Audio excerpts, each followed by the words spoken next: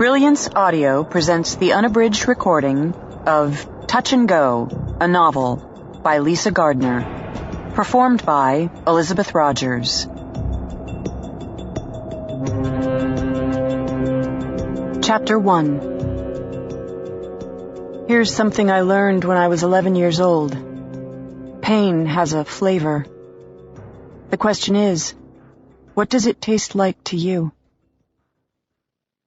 Tonight, my pain tasted like oranges.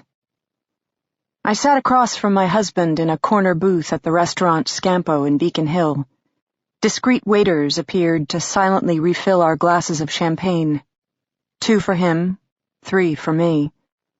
Homemade breads covered the white linen tablecloth, as well as fresh selections from the mozzarella bar. Next would be tidy bowls of hand-cut noodles, topped with sweet peas, crispy pancetta, and a light cream sauce. Justin's favorite dish.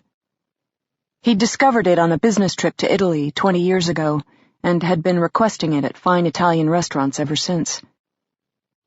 I lifted my champagne glass, sipped, set it down. Across from me, Justin smiled, lines crinkling the corners of his eyes. His light brown hair, worn short, was graying at the temples, but it worked for him. He had that rugged outdoors look that never went out of fashion. Women checked him out when we entered bars. Men did, too, curious about the new arrival, an obvious alpha male who paired scuffed work boots with $200 Brooks Brothers shirts and made both look the better for it. "Gonna eat?" my husband asked. "I'm saving myself for the pasta." He smiled again, and I thought of white sandy beaches, the salty tang of ocean air. I remembered the feel of the soft cotton sheets tangled around my bare legs as we spent the second morning of our honeymoon, still sequestered in our private bungalow. Justin hand-fed me fresh-peeled oranges, while I delicately licked the sticky juice from his calloused fingers. I took another sip of champagne, holding it inside my mouth this time, and concentrating on the feel of liquid bubbles. I wondered if she had been prettier than me, more exciting, better in bed. Or maybe, in the way these things worked, none of that mattered, didn't factor into the equation. Men cheated because men cheated. If a husband could, he would. Meaning that, in its own way, the past 6 months of my marriage hadn't been anything personal. I took another sip, still drinking champagne, still tasting oranges. Justin polished off the selection of appetizers, took a restrained sip of his own champagne, then absently rearranged his silverware. Justin had inherited his father's $25 million construction business at the age of 27. Some sons would have been content to let a successful business continue as is. Not Justin. By the time I met him, when he was 34, he'd already doubled revenue to the 50 million mark, with a goal of achieving 75 million in the next 2 years, and not by sitting in some office. Justin prided himself on being a master of most trades. Plumbing, electrical, drywall, concrete. He was boots on the ground, spending time with his men, mingling with the subcontractors, first one on the site, last one to leave. In the beginning, that's one of the things I'd loved most about him. A man's man. Comfortable in a wood-paneled boardroom, but also played a mean game of pick-up hoops and thought nothing of taking his favorite .357 to light up the firing range. When we were first dating, he'd take me with him to his gun club. I'd stand, tucked into the solid embrace of his larger, stronger body, while he showed me how to position my hands on the grip of a relatively petite .22, how to sight down the barrel, home in on the bullseye. The first few times, I missed the target completely, the sound of the gunshot startling me, causing me to flinch even with ear protection. I'd fire into the ground, or, if I was very lucky, hit the lowest edge of the paper target. Time and time again, Justin would patiently correct me, his voice a low rumble against the back of my neck as he leaned over and helped me level out my aim. Sometimes we never made it home. We'd end up naked in the closet of the rifle range, or in the back seat of his SUV, still in the parking lot. He'd dig his fingers into my hips, urging me faster and harder, and I'd obey, out of my mind with gunpowder and lust and pure mind-blowing power. Salt. Gunpowder. Oranges. Justin excused himself to use the bathroom. When he left, I rearranged the pasta on my plate so it would appear as if I'd eaten. Then I opened my purse and, under the cover of the table, doled out 4 white pills. I popped them as a single handful, chased down with half a glass of water. Then I picked up my glass of champagne and steeled myself for the evening's main event. Justin drove us the 5 minutes home. He'd purchased the Boston townhouse pretty much the same day we'd confirmed that I was pregnant. From doctor's office to real estate office. He brought me to see it after reaching a verbal agreement, the big game hunter showing off his trophy. I probably should have been offended by his high-handedness. Instead, I'd walked through 4.5 stories of gorgeous hardwood floors, soaring 9-foot ceilings and intricate hand-carved moldings, and felt my jaw drop. So this is what $5 million bought you. Bright, sunlit rooms, a charming rooftop patio, not to mention an entire neighborhood of beautifully restored red brick buildings, nestled shoulder to shoulder like long-lost friends. The townhome was on tree-lined Marlborough Street, just blocks away from Tony Newberry Street, not to mention walking distance to the public gardens. The kind of neighborhood where the poor people drove Saabs, the nannies spoke with French accents, and the private school had an application process that started the baby's first week of conception. Justin gave me carte blanche. Furniture, art, draperies, carpets. Antiques, no antiques, interior decorator, no interior decorator. He didn't care. Do whatever I had to do, spend whatever I had to spend. Just make this our home. So I did. Like that scene out of Pretty Woman, except it involved slathering painters and decorators and antique dealers, all plying their wares while I sat my pregnant bulk on various divans and with an elegant wave of my hand ordered a bit of this, a dash of that. Frankly, I had fun with it. Finally, a real-world application for my fine art skills. I could not only fashion jewelry out of silver-infused clay, I could renovate a Boston brownstone. We were giddy those days. Justin was working a major hydroelectric project. He'd helicopter in and out, literally, and I'd show off the latest progress on our home, while he rubbed my lower back and brushed back my hair to nuzzle the side of my neck. Then, Ashlyn. And joy, joy, joy, happy, happy, happy. Justin beamed, snapped photos, showed off his precious baby girl to anyone who made eye contact.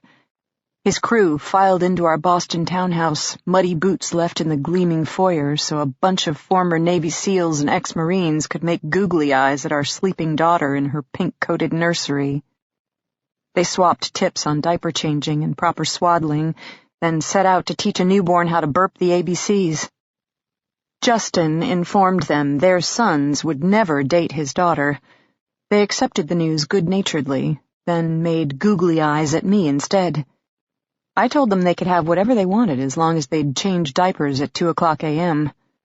This led to so many suggestive comments, Justin escorted his crew back out of the house. But he was happy, and I was happy, and life was good. That's love, right? You laugh, you cry, you share midnight feedings, and eventually, months later, you have really tender sex where you realize things are slightly different, but still fundamentally great. Justin showered me in jewelry, and I took up the requisite yoga while learning hideously expensive places to buy baby clothes. Sure, my husband was gone a lot, but I was never the kind of woman who was afraid of being alone. I had my daughter, and soon, Dina, who helped out so I could return to playing in my jewelry studio. where I fashioned and created and nurtured and glowed. Now, Justin slowed the Range Rover, starting the futile search for curbside parking. Our townhouse included a lower-level garage, a luxury nearly worth the property taxes, but of course Justin saved the space for me, leaving him to play the highly competitive game of street parking in downtown Boston. He passed by our townhouse once, and my gaze automatically went up to the third-story window, Ashlyn's room. It was dark, which surprised me as she was supposed to be staying in for the evening. Maybe she simply hadn't bothered with the overhead light, sitting before the glow of her laptop instead. 15-year-olds could spend hours like that, I'd been learning. Earbuds implanted, eyes glazed over, lips sealed tightly shut. Justin found a space. A quick reverse, a short pull forward, and he'd neatly tucked the Range Rover into place. He came around the front to get my door, and I let him.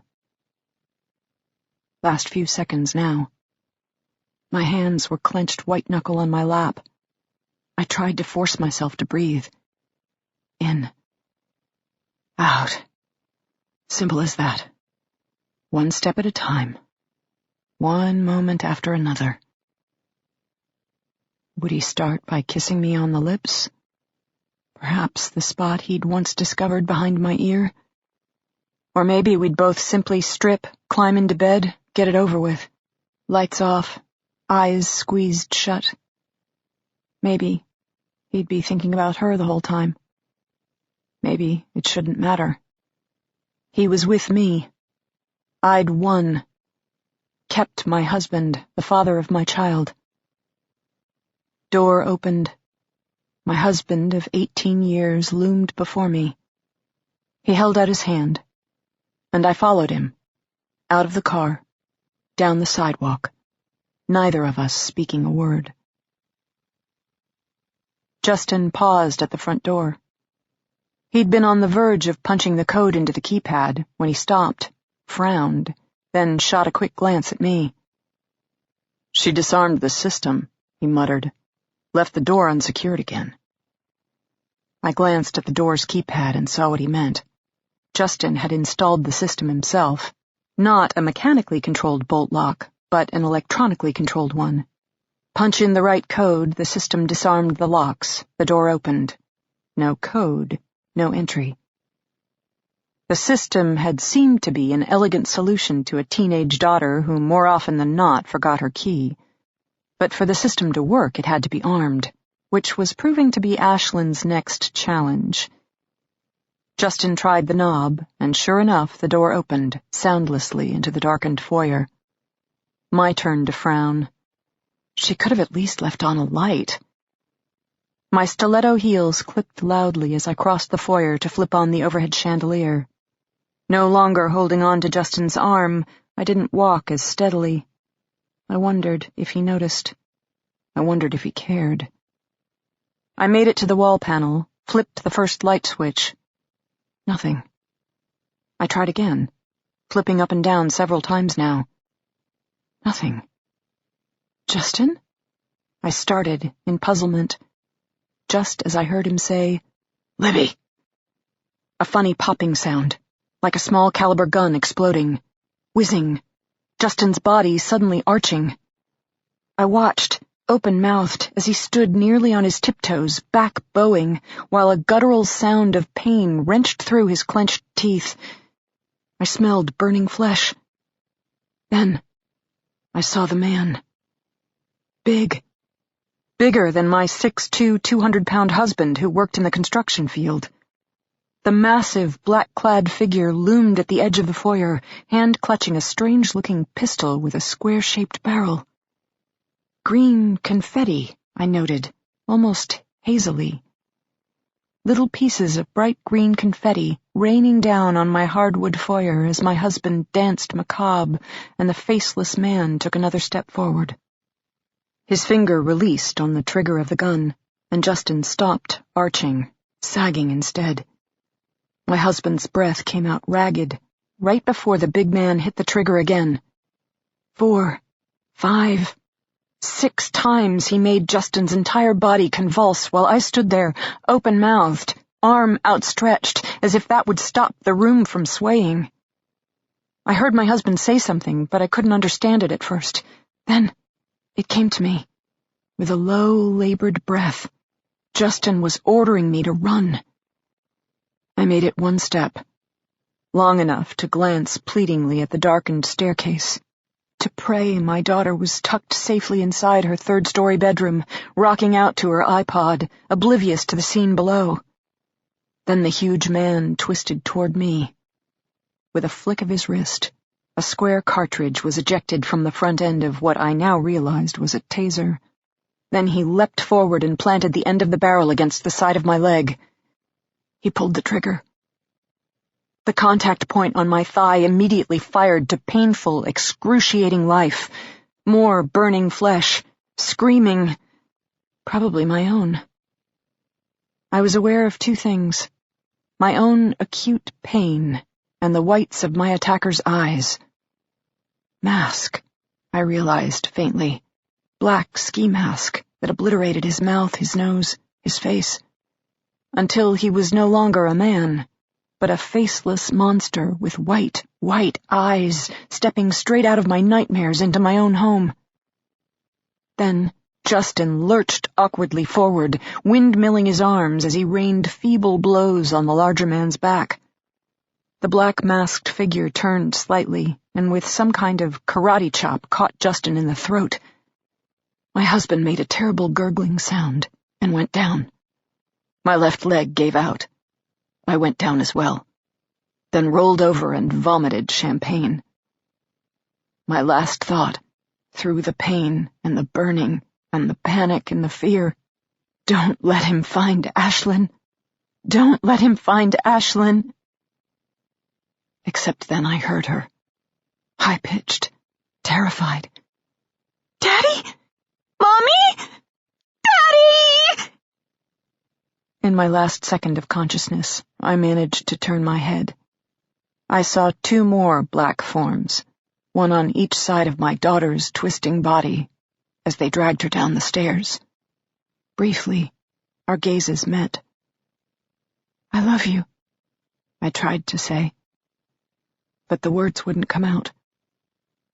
The black-masked figure raised his taser again, calmly inserted a fresh cartridge, took aim, fired.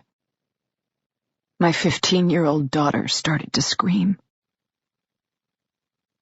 Pain has a flavor. The question is, what does it taste like to you?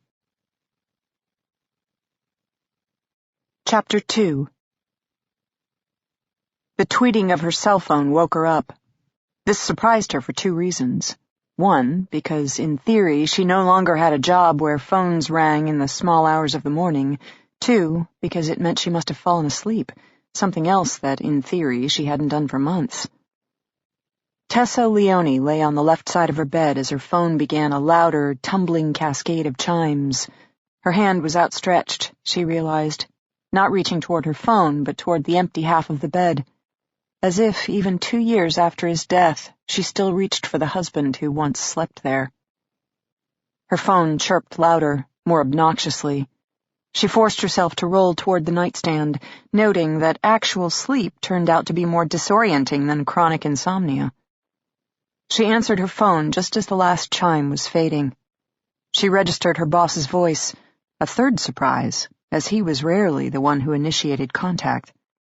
Then, the last of her fogginess faded, and years of training took over. She nodded, asked the questions she needed to ask, then had the phone down and clothes on. A final moment's hesitation. Firearm or no firearm? Not a requirement anymore, unlike the days when she'd been a Massachusetts State Police trooper, but still, sometimes practical in her new line of work. She contemplated the brief amount of information her boss had relayed, the situation, the timeline, the number of known unknowns, and made her decision. Gun safe, back of her closet. She rolled the combo with practiced fingers in the dark, withdrawing her Glock and slipping it into her shoulder harness. Saturday morning, 6:28 a.m. She was ready to go. She picked up her cell phone, slipped it into her jacket pocket, then crossed the hall to alert her live-in housekeeper, nanny, longtime friend. Mrs. Ennis was already awake. As with many older women, she had a nearly preternatural ability to know when she'd be needed, and generally operated one step ahead. Now she was sitting upright, bedside lamp snapped on, notepad in her hands for last-minute instructions. She slept in an ankle-length red and green plaid flannel nightgown Sophie had given her last year for Christmas. All she needed was a small white cap, and Mrs. Ennis would look just like the grandmother in Little Red Riding Hood. "I've been called in," Tessa said, an obvious statement. "What should I tell her?" Mrs. Ennis asked. Her meant Sophie, Tessa's 8-year-old daughter. Having lost the only father she'd ever known to violence 2 years ago, Sophie wasn't keen on letting her mother out of her sight. It was for Sophie's sake, as much as her own, that Tessa had resigned from being a state trooper after Brian's death. Her daughter had needed more stability, to know at least one parent would be coming home at night. Tessa's new job in corporate investigations generally allowed for 9 to 5 hours. Of course, this morning's call... Tessa hesitated. "From what I can tell, the situation is urgent," she admitted, "meaning it might be a day or two before I return. Depends on what kind of juggling I have to do to gain traction." Mrs. Ennis nodded, didn't speak. "Tell Sophie she can text me," Tessa said at last. "I don't know if I'll always be able to answer my phone, but she can touch base by text and I'll answer." Tessa nodded as she said the words, satisfied with that answer. Sophie needed to be able to reach her mother. Whether with the touch of her hand or the push of a button, Sophie simply needed to know, at all times, that her mother was there. Because once, Tessa hadn't been, and even 2 years later, those kinds of wounds left a mark. "She has gymnastics this morning," Mrs. Ennis said. "Perhaps she can invite a friend over afterward. That'll keep her busy." "Thank you. I'll try to call before dinner, definitely before bedtime." "Don't worry about us." Mrs. Ennis sounded brisk now. She'd been caring for Sophie since she was a newborn, including the long years Tessa had spent patrolling on graveyard shift. There was nothing involving the household or Sophie that Mrs. Ennis couldn't handle, and she knew it. "Go on now," Mrs. Ennis said, waving her hand dismissively toward the door. "We'll be fine." "Thank you." Tessa meant it. "Take care of yourself." "Always." She meant that, too. Tessa eased down the darkened hallway. Her footsteps moved slower than she would have liked, pausing before her daughter's room. Going in, waking her sleeping child would be an act of selfishness, so she contented herself with standing in the open doorway, peering across the dusky room until she could make out the tumble of her daughter's dark brown hair across her light green pillow. 2 nightlights burned, as Sophie was no longer comfortable with the dark.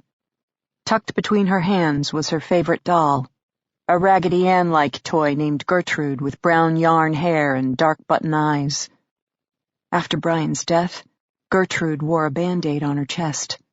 Because her heart hurt, Sophie would say, and Tessa would nod in understanding. Sophie wasn't the only one with scars from 2 years ago. Each time Tessa walked out the door now, whether heading to work, going for a run, or popping down to the grocery store, she felt the separation from her child as a physical ache, a tearing of herself in half so that she couldn't be whole until she returned home again. And sometimes she still dreamed of snow and blood, of reaching for her husband's falling form. But just as often, she dreamed of herself still holding the gun, still pulling the trigger. Tessa made it down the hallway. She paused in the kitchen long enough to scrawl a simple note and place it on her daughter's chair. She wrote, "Love you. Be home soon." Then she took a deep breath and walked out the door. Tessa hadn't been one of those kids who grew up dreaming of being a cop. Her father was the neighborhood mechanic, a blue-collar guy much more interested in his daily Jack Daniels than his only daughter. Her mother had existed as a shadowy figure who rarely left the back bedroom. She'd died young, leaving Tessa to mourn the idea of her more than the actual person. Left to her own devices, Tessa had made the kinds of decisions that had left her alone, pregnant, and destitute. And just like that, she'd grown up. Failing herself had never seemed such a big deal, but there was no way she was going to fail her child. First order of business, identify a career path suitable for a single mom equipped with little more than a GED. That had led her to the police academy, where she'd spent 6 long months learning to shoot, fight, and strategize. She'd surprised herself by proving to have a knack for all 3. Even more so, she'd loved it. The job, the uniform, the camaraderie. 4 years, she'd patrolled the highways of Massachusetts, collaring drunks, diffusing fights, and handling domestic disputes. 4 whole years, she'd had a purpose and felt as if she was genuinely making a difference. She'd been happy. She trusted in her training now, as she turned into downtown Boston, searching for a parking space while simultaneously beginning her analysis of the crime scene. The Denbys lived in Back Bay, one of the wealthiest neighborhoods in Boston, as would befit the head of a $100 million company. The area featured elegant rows of stately townhomes, nestled close enough together that someone should have heard something, but expensive enough that the walls were no doubt filled with some insulation specially designed to give the rich the feeling of being on their own deserted island, even amid the sea of downtown urban living. No ME vehicle, and no mobile command center, she noted, which made sense, given the call had come in as a simple B&E. On the other hand, she counted over 6 patrol cars, plus several unmarked detectives' vehicles. Lot of manpower for a break-in. Not to mention the presence of multiple detectives. Clearly, the police were moving along from their initial assessment of the situation. Tessa pulled around Marlborough Street to the back alley, where lucky Back Bay residents had reserved parking, and even luckier ones, private garages. She found an empty space and grabbed it. Totally illegal, of course, but given that she now spotted additional detectives' vehicles, she wasn't the first investigator to take advantage. She grabbed her placard identifying her vehicle as Special Investigations and stuck it on the dash of her Lexus. She'd probably get ticketed out of spite, but it was what it was. Tessa climbed out of her car, wrapped herself in her long chocolate-brown wool coat, then found herself hesitating again. Her first instinct was to shed her Glock, stick it in the glove compartment. Wearing it into this scene in front of Boston detectives would only invite comment. But then, that pissed her off. Cop 101, never let them see you sweat. Chin up, shoulders back, Tessa slipped her legally registered firearm into her holster and got to it. Sun was up now, casting the row of red-bricked and cream-painted townhouses in a golden glow. Once back on Marlborough Street, she followed the red-brick sidewalk down to the Denbys' residence, admiring all the front stoops still harboring dried cornstalks and various harvest decorations in honor of Thanksgiving. Most of the townhomes boasted small curbside gardens, defined by ornate black wrought iron fencing. This time of year, the plantings were reduced to miniature boxwoods, larger leafy green shrubs, and in some cases dead mums. At least the temperature today wasn't so bad, the sun promising some heat. But day by day the sun would fall lower in the sky, the days growing shorter, the wind gaining bite as December dawned nearly painful with its early morning chill. A young uniformed officer stood alone in front of the Denby residence. He was juggling from foot to foot, maybe to keep himself warm, maybe to keep himself awake. This close, standing on the sidewalk before the striking cream-washed, black-trimmed townhouse, there was no sign of immediate tragedy. No crime scene tape had been strewn across the front steps. No ME's gurney stood waiting on the narrow front walk. Relatively speaking, the scene was quiet, which already made Tessa wonder what Boston police didn't want people to know. According to Tessa's boss, the Denby family's housekeeper had placed the first call to police shortly after 5:30 a.m. She'd reported the residence appeared to have been broken into, at which point a Boston district detective had been deployed to the scene. What he'd found inside implied an incident a bit more urgent than a routine burglary, and had led to many more phone calls, including one from Justin Denby's company to Tessa's boss. Messy, Tessa had thought during her boss's initial call. Now, staring at the gaping black walnut front door of the house, she amended that to complicated. Very complicated. She squared off against the young officer, flashing her investigator's shield. Predictably, he shook his head. "Private party," he informed her. "Boston uniforms only." "But I got a special invitation," Tessa countered. "Direct from the family's company, Denby Construction, a firm that specializes in $100 million building projects, handed directly to them by state senators and high-ranking Washington insiders. You know, the kind of people working stiffs like you and me can't afford to piss off." Officer glared at her. "Which Washington insiders?" "The kind of power brokers who've granted Justin Denby a standing invitation to the presidential inauguration of his choice. Those kinds of insiders." Actually, that might be stretching things a bit, but she felt it got her point across. The officer shifted his weight from his left foot to his right, not completely buying the story of political connections, but given the residence's location and wealthy back bay, not completely willing to discount it either. "Look," Tessa pressed. "This family, this neighborhood, hell, we're all out of our league. Which is why Denby's company employed my company. Private firm to protect private interests. I'm not saying it's right, or that you have to like it, but we both know in these circles that's how the world works." She was winning. She could tell she was winning.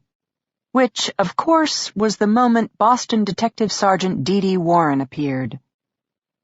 The hard-edged blonde walked out the front door, peeled off 2 latex gloves, took in Tessa's presence, and openly smirked.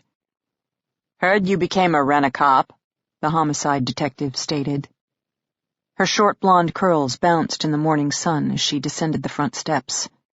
An investigator known for her fashion sense, Dee wore dark-washed jeans, a light blue button-up shirt, and a caramel-colored leather jacket.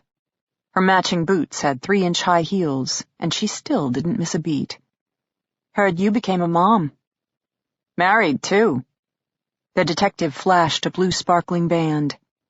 She drew to a halt next to the uniformed officer, who was looking from side to side as if in search of a quick exit. Dee and Tessa had last seen each other in a hospital room 2 years ago. Dee and her state partner, Bobby Dodge, had been interrogating Tessa regarding her husband's shooting, her fellow trooper's murder, and 2 other deaths. Tessa hadn't liked Dee's questions.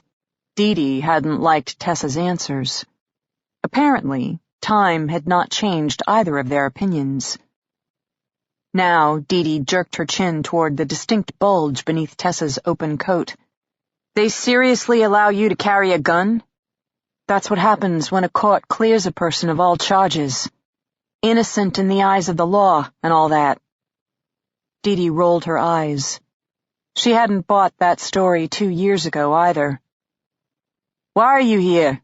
the city cop asked crisply. "To take your case." "Can't." Tessa didn't say anything, silence being the best show of strength. "Seriously," Dee continued, "can't take my case, 'cause it's not my case." "What?" Tessa couldn't help herself. The news was unexpected given Dee's status as Boston's reigning super cop. Dee jerked her head toward the front door of the brownstone.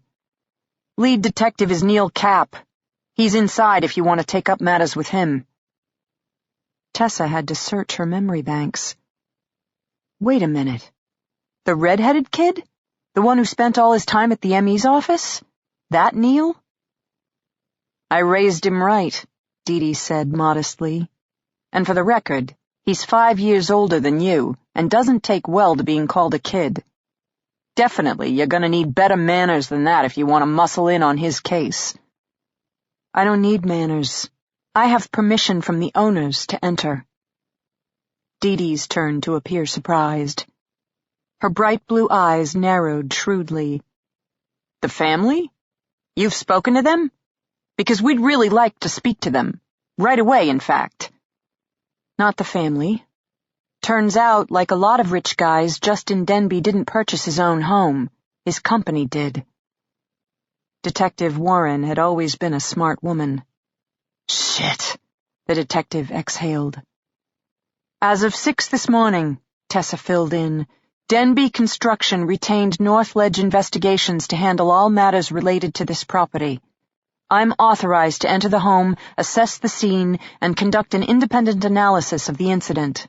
Now, we can all stand around waiting for the facts to reach your offices, or you can let me get to work. As I was explaining to this fine officer here, the Denby family is just a little bit connected. Meaning you might as well let me enter and put my head on the chopping block. It'll save you the time and effort later of finding someone else to blame.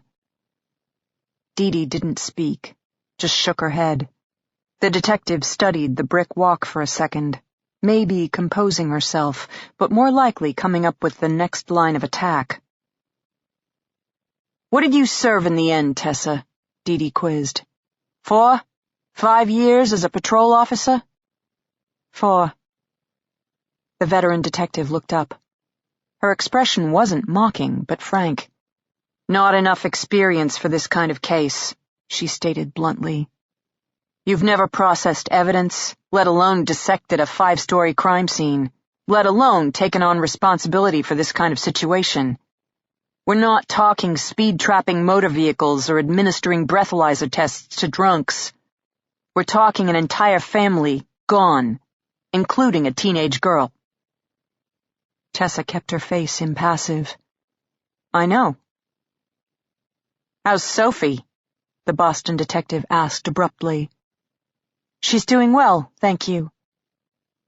My son's name is Jack. How old?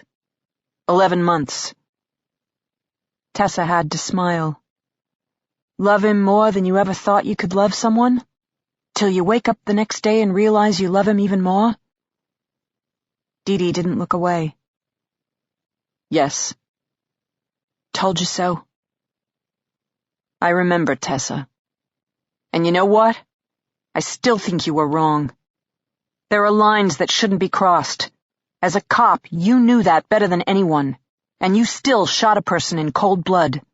Whether out of love or out of hate, murder is never right.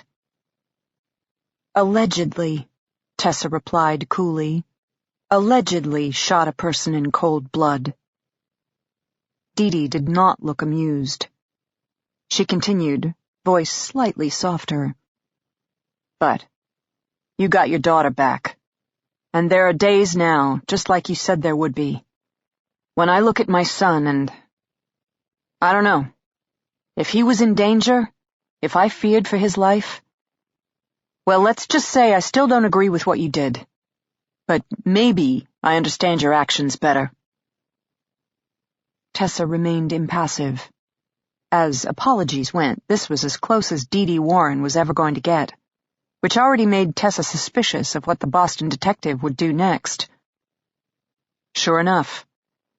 Look, obviously I can't stop you from entering the house and conducting your independent analysis, given that the owner of the house has granted you permission, Dee Dee said. But respect our efforts, okay? Neil's a solid detective, backed by a seasoned squad. Better yet, we have a head start on evidence processing, and if what we think happened, the fate of this family depends on us getting our acts together. Pronto. Tessa waited a heartbeat. It's not like you to use your nice voice. And it's not like you to be stupid. True. Got a deal?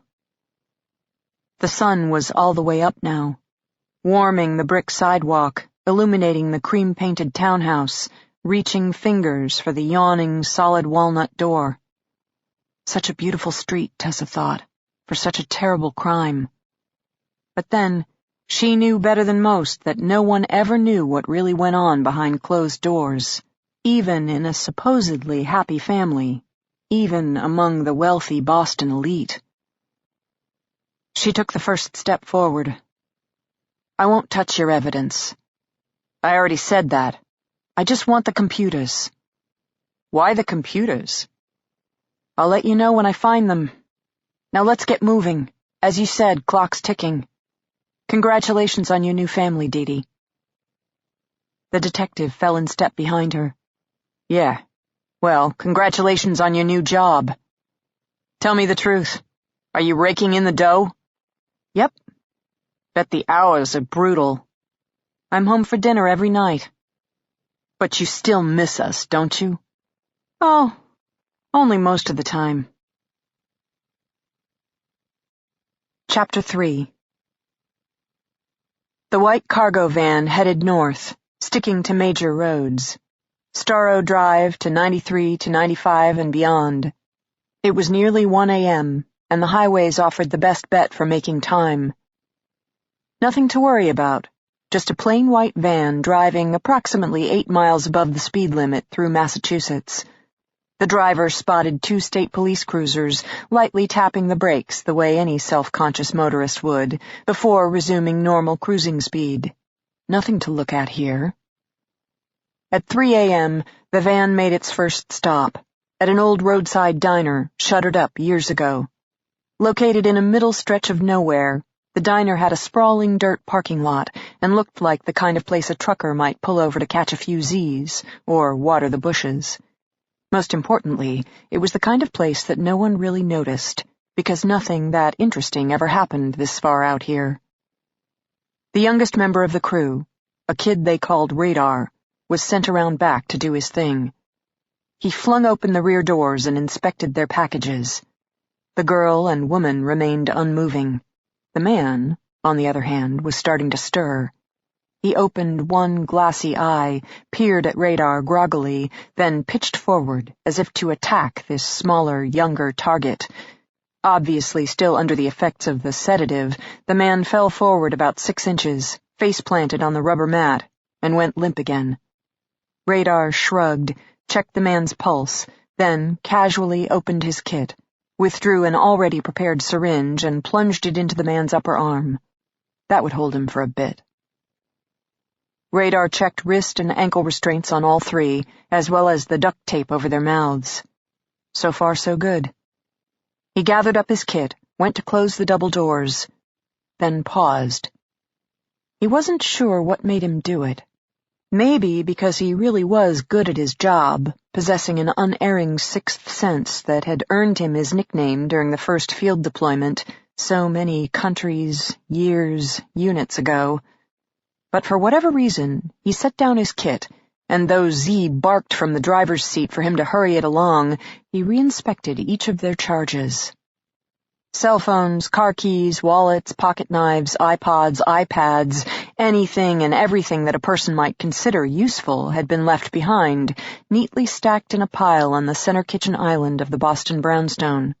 Radar had thought that was a lot of precaution given their civilian targets, but Z had been explicit in his instructions. The man, they were told, had some skills. Nothing like their skills, of course, but he could handle himself. Underestimating was for idiots, so they didn't underestimate. And yet... Radar started with the girl. She moaned lightly as he patted down her torso, and he flushed, feeling like a pervert for running his hands up and down a kid, especially a young, pretty girl. Package, package, package, he reminded himself, compartmentalization being everything in his line of work. Next, the woman. Still made him feel self-conscious, dirty on the inside, but he comforted himself with the notion that it was better for him to be handling the woman than Mick. As if reading his thoughts, the hulking blonde twisted around in the back seat until he could stare at Radar with his unsettling bright blue gaze. Mick's eyes were still swollen and bloodshot, and he was definitely still pissed off about it. "What the fuck?" Mick barked now. "Are you securing them or feeling them up?" "Something's wrong," Radar muttered. "What's wrong?" Z, the big man, instantly alert from the driver's seat. He was already opening his door, climbing out. "Don't know," Radar muttered again, hands moving, poking, prodding. "That's what I'm trying to figure out." Mick shut his trap. Radar knew the blonde didn't always like him, but they'd been together long enough for Mick to know better than to argue with one of Radar's hunches. If Radar knew something, he knew something. The question was what? Z was already around the back. He moved fast for a big guy, and given that he was still dressed entirely in black, he made for an unsettling presence in the moonless night. What? He demanded. And just like that, re-inspecting the husband, Radar figured it out. Roughly 6 hours into their mission, they had made their first mistake, and it was a costly one. He stood there, still debating options, when, suddenly, Z was on the move. Before Radar could blink, a knife appeared in the big guy's hands. He stepped forward, and Radar leapt out of the way, instinctively averting his gaze. 1 stab, 3 cuts. No more, no less, and Z was done. He inspected his work, grunted in satisfaction, and walked away, leaving Radar as the lowest man on the totem pole to handle disposal. Alone now, breathing unsteadily, Radar got to it. Happy he'd had the foresight to pick an abandoned diner, happier still for the cover of night, which allowed even him to not really see what he had to do. Then, disposal completed, he picked up his kit from the cargo van floor. Compartmentalization, he reminded himself. Key trick of the trade. He closed the rear doors, refusing to take a second glance. 30 seconds later, he was back in the van, settled uneasily next to Mick. They resumed their way in the pitch-black night. White cargo van, headed due north. Chapter 4. Tessa entered the Denbys' townhome with a mixture of trepidation and curiosity. Nervousness over inspecting a crime scene that may or may not involve a child. Curiosity over touring the inside of a multi-million-dollar Boston brownstone. Restored townhouses in this area of the city were the stuff of legend, and upon first glance, the Denby residence didn't disappoint. Tessa took in a sweeping expanse of meticulously polished hardwood floors, soaring 9-foot ceilings, original 4-inch-thick dental crown moldings, and enough hand-carved woodwork to keep a crew of carpenters busy for an entire year. Like most Boston townhomes, the home's footprint was narrow but deep. A yawning 2-story foyer, complete with a massive blown-glass chandelier, Venetian, she was guessing, set the stage for a gracefully sweeping staircase straight ahead and a great room with a beautifully restored historic fireplace to the left. Off the great room, stretching toward the back of the home, she spotted the beginning of what she guessed would be a state-of-the-art kitchen, complete with granite, sub-zeros, and custom cabinetry. Not a fussy house, Tessa decided, nor an ultra-modern one. Warm neutrals punctuated by unexpected splashes of color. Some contemporary art mixed with obviously antique furniture. A home meant to impress, but not overwhelm, where one could entertain business cronies as well as the local kids with equal success. Which made the scene in the foyer all the more disturbing. Vomit. A large, watery pool, 5 feet inside the front door, near the far right wall. Confetti. Bright green, 1,000,000 little pieces, each of which would bear a serial number of the taser used to fire the cartridge. Bitch to clean up, Tessa knew from personal experience, having spent time at the academy both shooting tasers and being shot by them, and she still had the burn marks on her hip and ankle to prove it. Yellow evidence placards were currently placed around the scene, identifying confetti and vomit, as well as a few traces of black scuff marks, probably from the bottom of someone's shoe. Tessa bent down to examine first the confetti, then the scuff marks more closely. Confetti was probably useless to them. On the one hand, the whole purpose of the serial number stamped bits was to be able to trace an incident back to the taser in question, just as a slug could be traced through its rifling marks to a specific gun. In Massachusetts, however, tasers were illegal for civilian use, meaning whoever had fired this weapon had most likely purchased it on the black market, and forged the paperwork accordingly. The scuff marks interested her more. Not enough tread pattern to guess about make and model of shoe. She would guess, however, either a black-soled tennis shoe or work boot. Justin Denby's? His attackers? Already she was forming her list of questions, as well as a growing sense of dread. For just one moment, Tessa couldn't help herself. She was standing in her own kitchen, fresh off patrol, duty belt snug around her waist, trooper's hat pushed low on her brow, reaching for her Sig Sauer, slowly removing it from its holster, dangling it in the space between herself and her husband. Who do you love? House has a state-of-the-art security system, Dee Dee announced crisply. According to the housekeeper, it was not activated when she arrived at 5:30 this morning. She doesn't use the front door, but enters via the rear garage into the lower level. Given that Justin Denby is extremely security conscious, standard operating procedure involves punching in a key code to raise the outside garage door, then a second code to unlock the inner door, leading from the garage into the basement. The garage door was lowered and secured. The inner door, however, was open. Then she came upstairs and spotted the kitchen island. Dee Dee hugged the front wall as she headed left into the main area of the house, bypassing the pool of vomit, the pile of taser confetti.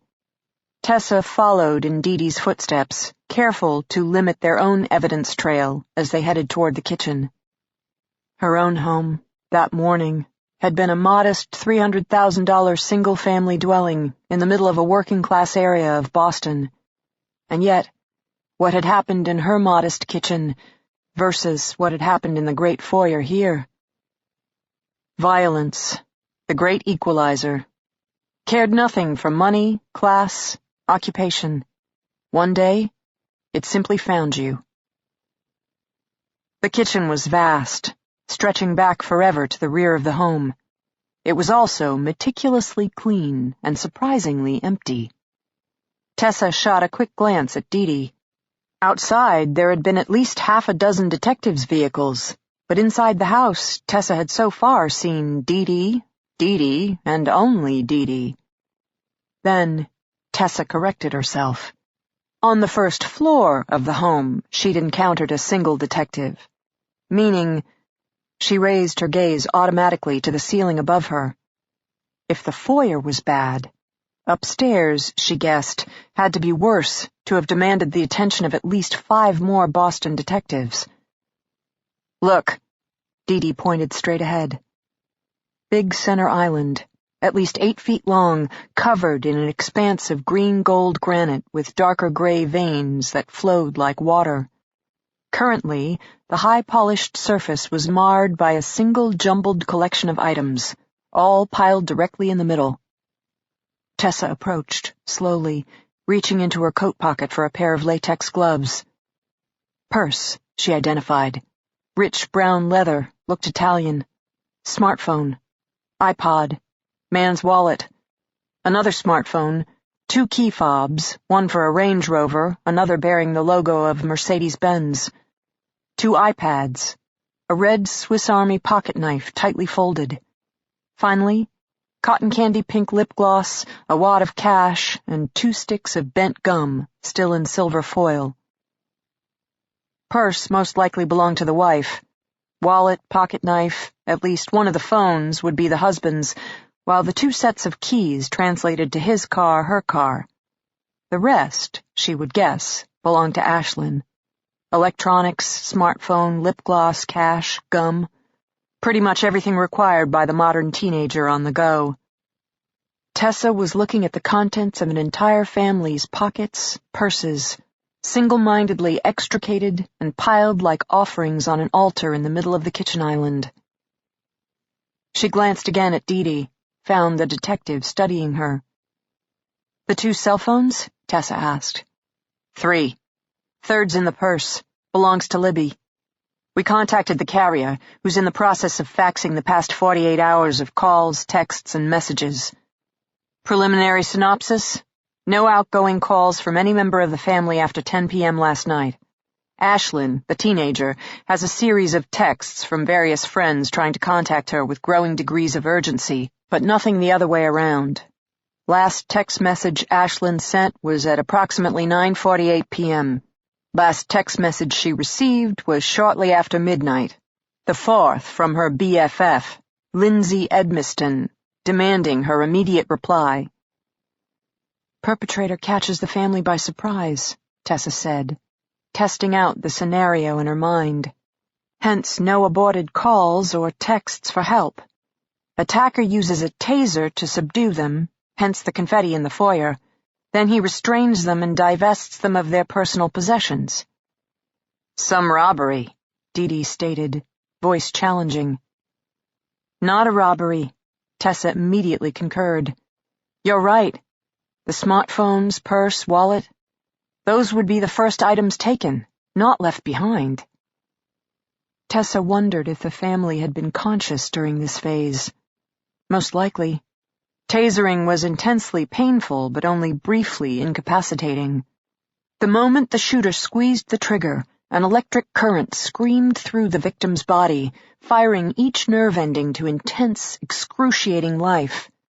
The second the trigger was released, however, the current ceased, and the pain passed, leaving the subject shaken, but standing. Most police officers preferred tasering to pepper spray for just that reason. Pepper spray reduced the subject to a giant blubbering mucousy mess, which the officer then had to awkwardly heave into the back of the squad car. Tasering, on the other hand, generally involved 2 to 3 quick bursts of searing electrical charge, at which point most perpetrators tucked themselves obediently inside the squad car, anything not to be tasered again. So most likely the family was conscious, restrained, subdued, while the perpetrator ransacked their pockets, rifled through their personal possessions, then placed everything neatly on the kitchen island.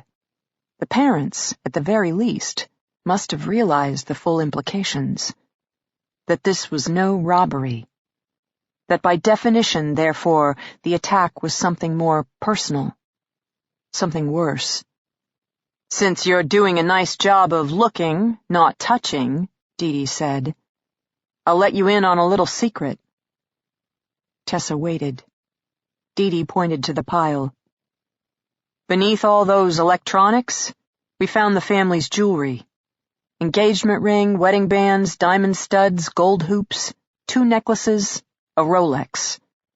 My highly conservative estimate, at least $100,000 in easy-to-pawn items. Shit. Tessa couldn't help herself. Yep. Some robbery. All right.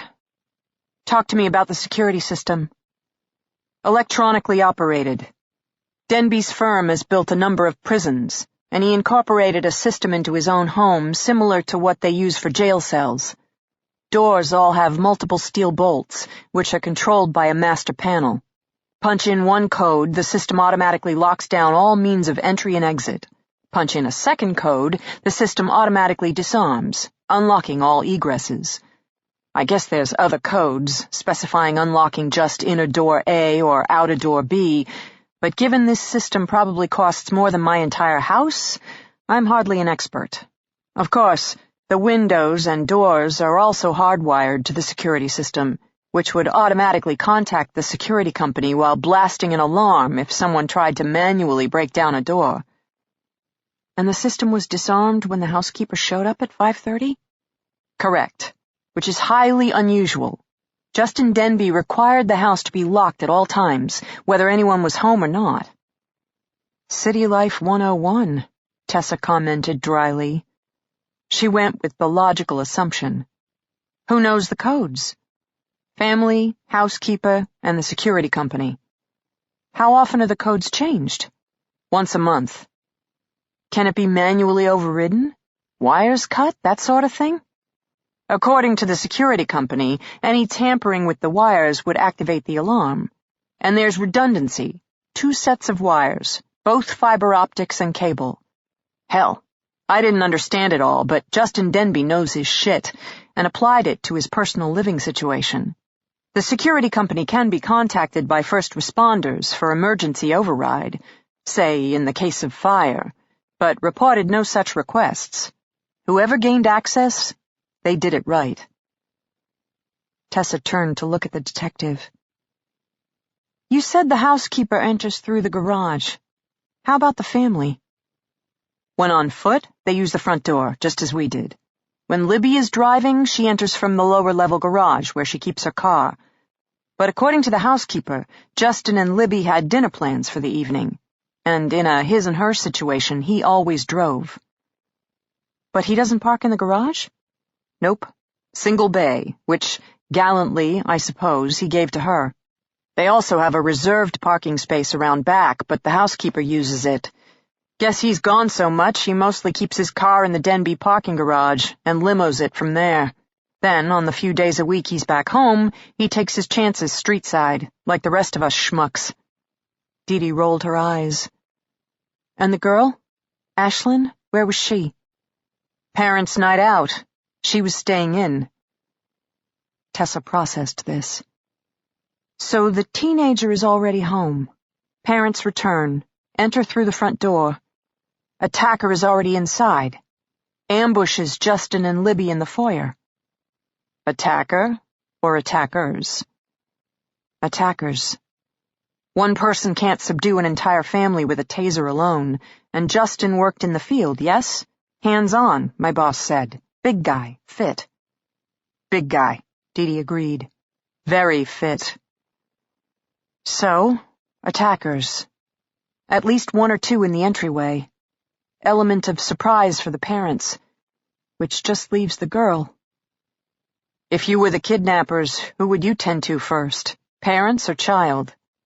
Child, Tessa said immediately. Moment you control the child, you control the parents. Yep.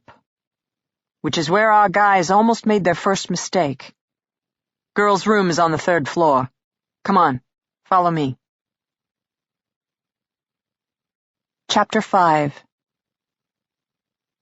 My father died the same weekend as my 11th birthday. To this day, when I think of him, I taste Duncan Hines' yellow cake, topped with sugary buttercream frosting and rainbow sprinkles. I smell the melting wax of my twin No. 1 birthday candles, shoved side by side into the top of my lopsided round cake. I hear music. Happy birthday, to be exact. A song I've never sung to my own family and never will. Motorcycle accident, it turned out. My father wasn't wearing a helmet. Darwinism, my mother would mutter, but her blue eyes were always drawn, her expression deeply saddened. My first experience that you can both hate a man and miss him terribly. Losing a parent isn't a great financial proposition. Up until that point, my father's job as an electrician and my mother's part-time work at the corner dry cleaners had kept us solidly blue-collar. Cute little apartment in a working-class area of Boston. A single-used POS car for my mom, the weekend motorcycle for my dad. We bought our clothes from J.C. Penney, or if my mother was feeling frisky, T.J. Maxx. I never worried about food on the table or the roof over my head. My friends in the neighborhood were also working class, and if I didn't have much, well, at least I had as much as they did. Unfortunately, the working class lifestyle generally leaves households with just enough income to meet monthly obligations, while not quite enough to fund such luxuries as savings accounts, or, better yet, life insurance.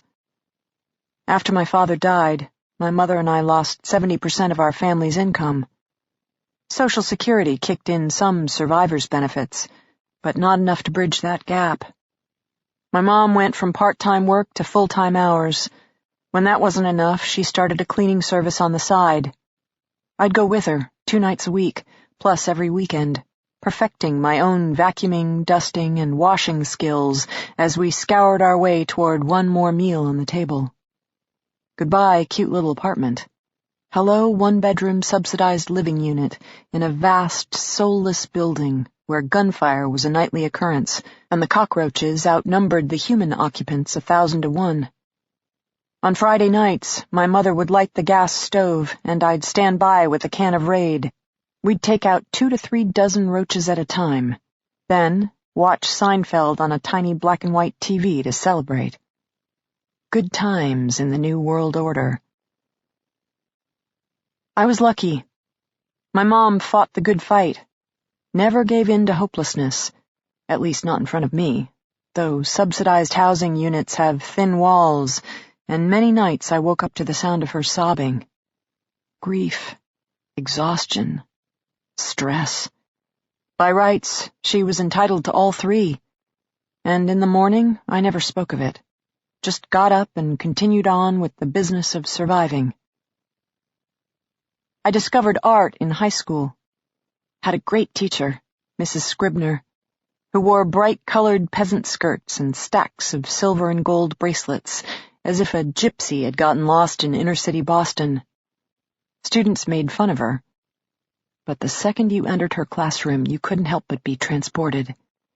She covered the bone-white walls in Monet's water lilies, Van Gogh's sunflowers, Pollock's splattered drips, and Dali's melting clocks. Color, flowers, shapes, patterns.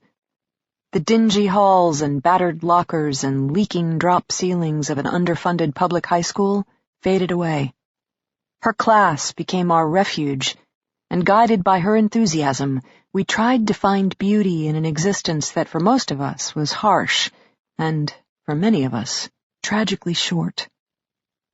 When I told my mom I wanted to study art in college, I thought she was going to spit nails. Fine art? What kind of degree was fine art? For the love of God, at least study something practical like accounting, where one day I could get a real job and earn enough money to get both of us out of this hellhole. Or if I absolutely had to be creative, what about a marketing degree? But at least study something useful that would one day qualify me for doing more than asking, "Do you want fries with that?" Mrs. Scribner brought her around, not by arguing that I had talent worth pursuing or dreams worth chasing, but by mentioning there were a number of scholarships available for inner-city youths. At that stage of the game, free money was the key to my mother's heart. So I studied and painted and sculpted, exploring various artistic media, until one day I read about silver-infused clay and realized I could combine sculpting with jewelry design, the best of both worlds. My mother even liked it, because jewelry was tangible, something you could sell, maybe to some of her cleaning clients if it came down to it. I got into college just in time for my mom to be diagnosed with lung cancer. "Darwinism," she would mutter, while gazing longingly at her pack of cigarettes. She had options, but none that she pursued very hard. Honestly, I think she still missed my father. I think, 7 years later, she just wanted to see him again. I buried her my sophomore year, and just like that, I was 20 years old and alone in the world, armed with a college scholarship and the desperate need to create, to find some beauty in a world that was just so grim. I did okay. My parents raised me right. By the time I met Justin, he marveled over both my innate resilience and inner vulnerability. I worked hard, but accepted his helping hand. I never questioned his desire to work 100-hour weeks, as long as he never questioned my need to be alone in an art studio, armed with precious metal-infused clay. I never expected to be saved. Didn't go looking for Prince Charming or think that once I met him, now I'd get to live happily ever after and never want for anything ever again. And yet, I fell hard, completely, passionately in love. And if this strong, handsome, incredibly hard-working guy wanted to give me the world, well, who was I to argue? We had balance, I told myself. We had love, mutual respect, and a whole lot of lust, which was shortly followed by the Boston brownstone, the cars, the clothes, not to mention an entire lifestyle beyond my wildest dreams. Then we had Ashlyn, and if I'd once fallen hard for my husband, I fell even harder for my child. It was as if my entire life had been building to this one moment, my finest work, My greatest accomplishment, this tiny bundle of precious life. That first night, her sleeping form bundled against my chest, I solemnly stroked her pudgy cheek and shamelessly promised her the world. She would never want for anything: food, clothes, safety, security. She would not live forever haunted by the taste of birthday cake or the smell of melting wax. She would not fall asleep to pops of gunfire or wake up to the sound of her mother crying. For her, the skies would be bright, the horizon unlimited, the stars always within reach. Her parents would live forever, her every need would be met. This and more I promised her, my darling girl. Back in the days when my husband and I were still in love, and I was convinced that together we could handle anything. Chapter 6. The base of the staircase curved, but once on the second floor, it surrendered to the more traditional switchback approach. Dee Dee didn't stop on the second floor, but continued climbing to the third. Tessa still didn't see any more detectives, and only a smattering of yellow evidence placards, most of which seemed to be identifying black scuff marks. From the attackers, she was more and more willing to bet. A good housekeeper would have cleaned up the marks before now, while a good wife would have demanded the offending boots be left by the front door. "There's an elevator," Dee Dee said. "Seriously?" "Yep. Shoots all the way from the basement garage to the fourth-story rooftop patio. The beautifully wood-paneled double door you see off each hallway, the elevator door is tucked behind it. Panel slides to the right, you hit the button, and voila! I bet the wife uses it every time she returns home from yoga." Tessa didn't say anything. Apparently, running a $100 million construction firm had its perks. "Also, in the basement," Dee Dee continued, "a wine cellar, built-in gun safe, and an au pair suite. Wine cellar and gun safe are both locked and appear undisturbed. The au pair suite wasn't locked, but equally undisturbed." "Do they have a nanny?" "Not anymore. Probably when Ashlyn was young, though. Now they just employ the housekeeper, Dina Johnson, and she doesn't live on the property." "Big house for 3 people," Tessa observed. "What are we looking at? About 2,000 square feet per family member? How do they even find each other?" Dee Dee shrugged. "A lot of families seem to prefer it that way." "Sophie still crawls into my bed half the time," Tessa heard herself say. "Really? I only wish Jack would sleep. Apparently he's on a 5-year plan." "Don't worry. Preschool will take the fight out of him. Toddlers chase other toddlers around all day, and next thing you know, they're asleep by 7. "Great. Just 2 more years to go." "Assuming you're only going to have 1 child." "Ha! I was doing good to reproduce at 40. As far as I'm concerned, the baby factory is out of business. You're the youngster. You have a second, and I'll borrow." They arrived on the 3rd floor, the staircase dumping them into a wide hallway liberally sprinkled with doorways.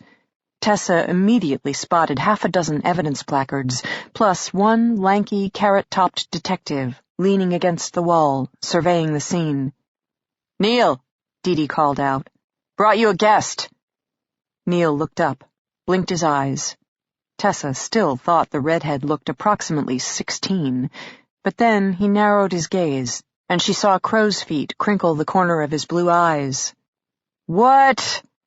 She stepped forward, offering a hand. "Tessa Leone, Northledge Investigations. The owner of the property, Denby Construction, hired me to conduct an independent assessment of the situation." "The owner? Denby Construction? Wait. Tessa Leone? The Tessa Leone?"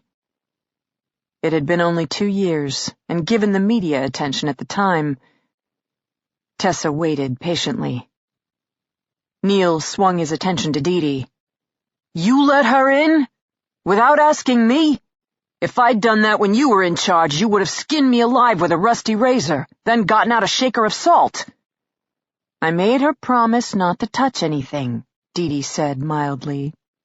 "I only want the computers. Tessa interjected, and I won't even take them. Just need to check something first. You can watch, but... She shot a glance at Dee Dee, just for sport. Your turn to promise not to touch. Neil scowled at both of them. This is a time-sensitive investigation. Yes, not to mention a highly complex crime scene. How many perpetrators do you think? Tessa asked him. At least 2. Taser guy, boot guy. Wait, I don't have to share any information with you. True, but Denby Construction would appreciate your cooperation, which in turn will help you later, when, no doubt, you're going to need information from them. Neil scowled again, then pursed his lips, considering. Tessa wasn't touching anything, and they would need help from Justin's construction firm, with requests to view corporate financials and personnel files being on the top of any good detective's next steps list. I think there were 3 to 4 guys, Neil said, more considerate now. But I can't pinpoint exactly why. That's what I'm doing now, staring at the walls and willing them to talk. Tessa understood. Police work often felt exactly like that, and sometimes the walls did talk, at least forensically speaking. Now she gestured to a collection of evidence placards, which seemed to mark a trail of water drops. What spilled? Urine. Neil pointed toward a doorway at the end of the hall. Girl's bathroom. Looks like they surprised her in there. Must have made a noise, I don't know. But she was peeing, as there's also urine in the toilet, but no toilet paper. Sure it wasn't a guy? Dee Dee asked. Well, not being a total idiot, I thought we'd test it to be sure, Neil drawled, obviously still cranky with his mentor. But most logical scenario, Ashlyn Denby was peeing. They made a noise, scared her, startled her, something. Either way, she didn't take the time to flush, but grabbed hairspray and launched a counterattack. Really? Tessa was intrigued. Can I see? Look, don't touch. Tessa took that to be a yes. She walked down the hall, Dee Dee behind her now. She passed a double door that appeared to lead to the master suite, then a single door that led to a study, currently occupied by an older detective who was already sitting at the computer she wanted. Next up, on the left, came an obviously female room, bright pink walls covered in rock star posters, while the plush carpeted floor was covered in clothes. 3 detectives stood in there, probably how many it took to determine which items were evidence and which items were everyday teenage mess. She arrived at the bathroom. Keeping with the theme from the rest of the house, it was a luxurious double-sinked affair, featuring miles of earthy Italian tile, a walk-in glass shower, and a bunch of brushed nickel fixtures Tessa had once seen in a TV commercial. If memory served, the shower fixture alone cost about as much as a small automobile. If Tessa was impressed, apparently Ashlyn Denby could have cared less. Rather than revel in her gold-veined granite countertop, she'd buried it beneath piles of cosmetic must-haves. Hair scrunchies, brushes, lotions, sprays, makeup kits, acne solutions, you name it. Ashlyn Denby had it piled across her long, double-sinked countertop. Countertop finally gave way to the toilet, the back of which was equally cluttered. Now, Tessa stared at the toilet, stared at the countertop, then turned and stared at the open door. Lights on or off? She asked Neil. Technically? Okay, she dragged out, unsure what technically could mean. Technically, he repeated briskly, it appears the intruders tripped the circuit breakers in the master electrical panel, meaning that the entire downstairs was lights off. We found a light switch flipped to the on position in the foyer, however, which I'm assuming is from when the parents first entered the home. You know, walk in, turn on a light. Tessa digested that. Made sense. First, that one of the Denbys would try to turn on a light. Second, that if the intruders were smart enough to override a state-of-the-art security system and come armed with tasers, of course they'd killed the lights. And up here? Circuit was still working. Maybe they realized the girl was on this level. This audiobook is free for you to enjoy. If you'd like to support me, please take just 1 minute to listen to this relaxing music. Thank you so much. Feels like I'm gone, mind fracture, trying to hold on. Hospital lights, IV in the vein, breathing in regrets, shackled in pain. Thought I was flying, caught in the sky, but the ground came fast and I don't know why. Every hit took a piece of me down, soul chained, trying not to drown. I'm a space cadet, flowing in reverse, living in the high, drowning in the curse. Memories slip, fade into the mist, falling apart in an endless twist. They said just one, it won't hurt at all. The spark turned into a fall. Now I'm searching for pieces I can't find, lost in the echoes of my own mind. Hear this warning, it's all I got. The drugs won't heal, they'll just leave you caught. Once you're deep, it's hard to climb free. A hollow shell's all that'll be left of me. I'm a space cadet, flowing in reverse, living in... To suddenly plunge her into darkness might spook her. She'd call her father or something. Got it. So on this level then, hallway light on or off? On. Bathroom light? Off. Female point of view? Tessa offered. Ashlyn hadn't closed the door. She was alone, her parents out, right? Ashlyn was all tucked in for the night, probably not asleep, given we're thinking 10 p.m. on a Friday night, but wearing comfy clothes, all holed up in her bedroom. Then she had to pee. Pads in here, sits to do a thing. The kidnapper appeared. That's what scared the crap out of her. She's sitting here, peeing in the dark, then looks up, and there's a guy standing in the doorway. That would do it, Dee Dee muttered. She grabbed the hairspray from the edge of the counter, Tessa continued. See this one empty spot? Bet it sat right there. Ashlyn grabbed it, jumped up and started spraying. Kidnapper, grown man, probably not expecting resistance from a kid, takes it in the face. He stumbles back and she starts to run. Neil studied her, nodding thoughtfully. She ran for the master bedroom, he murmured. Tessa felt a little catch in her throat. Couldn't quite stop the sigh. 15 years old, scared out of her mind, the kid had run automatically for her parents, forgetting in the moment that they weren't home, couldn't help her, couldn't, in fact, do a damn thing to save her. She followed Neil out of the bathroom, down the hall, into the master's suite. If the girls' room had looked like a refugee camp, the master's suite, in soothing shades of rich beige and chocolate brown, was a calm oasis. Huge king-size bed bearing some kind of leather-studded headboard. Dramatic floor-to-ceiling drapes, a chaise longue situated perfectly in front of a master fireplace, framed with yet more Italian marble.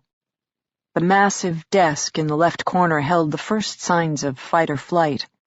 The overstuffed executive chair had been toppled, wheels now pointing sideways. A heavy gold desk lamp had fallen to the floor.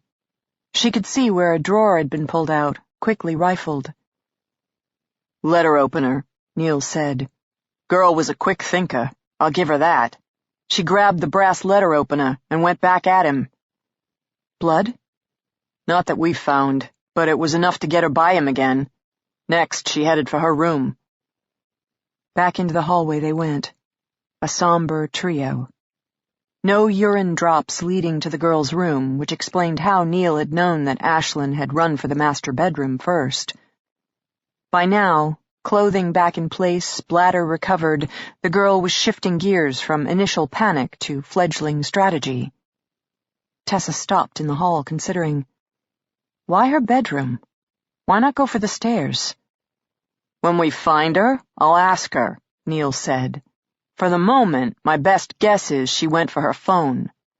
Tessa nodded. Of course, lifeline for any teenager. First instinct is parents, second instinct is phone a friend. When in doubt, text.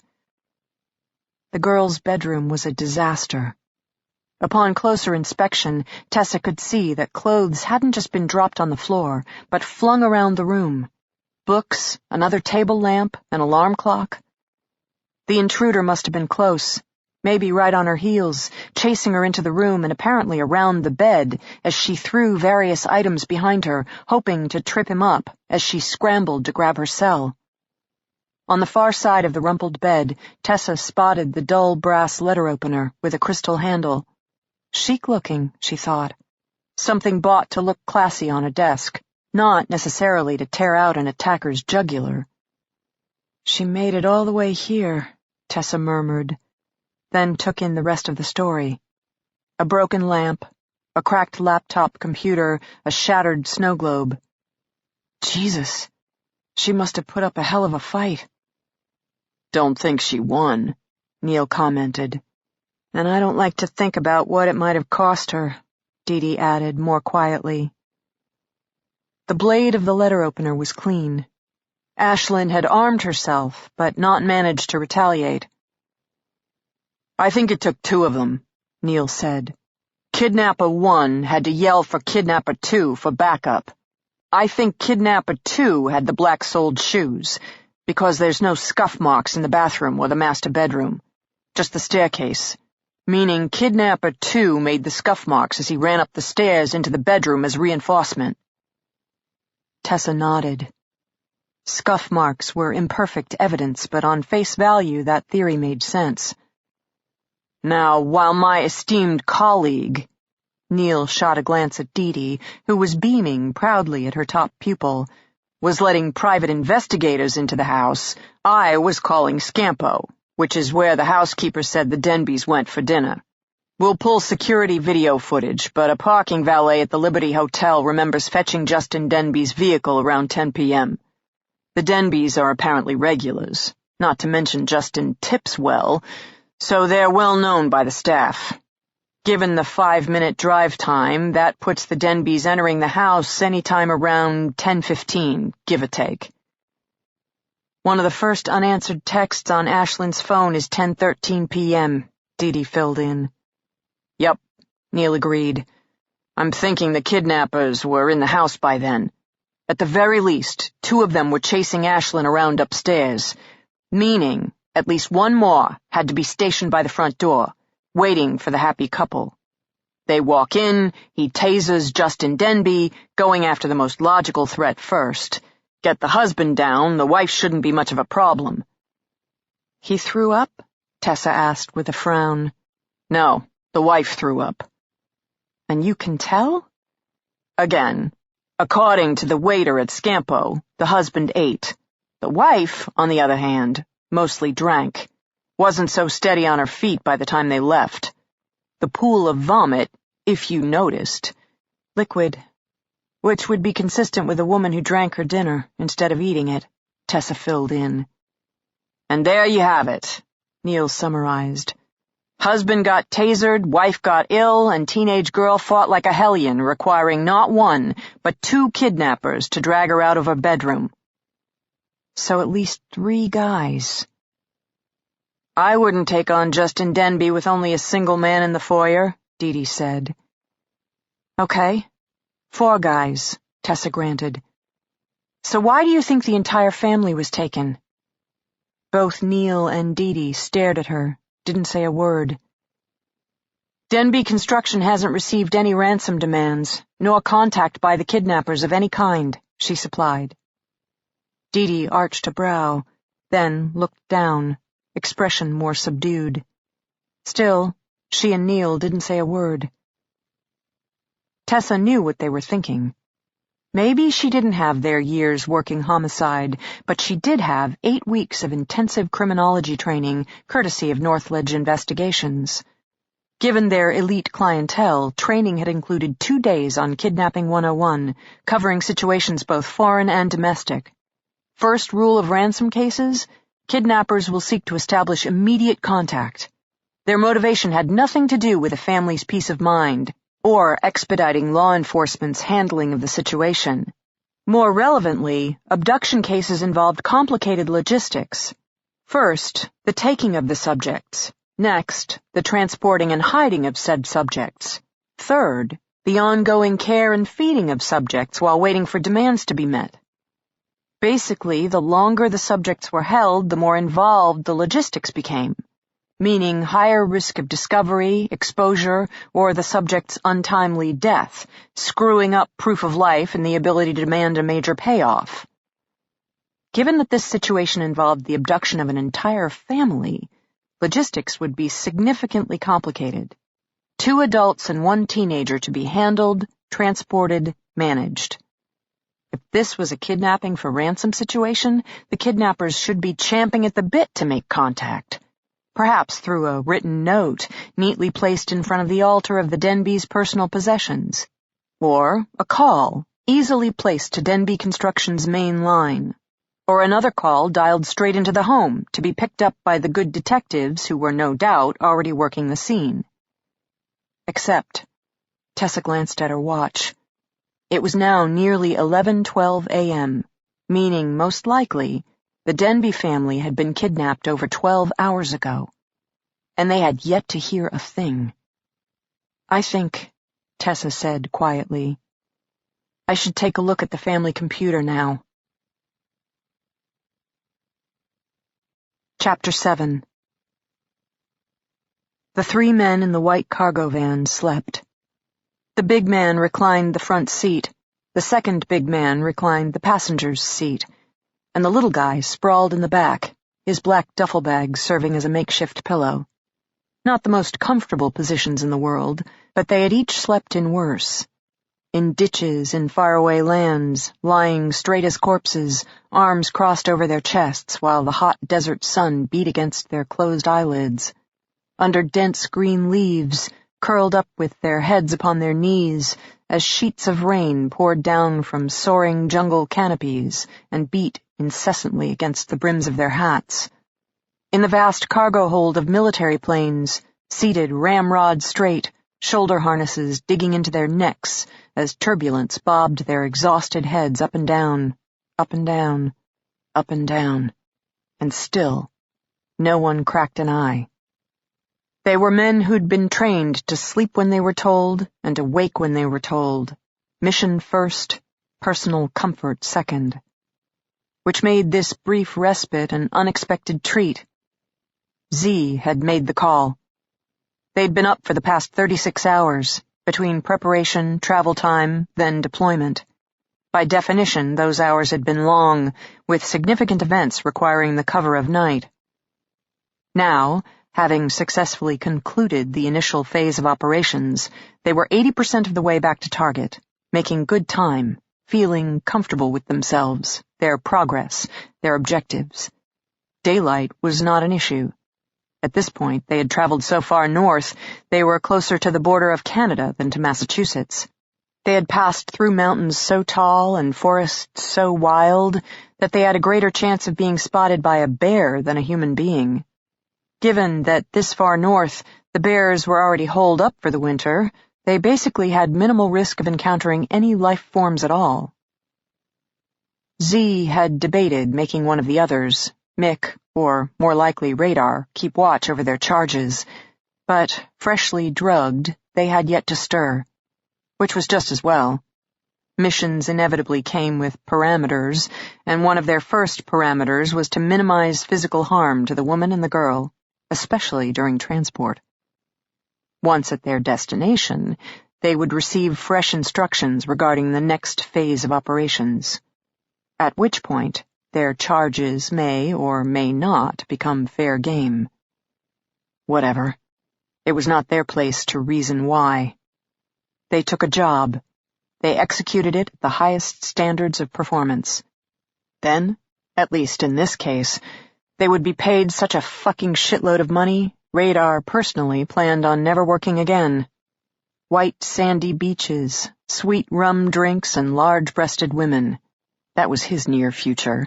Hell, maybe he'd even marry one of the large-breasted women, have a couple of babies and settle into paradise, fish all day, have sex with his beautiful wife all night. Sounded like a plan to him. So when the van had first pulled over, tucking into an old campground, where it was quickly obscured by walls of dense evergreens, Radar had administered a fresh round of sedatives. For the sake of napping, fishing, and large-breasted women everywhere, he'd given an extra-large dose. Radar had started packing up his gear, mentally skipping ahead to 3 hours' sleep when his internal sensor had once again begun to ping. The woman. Something about the woman. He'd studied her closer. Noticed that her face had lost some color, was covered in a faint sheen of sweat. Her eyes were not open. In fact, her eyelids appeared squeezed shut, twitching, even, as her breathing accelerated rapidly. She didn't look so good. Maybe from the sedative, though it was mild enough. He took her pulse, listened to her heart, then checked her temperature. Nothing. She just looked wrong. Carsick? Flu? Shock? Maybe she was dreaming, he'd decided.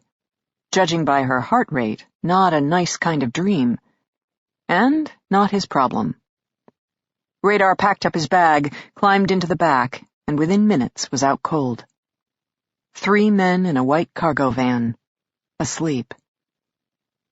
Then the first man opened his eyes, sat up in his seat, started the engine, and turned back onto the winding mountain road.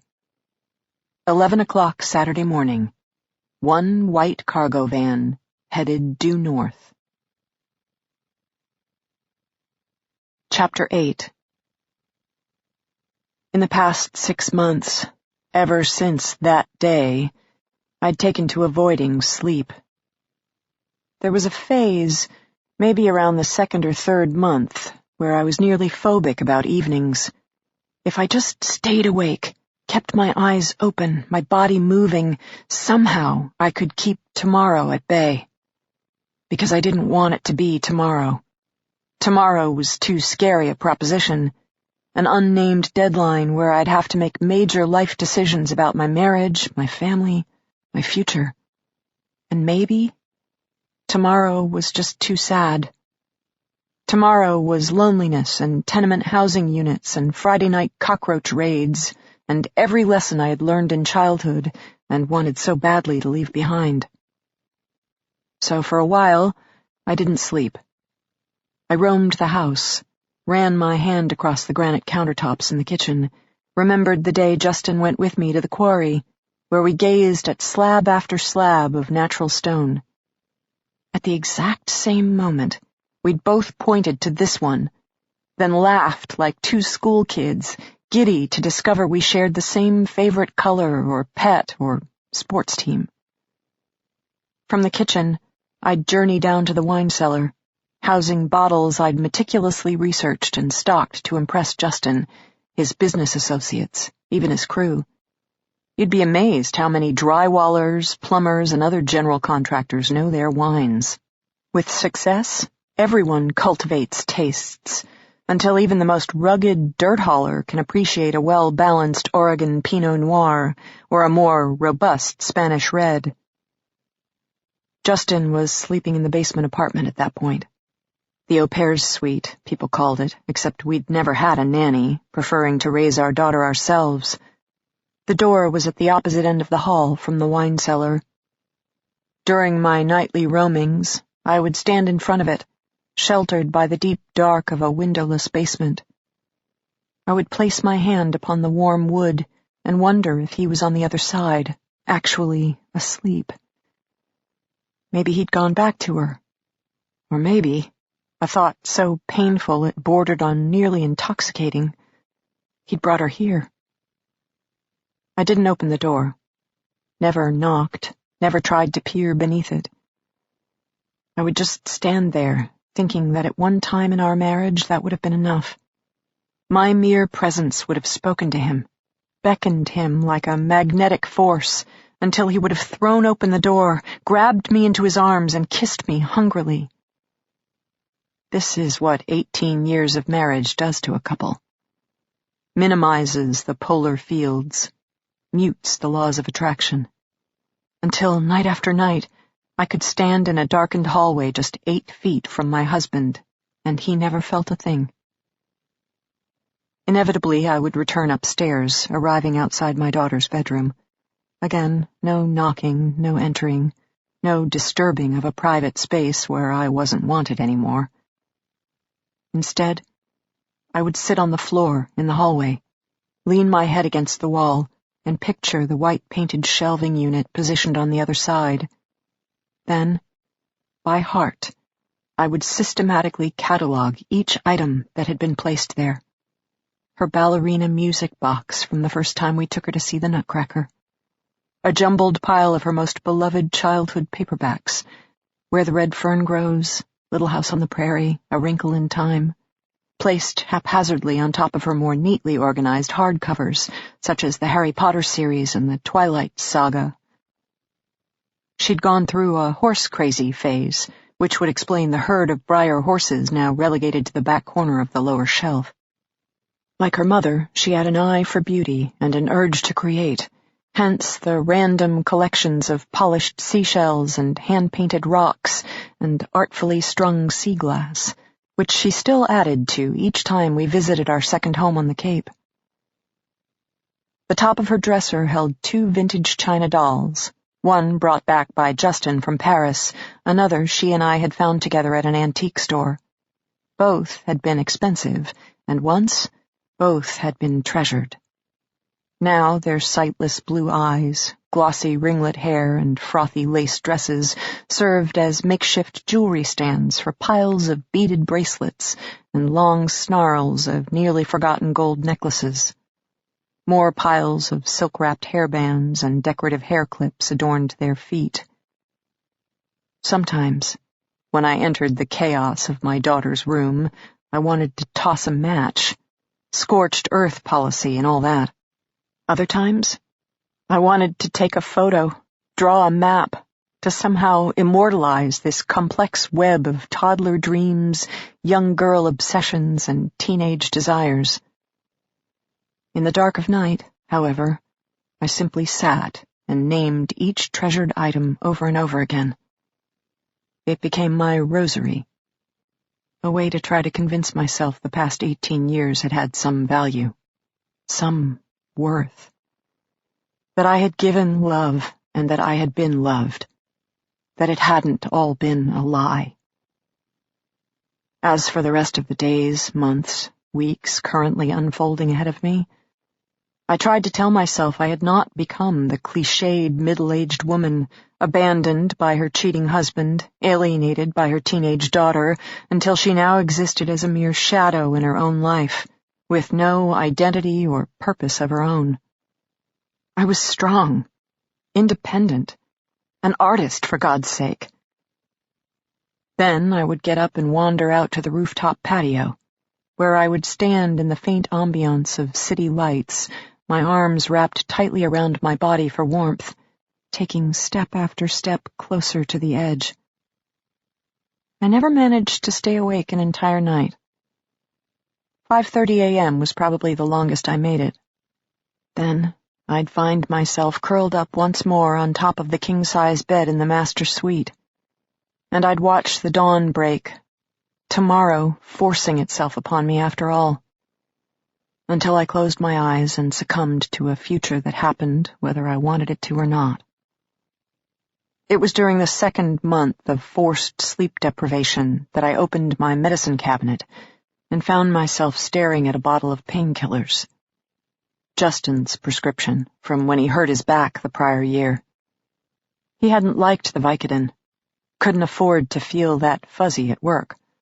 Besides, as he put it bluntly, the constipation was a bitch. It turns out walking all night will not keep the future at bay. But the right narcotic can dull the edges, steal the brightness from the sun itself, until you don't have to care if your husband is sleeping in the basement beneath you, or your teenage daughter has locked herself in a time capsule down the hall, or that this house is too large and this bed too big and your entire life just too lonely. Painkiller, the prescription promised. And for a while, at least, it worked. Chapter 9. Walking into the third-story study, Tessa immediately recognized the detective sitting at the computer as the final member of Dee Dee's 3-man squad. An older guy, heavy-set, 4 kids was her memory. Phil, that was it. He'd been at her house, too, that day. Then again, most of the Boston police and Massachusetts state cops had been. Apparently he remembered her, too, because the moment he spotted her, his features fell into the perfectly schooled expression of a seasoned detective, seething on the inside. She figured 2 could play at that game. "My turn," she announced crisply, heading toward the computer. He didn't address her, turning his attention to Neil and Dee Dee instead. "It's okay," Neil, the lead officer, proclaimed. "The owner of the house, Denby Construction, hired her to assess the situation." Tessa could tell Phil got the nuances of that statement loud and clear, because a vein throbbed in his forehead. If Denby Construction owned the house, then in theory, Denby Construction owned the contents of the house, including the computer, which this fine Boston detective had been searching, without permission. "File a missing persons report?" Phil asked Tessa, voice curt. "Based on what I've seen here, I'm sure that will be the company's next move." Another investigative quandary. For the police to become involved in a missing persons case, a third party must first file a report. Even then, the standard threshold was that the family hadn't been seen for at least 24 hours. Meaning, at this stage of the game, without a report filed, without 24 hours having passed, Dee Dee's squad was stuck responding to a call, but not yet handling a case. "Any contact?" Phil again, voice less certain, more searching. "From the family? No." "Kidnappers?" "No." A fresh tick of the vein in his forehead. Like Neil and Dee Dee, Phil understood lack of contact was not a good thing. Ransom situations generally involved keeping the victims alive, whereas in an abduction case with no financial demands. "Anything good on the computer?"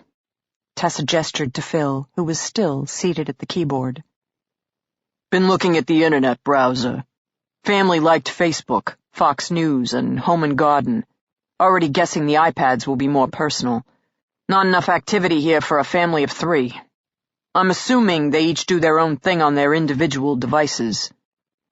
Fair assumption, Tessa thought. She gestured to the keyboard. "May I?"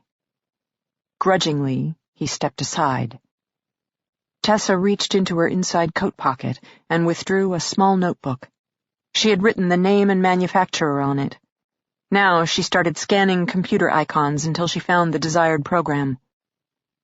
"Justin Denby has a new toy," she explained as she double-clicked the icon. "His crew gave it to him in the fall, partly as a joke, but he loves it. Apparently these job sites, prisons, hospitals, hydroelectrical plants, are quite large, and Justin, as the hands-on owner, inevitably holds the answer to every question, meaning his guys spend a fair amount of time searching for him. Sites are also often in rural areas with shitty cell phone coverage, making it hard to snag him by phone when they can't locate him physically. So," she paused a second, scrolling through the directions that had just popped up on screen. "His guys bought him a coat." "A coat?" Dee Dee asked with a frown. Neil, however, was already ahead of her. "A GPS jacket. They got him one of those fancy outdoors, never-get-lost-in-the-woods kind of jackets." "Bingo.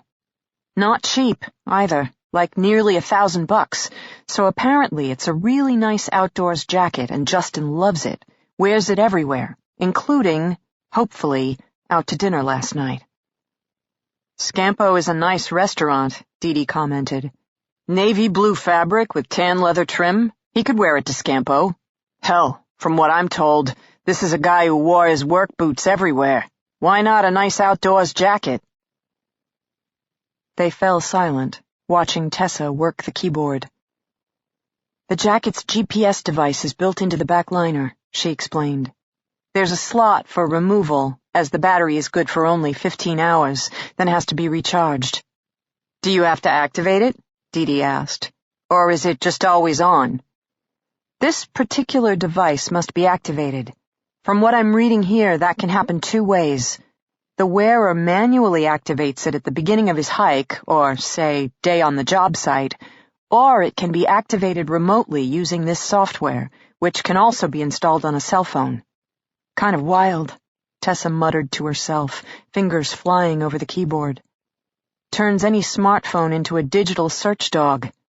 Find Justin Denby. A map had just opened up on the computer screen. She eyed it carefully, saw nothing. "Is it activated?" Dee again, voice impatient as she moved to stand behind Tessa, peering intently at the screen. "In all of the U.S., we have nothing. So I'm guessing Justin hasn't turned it on."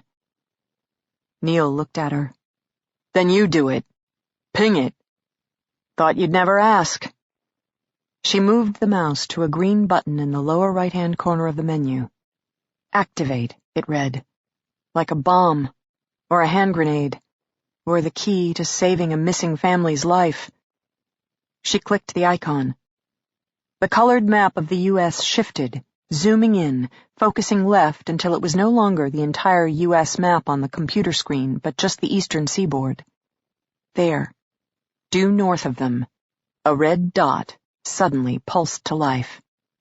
"I'll be damned." In front of her, she heard a small beep. She glanced up to see Phil setting a timer on his watch. 15 hours, he said. "Battery life, remember?" "Yep." "Zoom in! Zoom in! Zoom in!" Dee hit Tessa on the shoulder to hurry her along. Since Tessa was sitting closer than Dee and could already make the distinction the Boston crew hadn't been able to see yet, she did just that. The East Coast became New England. Massachusetts expanded in front of their eyes, then New Hampshire, until right there, definitely over the border, definitely crossing state lines into central New Hampshire, the GPS device in Justin Denby's fancy outdoor jacket blinked back at them. Tessa pushed back from the computer, turning around till she met Dee's eyes. "Assuming Justin Denby has been abducted wearing that coat, he's no longer in the Commonwealth of Massachusetts." "I was right at the start," Dee grumbled. "Not your case," Tessa agreed. Neil put it more succinctly. "Damn feds." The Boston detectives did not pack up their toys and go home. Jurisdiction was a legal distinction. Basically, federal laws carried stiffer penalties than state laws, meaning the U.S. Attorney's Office packed a bigger punch than the Suffolk County DA when prosecuting suspected kidnappers. Given that it was in everyone's best interest for accused criminals to face the largest legal hammer possible, the Suffolk County DA would call the U.S. Attorney's Office, District of Massachusetts, and inform them of a crime that most likely crossed state lines. The U.S. Attorney would then contact their investigative body of choice, the FBI, at which point FBI agents from the Boston field office would promptly deploy to the Denby residence, arriving in 10 minutes if they chose to drive, or 20 if they chose to walk. The local field agents wouldn't expect the Boston detectives to pack up their toys and go home. Instead, they would politely but firmly redirect all evidence collected. The urine samples, the vomit, taser confetti, scuff markings, from the Boston PD lab to the federal crime lab. Next, they would form a multi-jurisdictional task force, where, conveniently enough, they would serve as the brains of the operation, while the Boston cops became the brawn. Neil grumbled, Dee and Phil sighed philosophically. Tessa remained indifferent. Her job was to locate the Denby family. She would work with whichever playmates she was given, though she was already guessing the Boston cops were better at sharing their sandbox than the feds. And given Dee's notoriously cranky temperament, that was saying something. Tessa pushed back from the computer. She made one last pass of the upstairs crime scene, while Dee checked in with the efforts of the uniformed officers. Phil returned to working local contacts, and Neil made a last series of calls. While they were distracted, it was possible that Tessa also re-entered the kitchen, powered up all 3 family cell phones, and jotted down the contacts that appeared in their various favorites lists. She could go through official channels, of course, but this was more expedient. Then, the Boston squad reappeared and, gathered around the pile of family possessions, began the summarization process. To give the rookie lead detective credit, Neil's investigative efforts thus far had been quick but thorough. Initial police canvassing of the neighborhood had yielded no sightings of any member of the Denby family. Calls to relatives, friends, and known associates hadn't produced any member of the Denby family. Same with all outreach to local businesses, area hospitals, and nearby establishments. Justin Denby's vehicle had been located 4 blocks down, empty. Libby Denby's Mercedes was still tucked in the garage, empty. All cash, credit cards, and ATM cards appeared to be sitting on the family's kitchen counter. According to the local bank, no financial activity had occurred on any of the family accounts since 4 p.m. on Friday, when $250 had been withdrawn from an ATM in Copley Square, video from the bank pending. Likewise, no member of the family had placed an outgoing call or text on a mobile phone since 10 p.m. on Friday. Faxes from cellular provider pending. At this time, all 3 members of the Denby family appeared to have been missing for the past 14 hours. The investigators' only lead, Justin Denby's outdoor jacket, which was now broadcasting a GPS signal from the wilds of New Hampshire.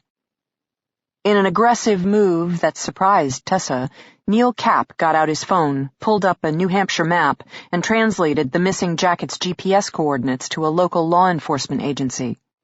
Then, without waiting for the FBI's official blessing, Neil made what would probably be his last call as Boston's lead investigator. He contacted the New Hampshire Sheriff's Department and asked them to track down the signal on the coat. A quick and efficient move to glean the most amount of information in the shortest amount of time. The FBI would hate him immediately for stealing their thunder. Tessa took that as her cue to exit stage right. Best she could tell, she'd seen what there was to see. Boston had control of the crime scene where the family used to be. Some local cops, too far north for her to assist, would handle the investigation of the next location where the family might be, which left her with one central question. Who would have wanted to abduct and/or harm the Denby family to begin with? She decided it was time to learn more about her new client. Denby Construction. Chapter 10. Wyatt Foster was a cop who wanted to be a carpenter, or maybe a carpenter who wanted to be a cop. He'd never completely figured it out, which was just as well. In this day and age of constant budget crises, the going rate for protecting and serving the good citizens of North Country, New Hampshire, made 2 jobs a necessity for himself as well as most of his fellow officers. Some guys picked up refereeing, other guys bartended on weekends. Then there was him. This fine Saturday morning, sun shining, air brisk with late fall chill, he was staring at a collection of old pine boards, reclaiming them from his neighbor's 100-year-old barn, and trying to put together a design for a rustic bookshelf. Or maybe a kitchen table, the kind with bench seats, or a wine cabinet. People paid good money for wine cabinets. Hell, he wouldn't mind a wine cabinet. He'd just made up his mind, reaching for the first board, when his pager went off. Early 40s, buzz-cut hair that used to be a dark brown but these days held a fair amount of silver, Wyatt had served the county sheriff's department for the past 20 years. First as a deputy, then as a detective, now as a sergeant in charge of the detectives unit. Best part of being a sergeant was the hours. Monday through Friday, 8 a.m. to 4 p.m., about as regular as one could get in a profession not known for its regularity. Of course, like any county officer, he served on call a couple of nights a week, and yeah, things happened, even in the wilds of New Hampshire, perhaps especially in the wilds of New Hampshire.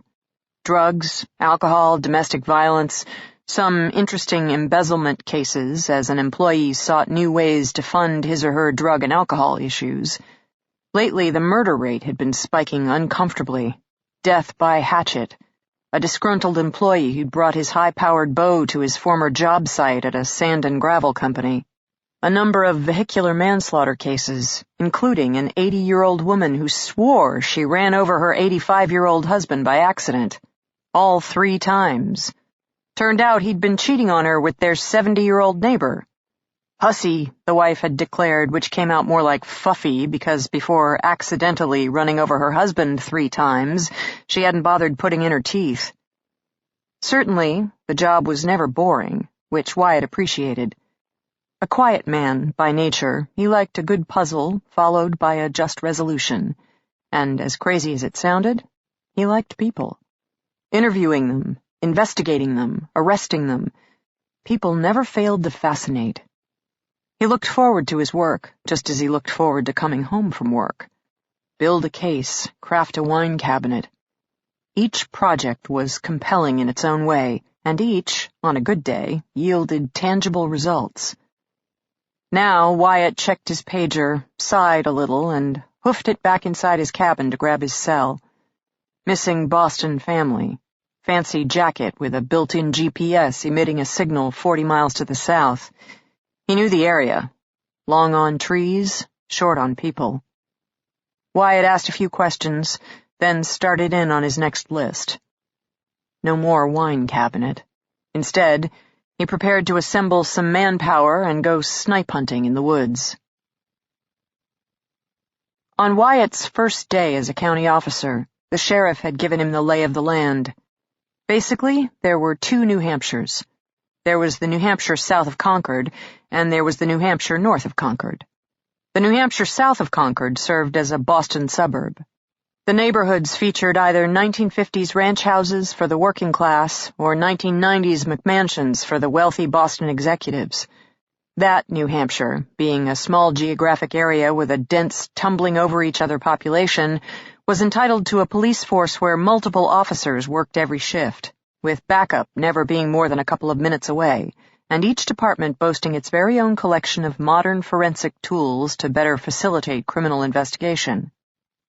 Then there was the New Hampshire north of Concord, where the remaining 1/3 of the state's population sprawled helter-skelter over the remaining 2/3 of the state's terrain, where entire towns were too small to justify their own police force, and even the towns that did generally deployed 1 officer at a time, patrolling vast expanses of rural roads, woodland forests, and lake borders all alone. Backup could be an easy 30 to 60 minutes away. And heaven help you if you had a complex investigation involving real forensic tools. Chances were you would have to borrow them from another department, maybe even 2 or 3 other departments, in order to get the job done. New Hampshire south of Concord had city cops, whereas New Hampshire north of Concord had basically the Wild Wild West. City cops traveled in packs and could go an entire career without ever drawing their weapons on the job. Wild West cops handled entire shootouts alone and drew down at least a couple of times a year. Hell, Wyatt had been on the job for all of 4 hours when he'd pulled his sidearm for the first time. Called to a scene of a domestic disturbance, getting out of his patrol car just in time to be charged by a knife-wielding, drugged-out lunatic. Wyatt had kicked the guy in the stomach first, so shocked by the sudden attack he actually forgot for a second that he was a cop and had a whole duty belt complete with taser and pepper spray and, oh yeah, a Sig Sauer P229 357 semi-auto. Sky High guy popped back up, which was the problem with drugged-out lunatics. They just didn't feel the pain. This time Wyatt had his act together enough to produce his weapon, at which point Sky High guy, staring down the barrel of a loaded gun, sobered up record quick and dropped his steak knives. By the time backup finally arrived, a mere 30 minutes later, Wyatt had the first druggie secured in the backseat of his car, plus a second who'd tried to bolt from the rear of the property. He'd also taken a witness statement from the owner of the residence, the druggie's mother, who now swore she never wanted to see either of her sons again as they were good-for-nothing pieces of shit that owed her at least $20, or a dime bag, whichever they could get their hands on first. Definitely, never a dull moment in the wilds of New Hampshire. Being a sheriff's deputy involved more than practicing the art of the quick draw, of course. County officers were empowered to write their own search warrants, and even arrest warrants, a logistical necessity, as the nearest courthouse could be 50 hard miles away, meaning by the time a detective spent 2 hours driving there and back, the suspect had either split town or covered his tracks. New deputies were generally enthralled by this unparalleled example of police power. Then, inevitably, the full implications would come crashing down. By virtue of writing up legal documents, they each needed to become mini-lawyers. Because, sure, they could write up any old damn thing they wanted, and search the property or arrest the suspect, at which time a judge would review the warrant, and if it wasn't absolutely, positively to the letter of the law, throw the whole thing out, leaving the county detective with no one to blame but him or herself. Wyatt read law magazines in between woodworking publications. The final distinction of the sheriff's departments was that they had jurisdiction over the entire state. Even the New Hampshire State Police had to ask for permission to patrol various town and county roads. Not the sheriff's, though. Wyatt could drive anywhere in the state, policing his heart out while displaying his superior knowledge of legalese. Of course, most of his part of the state was populated by bears and moose who could care less, but a man liked to feel good about these things. His powers were considerable, his grasp of law enviable, and his domain vast. It helped him fall asleep late at night, assuming his pager didn't go off. Now Wyatt headed for the county sheriff's department.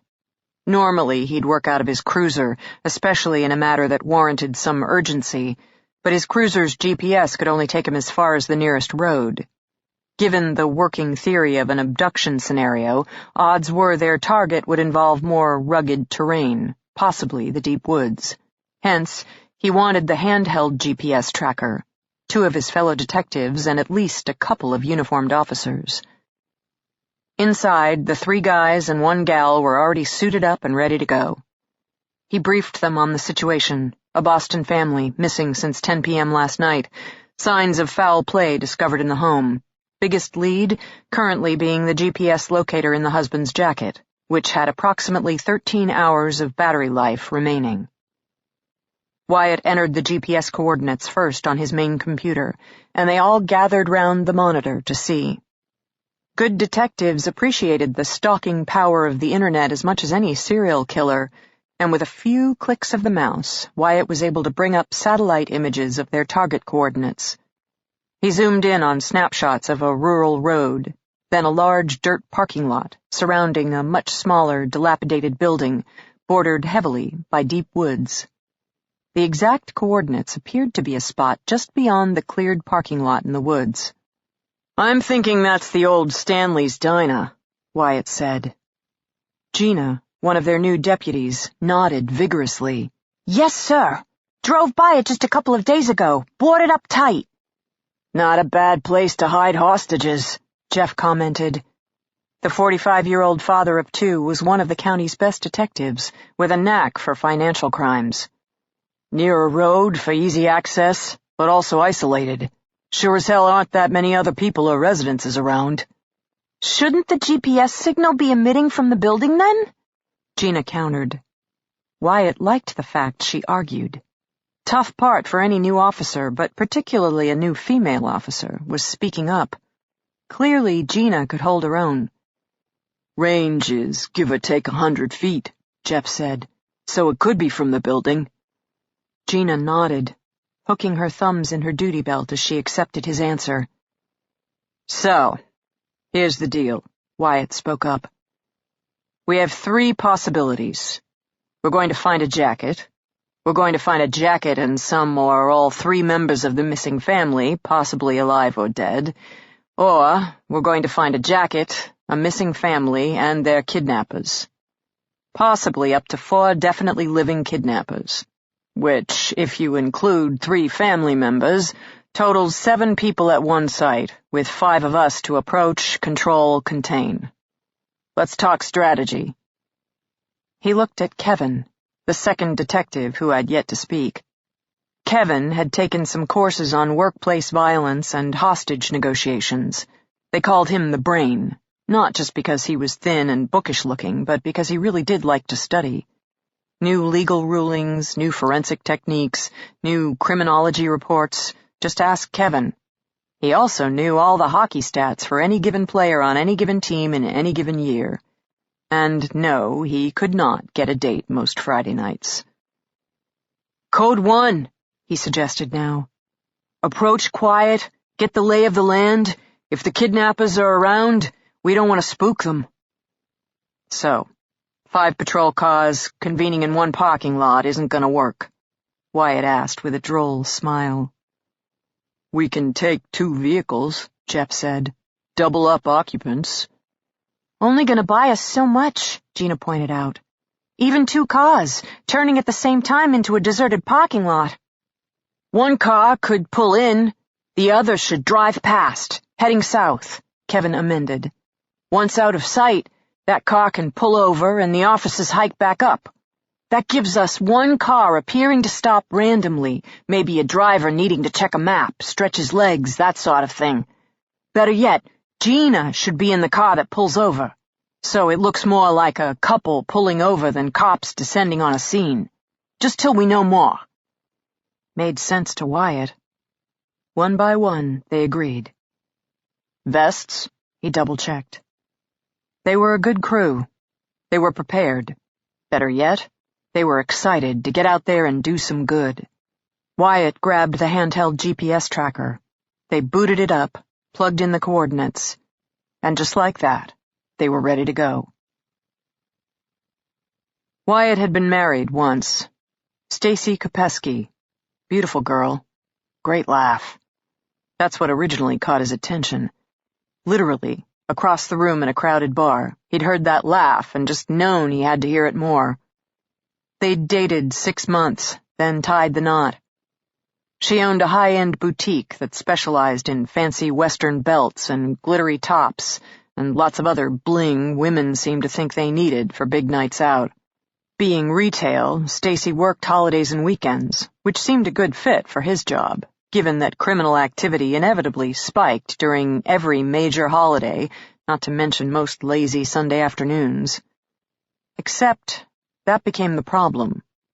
She was working and he was working, their paths crossing basically on Monday night, when she'd want to go do something, and he mostly wanted to varnish a piece of wood just so he could watch it dry.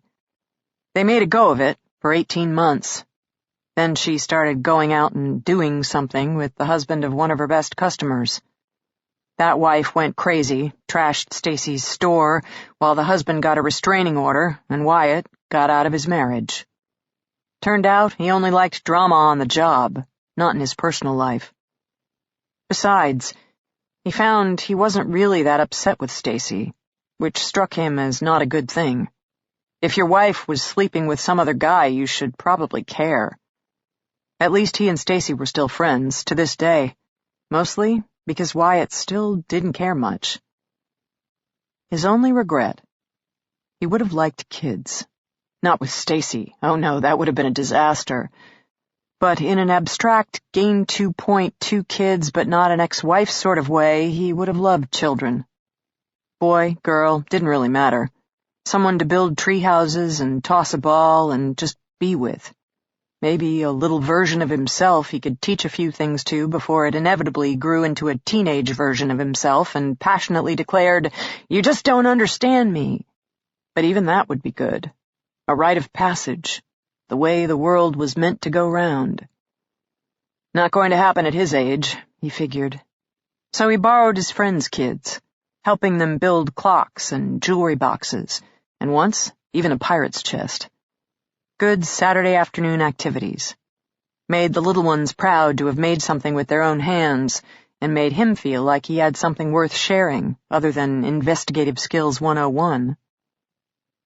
These days, his mom was trying to get him to adopt a dog. Maybe an older rescue animal. He had a good mojo for that kind of thing, she kept telling him, which seemed to imply that his current lifestyle was one step away from a monk's. Sometime soon he'd go on a date. But first, he wanted to build that wine cabinet. And today, rescue a missing Boston family. They'd reached the old diner. He and Gina had volunteered to be the turn-in vehicle, Not the biggest undercover operation in the world, given that even an unmarked police car screamed cop, and they were both in uniform. Their hats were off, for now, making them appear civilian, at least from the shoulders up, as Wyatt casually slowed the car, put on the blinker. No sign of any vehicles in front of the diner. As Gina had said, the old building was boarded up. He drove to the left side, away from the blinking GPS target, as he didn't want to get too close too fast. Mostly, he wanted to peek behind the building. Still no sign of any vehicles, or an open door, or cracked window. He looped an easy circle, as if just turning around, and now preparing to head back on the road. Gina had the handheld tracker on her lap. She was looking down at it. "Due north, 50 feet, she murmured. Wyatt looked due north. He spotted trees, lined by dense vegetation. He also spotted twin tire tracks, fresh, more deeply rutted, approaching the edge of the woods. A second set of tracks, slightly parallel to the first, showed where the vehicle had backed up, then headed back to the road. "Shit," he muttered. Gina glanced at him. "Vehicle was here. Looks like it pulled up to the woods, then left again." He didn't say the rest. As if to dump something. Perhaps just a jacket, but, more likely, a body wearing said jacket. Gina reached around for her hat. Wordlessly, she shoved it down on her head, while he got on the radio and relayed their status to their backup car. He heard back from Kevin, ETA on foot in 5 minutes. Close enough, Wyatt figured. Action here was over and done. Not even a matter of what he could see, the tracks and all, but what he could feel. The property was abandoned, plain and simple. He and Gina got out, together, taking a moment to pause with their doors open for cover, just in case. When nothing moved, no shots were fired, no suspects magically bolted from a boarded-up building, they continued on. Wyatt had out a digital camera. Gina still worked the handheld. "Watch the ground," he instructed her. "Avoid tread marks, footprints, any other signs of disturbance. Feds are gonna work this later, and I'll be damned if they chew our asses." She nodded in agreement. She was keeping a cool face, expression neutral, but he could see a slight tremor in her hand as she held the GPS tracker in front of her. Not fear, he'd guess, though maybe. But either way, adrenaline. He had it crashing through his bloodstream as well, heart rate slightly accelerated as he faced a known unknown. Something and/or someone loomed before them. They approached together, him in the lead, Gina 2 steps back, tucked slightly behind him because presenting one target was bad enough, 2 targets would be just plain stupid. Wind blew, rippling the low bushes, swaying the trees. Broad daylight, sun shining, a bird here and there. The sound of a car rushing by at 45 miles per hour on the rural road, passing them by. 15 feet, Gina murmured. He placed his right hand on his holstered weapon, as prepared as one could be. 10 feet. And then, Wyatt didn't need her anymore. He saw it, plain as day. A darker lump tangled in a sea of sparse green. Not a body, thank heavens, but a large swath of fabric, wadded up, tossed in a twiggy bush. His hand came down. He approached more briskly, brow already furrowing. Gina had seen the blue material as well. She lowered the handheld tracker and got on the radio to let the others know. Then they both came to a halt, regarding the lump of fabric thrown waist-high in the bush. "Doesn't look like much," Gina said. "Not even a whole coat." Wyatt pulled on gloves, then gingerly untangled the lightweight material, holding the long strip up in front of them. Nice fabric, he thought. Some of that high-tech stuff meant to keep you warm and dry and still look good in pictures at the summit.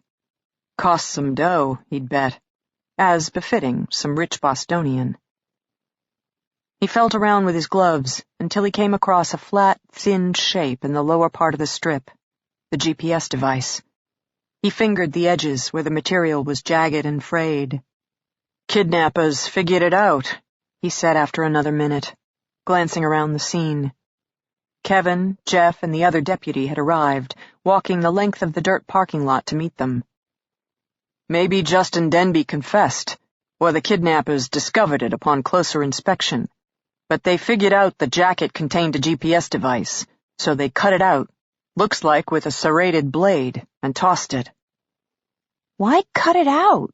Gina asked with a frown. "Why not just toss the whole coat?" Wyatt had to think about it. Then it came to him. Denby's tied up. Hands most likely bound. Meaning to get the coat off him, they'd first have to remove his restraints. He's a big guy, I was told. Strong. Probably the kidnappers didn't want to risk it. Easier, quicker to remove the device itself and toss it aside. He couldn't help himself. He flipped the fabric back over, inspecting for droplets of blood. Hunting knife. No good reason. Maybe because he was a New Hampshireite, but he pictured a hunting blade. Plunging into the blue material, ripping down. Fast, that would be the way to do it. 2 tears down, 1 across. Slash, slash, slash. But not a trace of blood on the surviving strip. Fast and controlled. Disciplined. The kidnappers had discovered their mistake, but they hadn't panicked. They'd simply taken evasive action. Fast, disciplined, and smart. It gave him a bad feeling. He turned his attention to the tread marks. Not wide, such as the kind on some of the souped-up SUVs guys drove around here, or the deeper grooves of the snow tires many would soon be sticking on their trucks to prepare for winter, but average Joe tracks, like car tires. Except, given they suspected 3 to 4 kidnappers plus a family of 3, cargo van. Had to be, to hold a party of 7. So a van, under the cover of night, pulling in, ripping apart a jacket, tossing the strip with the GPS device into the bushes. But why did it pull in? Because they already knew about the GPS device? Seemed unlikely to him that Justin Denby would volunteer that kind of information. The jacket was his family's best shot at being rescued. So maybe it had nothing to do with the coat. That came later. The kidnappers were simply taking a comfort break. Someone had to pee, or the kidnappers needed to sleep, or just get their bearings, check a GPS system or a map. Not much going on in this area any time of day, let alone in the wee hours of the morning. Good place to pull over, maybe better secure the family, pat down pockets, interrogate, hand off. That intrigued him. He glanced up at Kevin. "I see 1 set of tracks. You?" His detective walked around, took his time with it. "1 set of tracks," he agreed. "Footprints?" More studying. The others were fanning out, searching the bushes. Maybe the jacket wasn't the only thing that had been tossed. And while the jacket had been discarded at the edge of the woods, in plain sight, that didn't mean there weren't other discoveries to be made deeper in. "Maybe some footprints," Kevin finally called back, crouched down. "Ground's disturbed over here, between the tracks, as if a person or persons had been milling about." "I'm thinking cargo van, to hold 7, Wyatt supplied. "Makes sense. Pulls in, parks by the edge of the woods, at least one guy gets out, comes around to the back, fiddles around. Can't make out individual sole patterns, though. Dirt's too firm. Guy or guys come around to the back." Wyatt picked up the thought. "Open the doors, most likely to check on their hostages, tied up and tossed on the floor." Kevin shrugged. Couldn't be known or unknown at this time. "Discovered the GPS device in the jacket," Wyatt continued. "Ripped up the coat, tossed the device in the woods. Then they continued on their way. Kevin straightened. "Continued north," he added, pointing to the way the tire tracks exited the parking lot. "Looks about right." Wyatt reconsidered the strip of fabric, moved on to the next logical question. Why toss the GPS device? Even discarded, it's still traceable. Why not smash the device, render it inoperable? "Didn't know how?" Kevin suggested. "Oh, they didn't care if the police traced them to this point? This area—" He waved his hands at the desolate building, deep woods. "Isn't relevant to their final destination." "Lets us know they're in New Hampshire," Wyatt said mildly. "Were in New Hampshire," Kevin corrected. "Driving north? Hell, they could be in Canada by now, or have turned off toward Maine or Vermont. All easy routes from here." Wyatt shrugged, unconvinced. The kidnappers should have smashed the device. That's what he would have done. Not rocket science. Just take a hammer or a rock and be done with it. Otherwise, Jacket became the first breadcrumb. And why leave behind a trail if you could help it? Not to mention, this particular breadcrumb proved the crime had crossed state lines and brought the feds into the game. Again, an unnecessary risk that could have easily been avoided given 30 seconds and a large rock. The discovery of the jacket seemed to imply that the kidnappers were short-sighted, but Wyatt wasn't convinced a stupid crew could have abducted a family of 3 from downtown Boston with such precision and speed. Meaning, maybe it meant the opposite? Not that their suspects were dumb, but their suspects were so experienced they didn't believe having their activities traced this far hurt their efforts. They were executing according to plan, and the police discovery of a GPS device 3 hours north from the abduction site didn't matter to them one way or another. That thought, the coldness behind it, combined with the kind of precision it took to effortlessly slice up a $1,000 jacket without any collateral damage, unsettled him. Kevin straightened from his study of the ground. "So, based on the GPS device, the missing family was here. Question is, where are they now?" They both looked north, toward the fading tire tracks. This time of year in northern New Hampshire, there were hundreds of shuttered campsites, boarded-up homesteads, and deeply isolated mountain cabins. And the farther north you went, the better the opportunities for never being seen by another living soul. Kevin had been right. The kidnappers didn't need to care about one strip of material discovered in an isolated spot in central New Hampshire. Because from here on out, trying to find even 3 missing people in a state this rural, this wild, this mountainous. Wyatt's powers were considerable, his grasp of law enviable, and his domain vast. He turned toward his assembled task force, 2 detectives plus 2 deputies. Not much, but enough to get the party started. "All right," he informed them crisply. "Kevin, contact the media and release a description of the family. Kidnappers need fuel, need food, so, in particular, follow up with truck stops, gas stations, roadside diners, all the quick in-and-out sort of joints.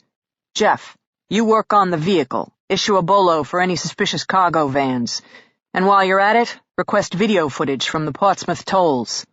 Rest of you, time to bang the drums, rally the troops. We have only about 3 hours of daylight left. Let's get it done."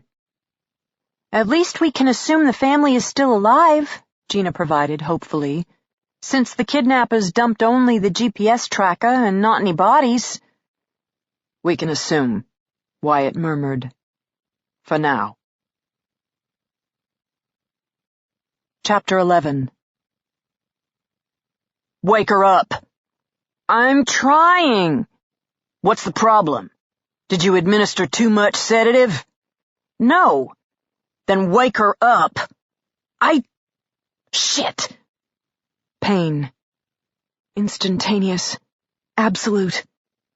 1 second I was floating in an abyss. The next, My stomach cramped violently and I bolted upright, going to vomit, trying to roll onto my side but flopping awkwardly.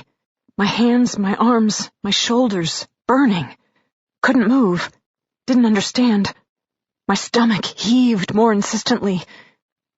Car. I was in the back of a vehicle. Going to throw up in the back of a vehicle.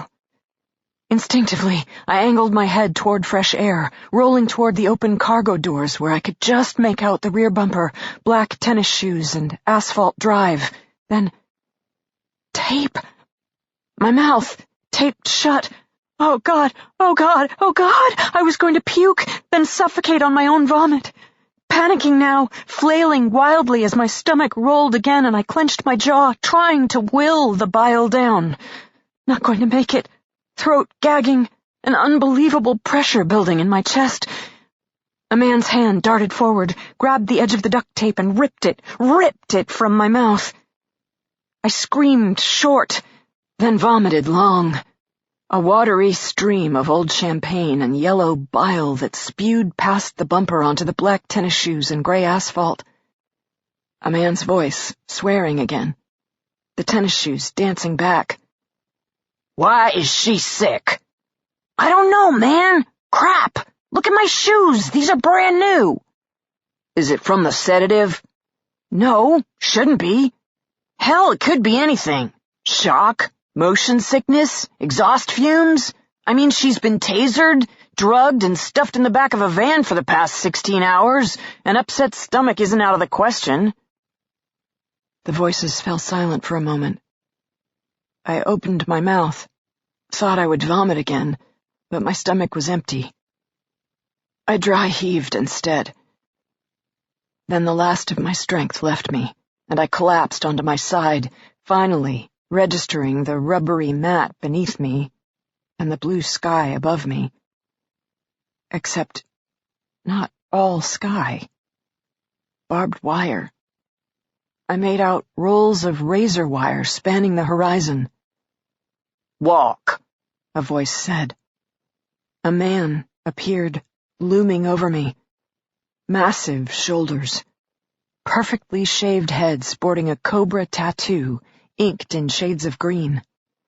The coils twined around his neck and skull, the snake's fanged mouth bared around his left eye. I stared at that tattoo, and for a shuddering instant, I swore the tattooed scales moved. Then it came back to me. The hulking form at the edge of my foyer. The taser. My husband's terrible convulsing. My legs' fiery pain. And my daughter, screaming, calling out our names. I sat up. The world spun, but I didn't care. I had to find my daughter. Ashlyn. Ashlyn, where was Ashlyn? My wrists were bound at my waist. Too late, I figured out my ankles were restrained as well, as I flopped out of the back of the van and landed hard enough to knock the wind from my chest and send my stomach spasming again. This time I rocked onto my side until the worst of the dry heaving passed. She's sick. She get car sick? Tattooed man. Had to be.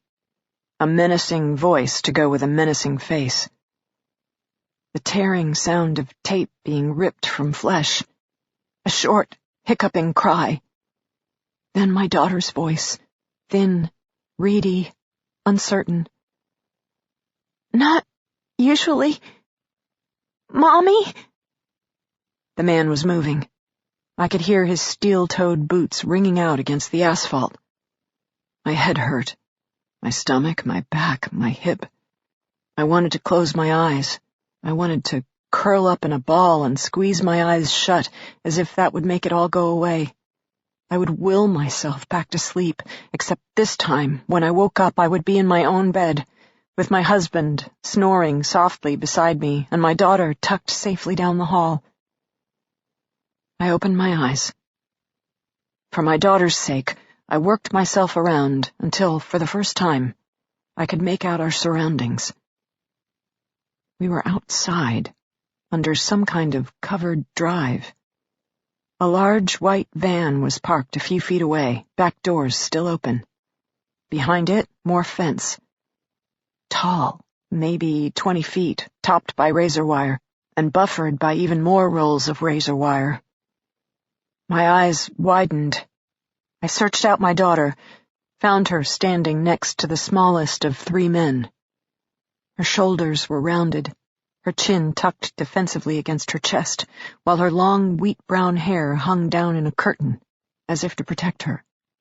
Her feet were bare, and she wore her favorite comfy clothes, fuzzy ice cream cone-patterned pajama bottoms with a long-sleeved waffle-knit top. My first thought was that her feet had to be freezing. Then I noticed a dark stain streaking across the shoulder of her pale blue shirt.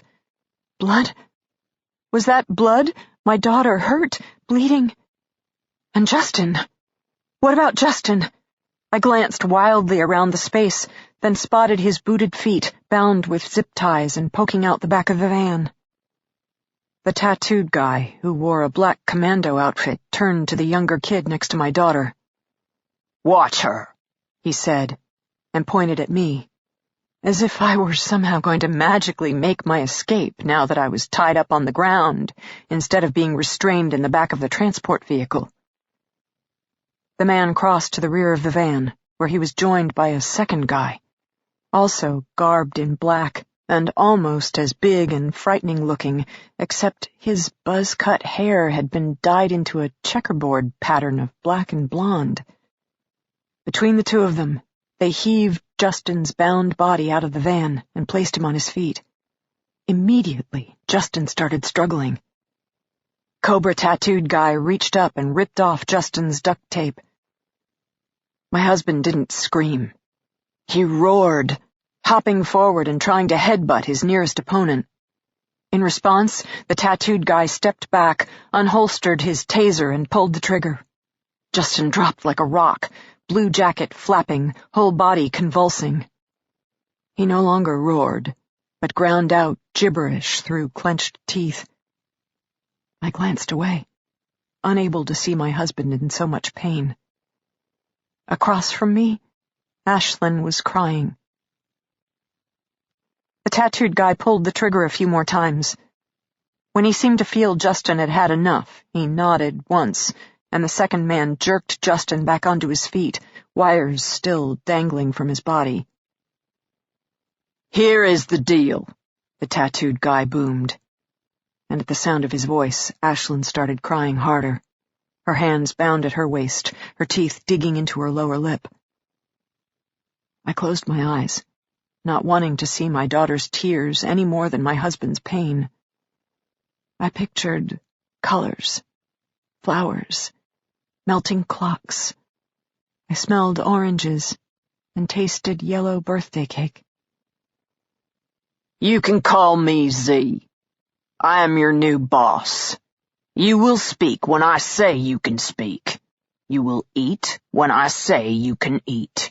You will live as long as I say you can live. What is my name?" Silence. Belatedly, I opened my eyes, found the man staring at me. "What is my name?" he boomed at me. "Z." My voice came out weak. I licked my lips, wondered if I should try again, but he was already moving away. This time, I tried to catch my daughter's attention, tried to will her to look at me, as if by holding each other's gazes this would be easier to take. "This is Mick." The tattooed guy pointed to the checkerboard hair man. "And this is Radar." He pointed at the smaller, younger guy standing next to my daughter, the one not in black commando garb, but instead jeans and vomit-covered black tennis shoes. He bobbed his head slightly, as if pleased to make our acquaintance. Then he flushed self-consciously. "And this," Z turned half around, gesturing grandly, "will be your new home." The man beamed, appearing particularly pleased with himself. I forced my aching body to turn again, take in the building I was only half aware of. Except this time, it became clear to me it wasn't just a building, but a sprawling complex, An institution. 4 stories tall with narrow slits for windows, surrounded by fencing topped with rolls of razor wire. What kind of building had such tiny windows? What kind of landscaping involved so much razor wire? Then it came to me. A prison. These men had dragged us from our home and brought us to a prison. Except the place seemed eerily quiet. Still. Not a populated facility, but empty. Abandoned, maybe. I will pay you money, Justin spoke up clearly. Any amount you want. Double, triple, whatever you've been offered. For his response, Z pulled the taser trigger. Once more my husband's body arched. Once more his lips peeled back from his teeth, forming a macabre grin that went on and on.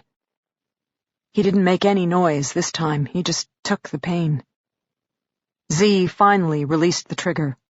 Justin's body sagged, would have collapsed except the other guy held him up. You will speak when I say you can speak, Z repeated. He stared at Justin's heaving form. When will you speak? My husband raised his head. His eyes were bright with rage. I could see a muscle clenched in his jaw. Such a competitive man. One of the things I had admired about him in the beginning. Down, but never out. Battered, but not broken. Now I silently willed him to give up, keep his mouth shut, not say another word. Daddy? Ashlyn pleaded softly. Justin's look changed. From fury to panic, and in the next instant, I understood, as Z wheeled about, headed for our daughter. No! I gasped the word out loud, trying to roll forward, do something. I could hear Justin growling, knew he had to be struggling, desperately trying to break free. Too late, my daughter realized her mistake. She watched Z's rapid approach, her sobs reaching hysterical pitch as she raised her bound arms in front of her face. The kid stepped forward, straight into Z's path. Hey, the kid said, isn't that a patrol car? He pointed his finger, and just like that, everyone was on the move. Inside, now, Z snapped. You get the women. You get Denby.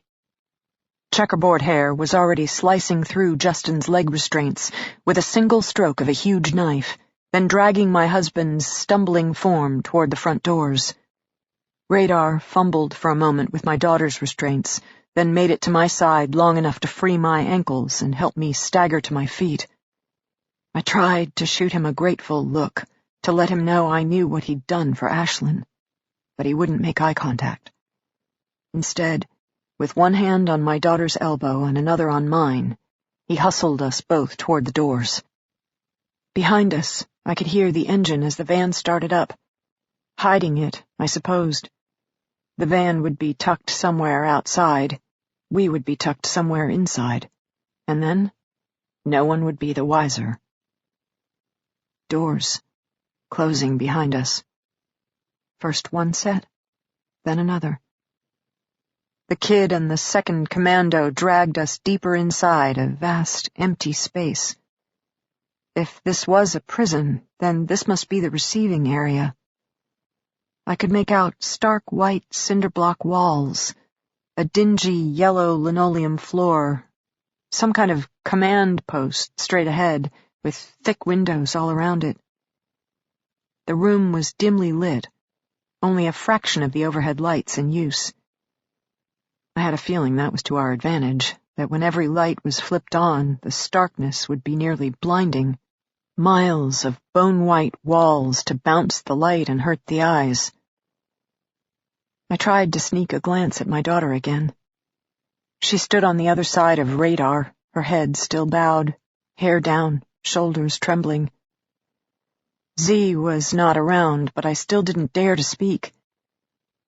I noticed for the first time she wasn't wearing her usual gold hoops in her ears, or the small diamond pendant Justin had given her on her 13th birthday. Belatedly, I glanced down, only to discover my engagement diamond and wedding band were also missing. Damn thieves, I thought, irrationally, considering everything else they'd done. Robbing us of our own jewelry while we were heavily sedated. I stole a glance at my husband's wrist, confirming that his Rolex was also gone. Then my gaze drifted up, and I found my husband's eyes. He was watching both me and Ashlyn, his features etched with sorrow. If I could have, I would have reached out my hand then. For the first time in 6 months, I would have touched my husband, and meant it. Instead, the three of us just stood there, not speaking, waiting to see what terrible thing would happen next. Z reappeared shortly, his footsteps ringing down the hall as he approached from a different direction. His minions hadn't spoken in his absence, and I had a feeling that's the way things worked. Z called the shots, the other two did the shooting. The kid, in his jeans and tennis shoes, didn't bother me. He had a tendency to duck his head and hunch his shoulders self-consciously, almost as if embarrassed to be there.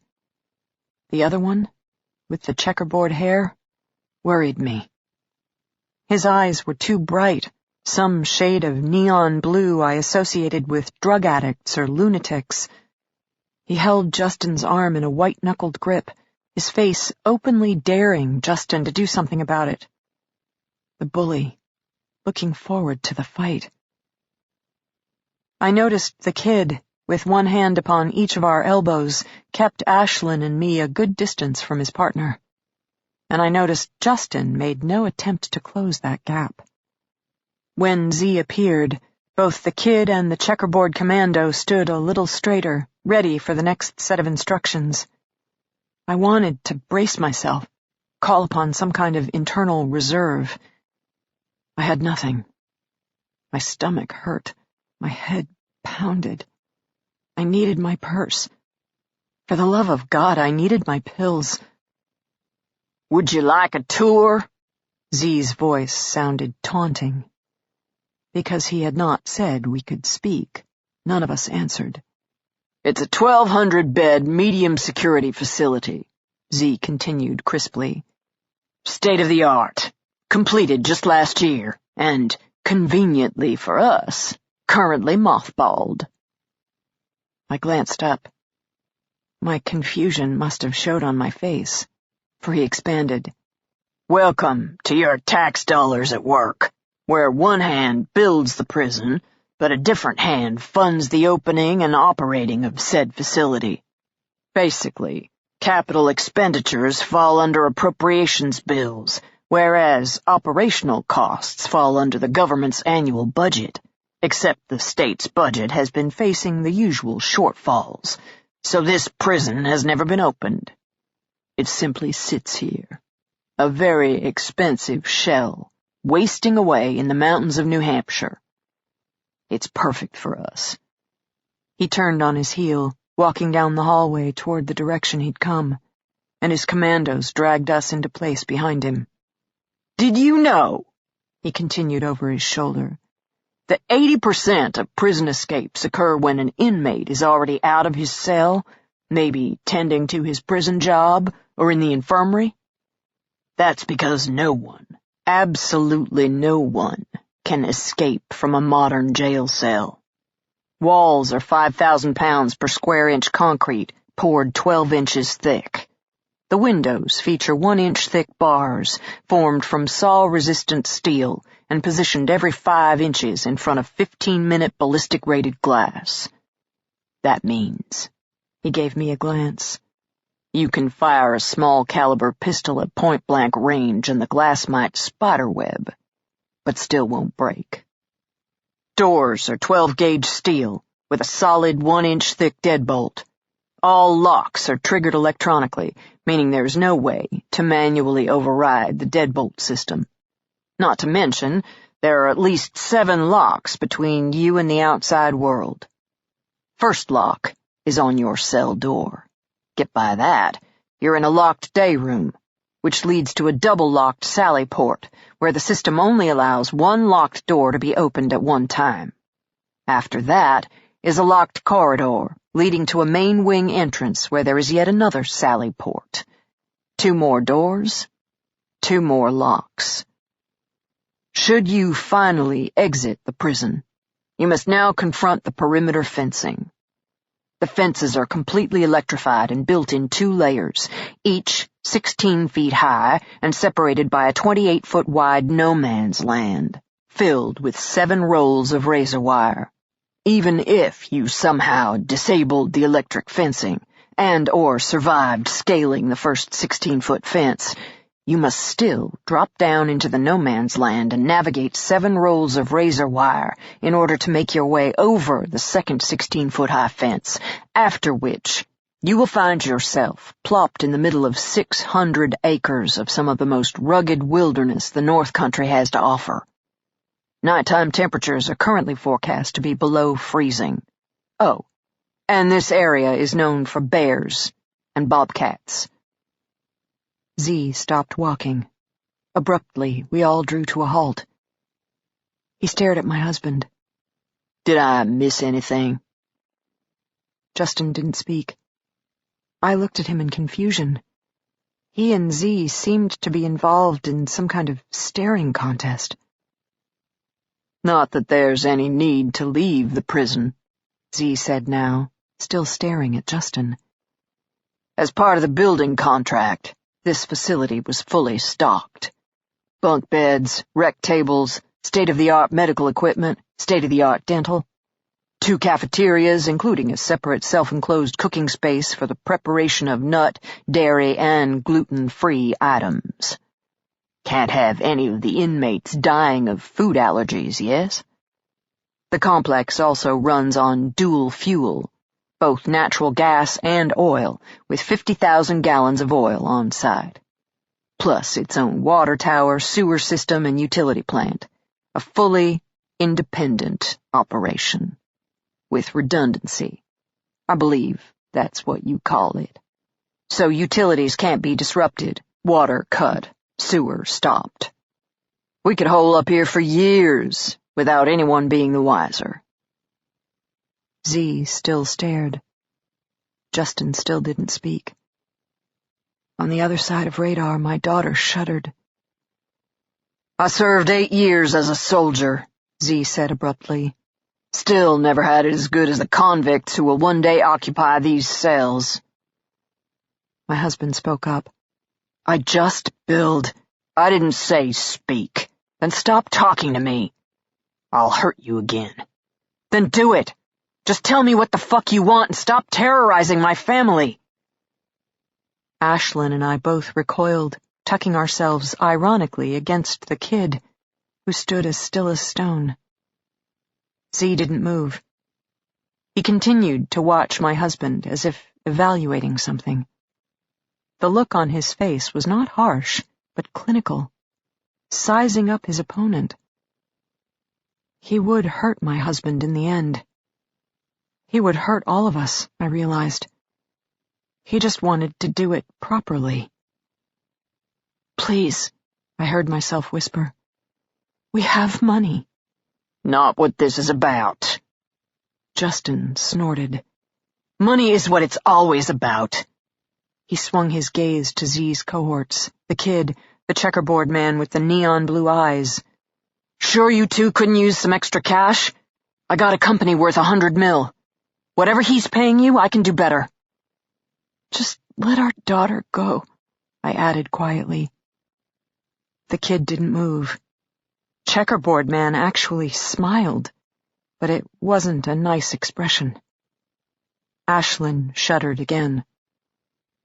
Girl stays, Z stated. You stay. He looked at me. You stay. He looked at Justin. And I don't have to tell you why, or for how long. Because I know you, Justin. I know exactly how your mind works.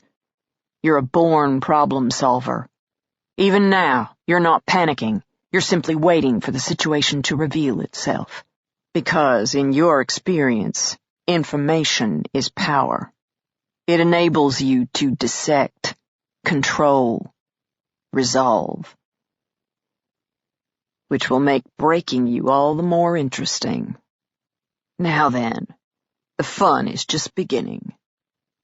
Z moved his hand, pushed open the door behind him, to reveal a supply closet neatly stacked with piles of orange material. Your new wardrobe, he announced. Get dressed. From here on out, you're our prisoners, and this is your new home. Chapter 12.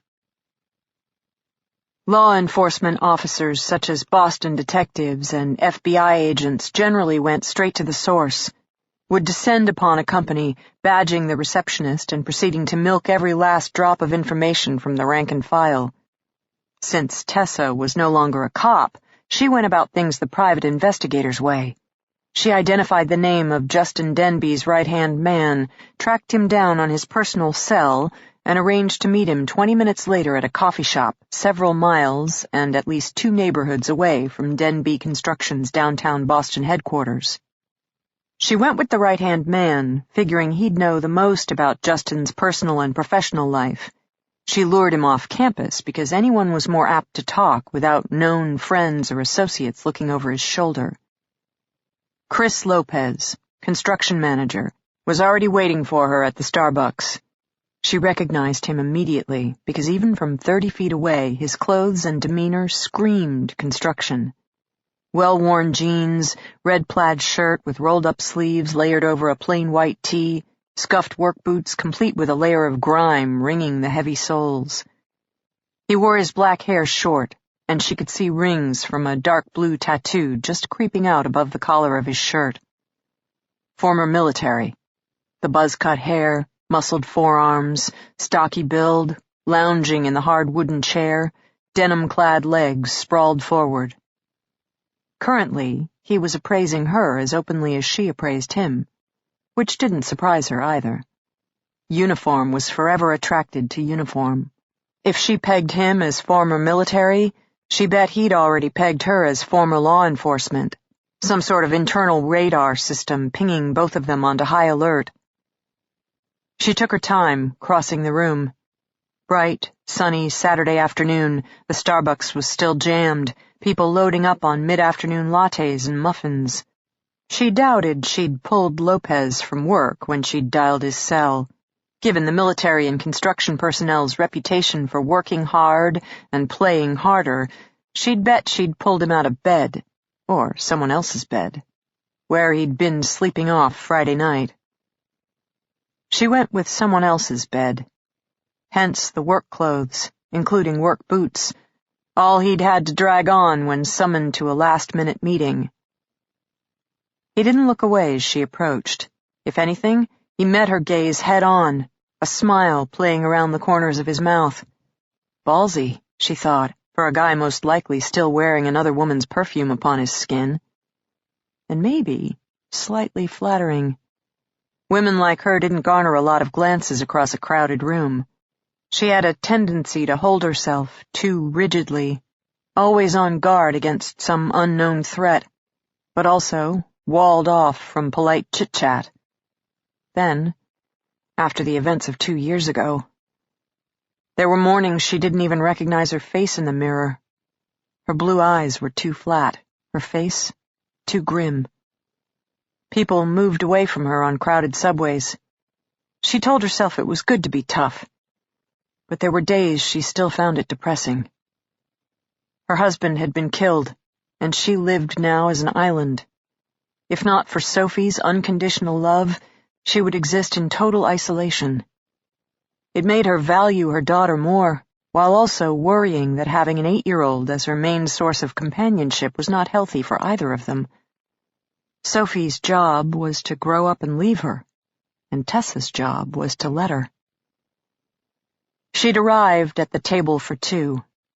She removed her long coat, too warm for a sun-baked coffee shop, and given she'd left her gun in her vehicle's locked glove compartment, unnecessary. She draped her coat over the back of the chair, moving unhurriedly, then, at long last, took a seat. Neither of them spoke.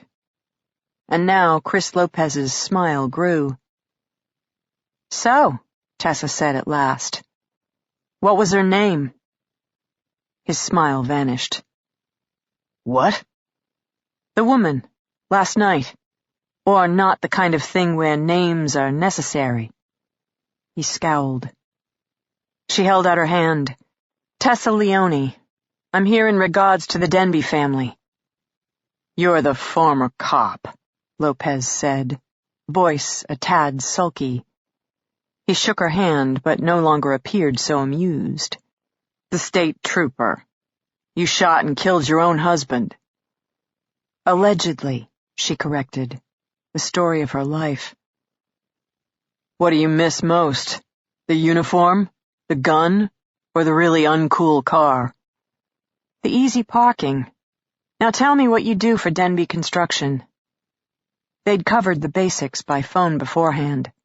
Justin Denby and his family were missing. Lopez had already been aware of the situation, no doubt called by either Denby Construction or the Boston cops, probably both, during the initial search phase. Lopez reported last seeing Justin at a 3 p.m. meeting on Friday afternoon in the corporate office. Hadn't spoken or met with him since. As for the family, the house, Lopez hadn't seen them or visited Justin's Boston townhouse in months. Too busy on a job down south.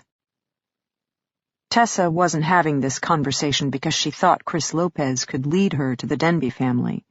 She was interviewing Chris Lopez as part of the next step of the missing persons process, developing a victimology report. Who was Justin Denby, and who were the winners and the losers when a man like him vanished into thin air? "You know construction?" Lopez asked her now. She shook her head, taking out her phone and holding it up for inspection. When he grudgingly nodded permission, she tapped the recording app and set the phone on the table between them. "Denby Construction is a major player. We bid on projects that cost at least tens of millions and often hundreds of millions. Think prison construction, senior care facilities, military barracks, etc. Big money, significant timeline, make it or break it kind of risk." Tessa decided to start with the basics. She got out her notebook, turned it horizontally, and presented it to Lopez. Here was a trick she'd never learned at the police academy, but had come up day one in corporate security school. "Org chart," she asked. "Major players." Lopez rolled his eyes, but took the paper, her offered pen, and drew the first box on the top of the page. Justin Denby, CEO. Made sense to her. Beneath Denby came 3 boxes: CFO Ruth Chan, COC Chris Lopez, and COO Anita Bennett. Tessa recognized Bennett's name, as she'd been the one to contact Tessa's boss bright and early this morning. Now, beneath the Chief of Operations name, Lopez drew 2 more, smaller boxes: MIS Tom Wilkins and Office Admin Letitia Lee. "COC stands for Chief of Construction," Lopez explained, tapping the box bearing his name. "Anita Bennett and I act almost as co-chiefs of operations. She handles business affairs while I manage the building gigs, so admin reports to her while the tradesmen report to me." Lopez didn't draw any more boxes. He pushed the org chart back, and Tessa frowned. "That's a pretty small corporate structure for a $100 million company," she observed. He shrugged. "First rule of construction. It's all about the subs. Especially these major projects. No way you can provide all the boots on the ground, not to mention it'd be too expensive to maintain that kind of overhead in down cycles. We partner. Think of Denby as being the head of a centipede. We develop the RFP. RFP? Request for proposal. How these big jobs start, especially if they're government funded. The agency involved. Agency involved? Lopez sighed. He leaned forward, placing his forearms on the tiny table while explaining, Say we're bidding on a $100 million project to build new barracks for the Navy. Obviously, that RFP is generated through military channels. Then there are hospitals, which can come through private or state channels, or prisons, which might come through the Bureau of Prisons, depending on whether we're talking a county, state, or federal facility. But it sounds like you do mostly government work. True. There are firms out there who specialize in major hotel projects, conference centers, casinos, that sort of thing. The hospitality industry. In comparison, we're the opposite end of the spectrum, the institutional industry. Lopez chuckled, pleased at his own irony. Why? Government game is connections, and Justin has connections. That's one of his strengths. The man knows how to work a room. And when you're competing against a dozen other firms for an RFP worth hundreds of millions of dollars, personally knowing the senator on the Appropriations Committee or having had the head of the Bureau of Prisons over to your house for dinner isn't a bad thing. Some firms even employ lobbyists. We attend some key conferences, get to know the major players, and Justin will take it from there. So, you get to know the key people who are issuing RFPs for these major projects. In New England? We build nationally. Okay, national building projects. But these projects are for hundreds of millions of dollars and must take, years to complete? Just the on-site build will tie up a couple of years, Lopez clarified. But take a major prison project we just completed. Took us 10 years, start to finish. Our client's the government, right? And governments don't move fast. I get it. So, on the one hand, you're landing projects in the hundreds of millions, but on the other hand, it's taking you up to 10 years to complete them. Big money, big risk, like you said.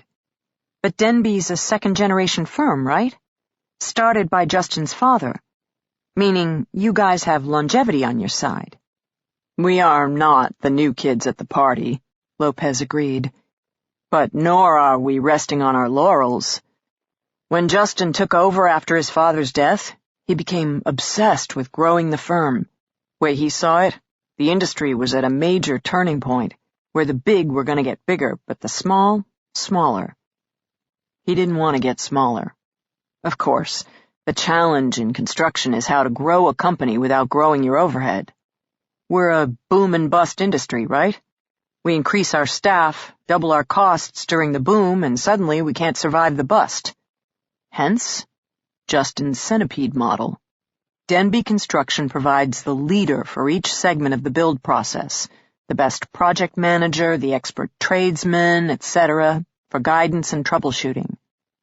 Basically, we provide the generals, our subs provide the troops, meaning Denby can staff lean while still being a leader in the industry. So, does that make you the expert on the experts? Tessa asked Lopez.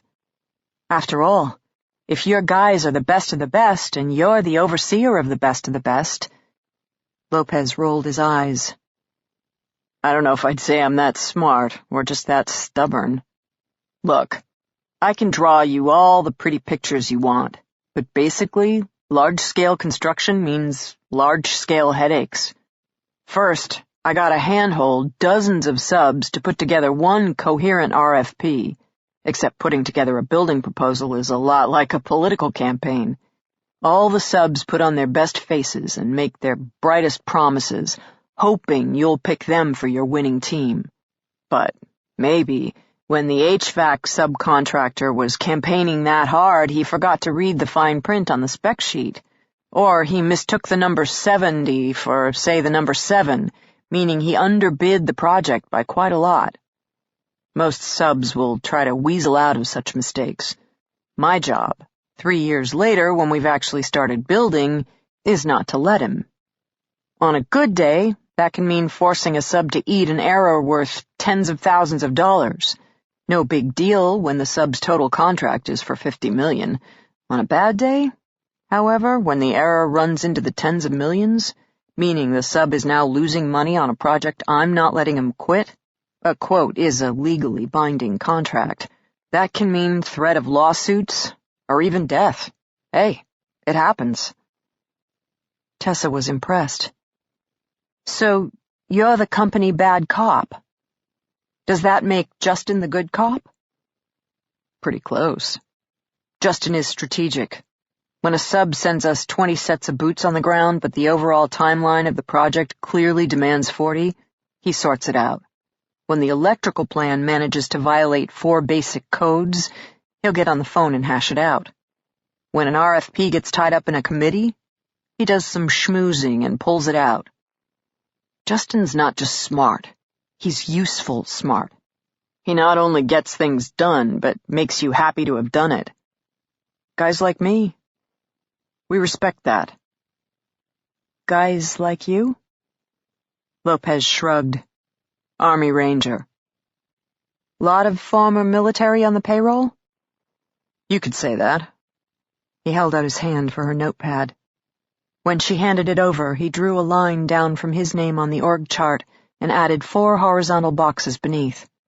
Design manager, structural engineer, superintendent of security, quality engineer. This is the core build team, he explained. Design manager oversees the architects. That's Dave. Only one of us whose misspent youth wasn't funded by Uncle Sam.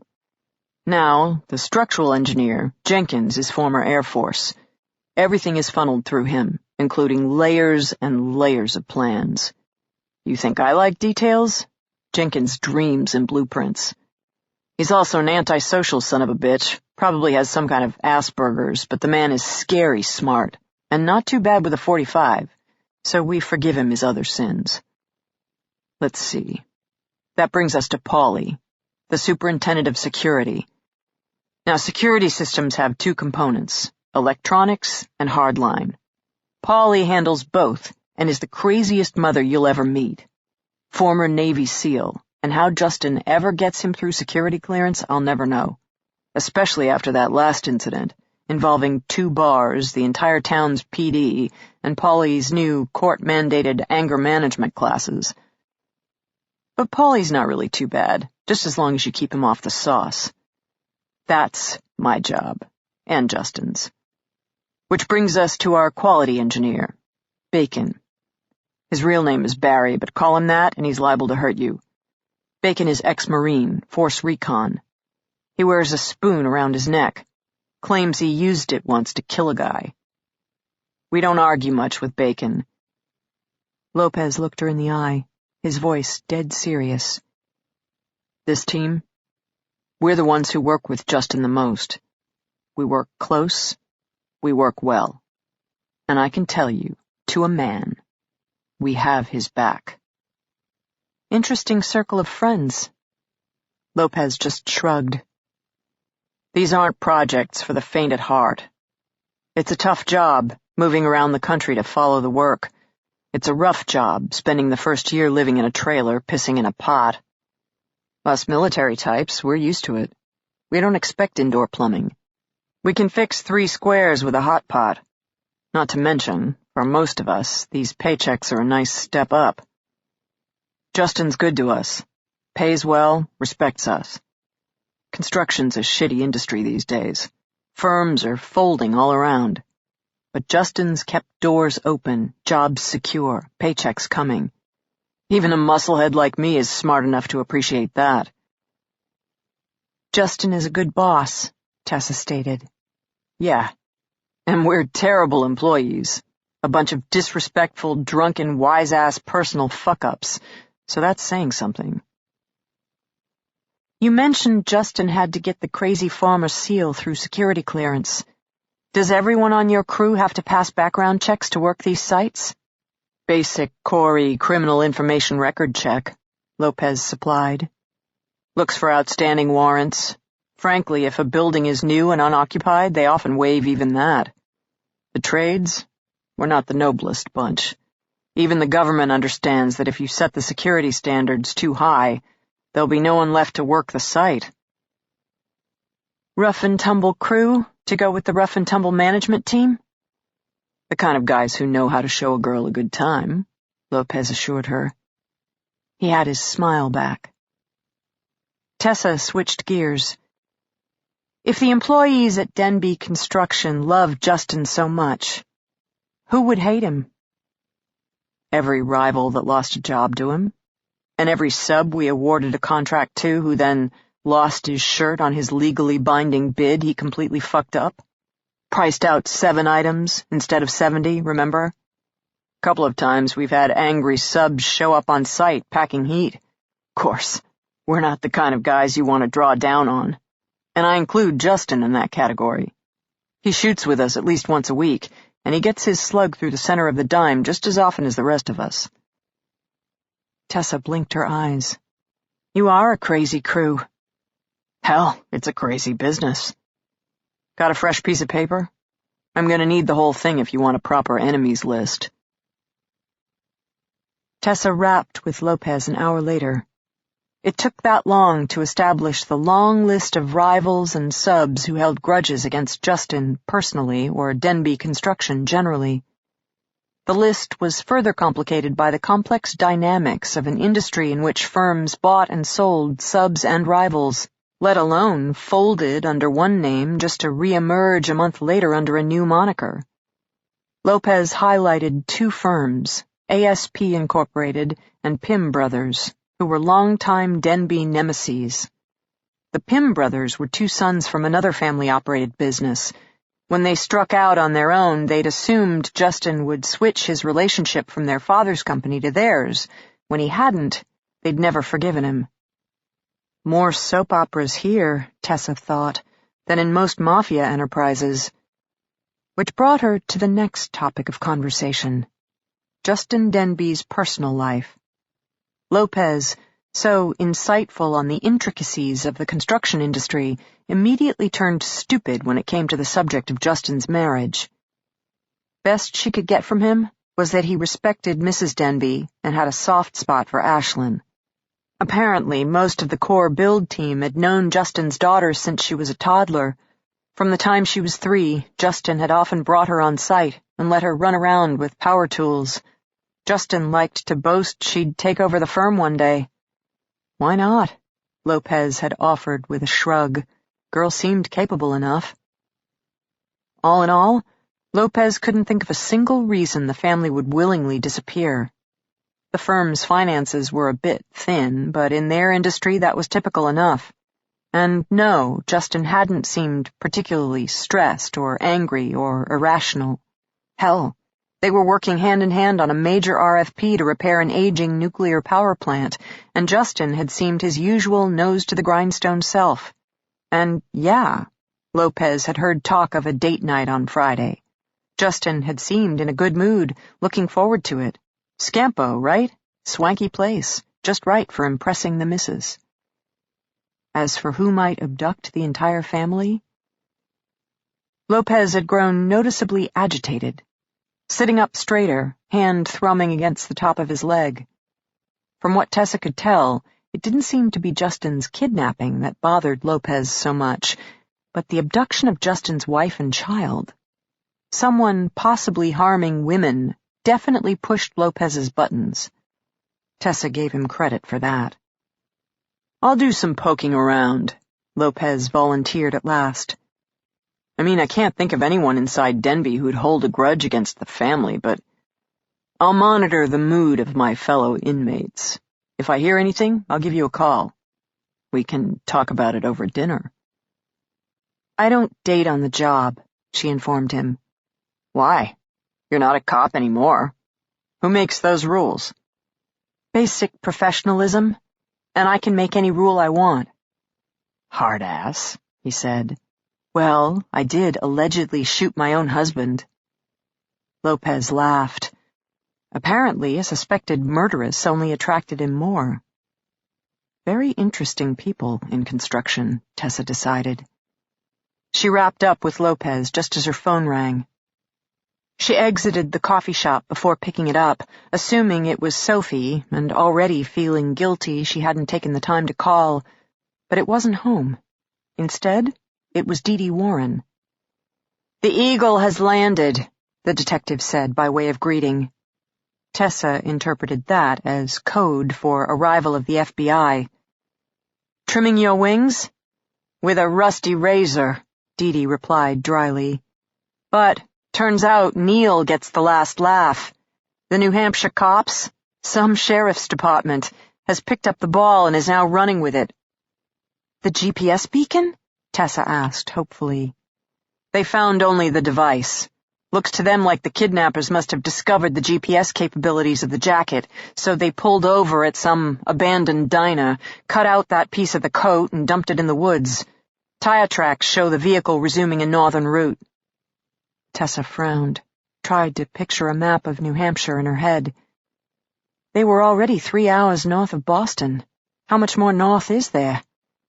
2 hours to Canada, but also 20 minutes from the main border, so possibly they veered east at some point, which would really place them in the middle of nowhere. Basically, we're looking at hundreds of square miles of wild mountains, abandoned campsites, and boarded-up summer homes. But other than that... "Crap," Tessa said, chewing her bottom lip. "Any word?" "No. FBI brought with them a behavioral analysis unit agent whose specialty is missing persons. According to her, if this is a ransom case, we should hear by end of day, or things aren't looking good." "It's not kidnapping for ransom. It's something more personal." "The FBI expert has a theory about that, too," Dee Dee supplied. "Which is?" "In cases of retribution, people have a tendency to think in terms of an eye for an eye. They want to dish out as much harm as they feel they sustained.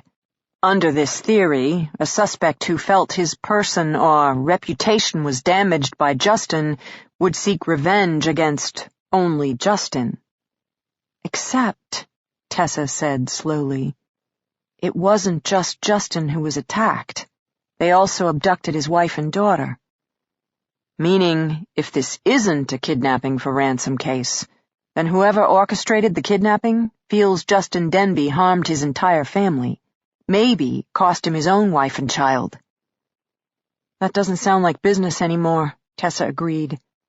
"That sounds personal." "Food for thought," Dee Dee agreed. There was a pause. "So, given that the feds are now here and working their magic—" "Last insider's call regarding this case you're going to get to make for a bit," Tessa guessed, which begged the question of why her one-time nemesis had been so considerate as to use that call on her. As if reading her mind, Dee Dee said, "Speaking for the entire Boston squad, we don't really care who saves the Denbys. We just want to hear that they've been located safe and sound. But if the family happens to be rescued by a local investigator versus, say, the very irritating feds who just commandeered our crime scene, well, all the better in our petty little world." Having said her piece, Dee Dee disconnected. Tessa stood in the parking lot another moment, considering the detective's update. What if money had nothing to do with the Denbys' kidnapping? What if, as the FBI expert suggested, it wasn't a professionally motivated crime, but a personally motivated crime? Not a matter of ransom, but retribution. Tessa checked her watch, skimming through the list of favorite contacts she'd gleaned from the Denbys' phones. Justin's right-hand man had claimed to know very little about his boss's personal life. But what about a member from Libby Denby's inner circle? Sister? Best friend? Close confidant? Tessa Leone, former state trooper, current investigator extraordinaire, selected her next target. Chapter 13. How do you know when you've fallen out of love? There are entire songs, poems, and greeting cards dedicated to the notion of falling in love. The power of the first glance across a crowded room. That moment right before the first kiss, when you're still wondering, will he or won't he, while angling up your head in centuries-old invite. The first giddy days, weeks, when you are consumed by thoughts of him, his touch, his taste, his feel. You invest in better lingerie, Take more time with your hair, pick out a new form-fitting sweater because you can imagine his hands following the same lines as the soft knit, and you want more than anything to invite those hands anywhere. When the phone rings, you snatch it up in hopes of hearing his voice. When your lunch break arrives, you hastily calculate if you can make it to his office and back before the hour's up, wearing a trench coat and nothing else. Planned dinners out become hastily scrambled eggs eaten out of bowls in the middle of his king-size bed, because your new sweater worked its magic and neither of you made it back out the door. And now he lounges around in his boxers, and you lounge around in his button-up Oxford, and you think to yourself, admiring the hard expanse of his bare chest, the rippling muscles of his upper arms, my God, how did I get so lucky?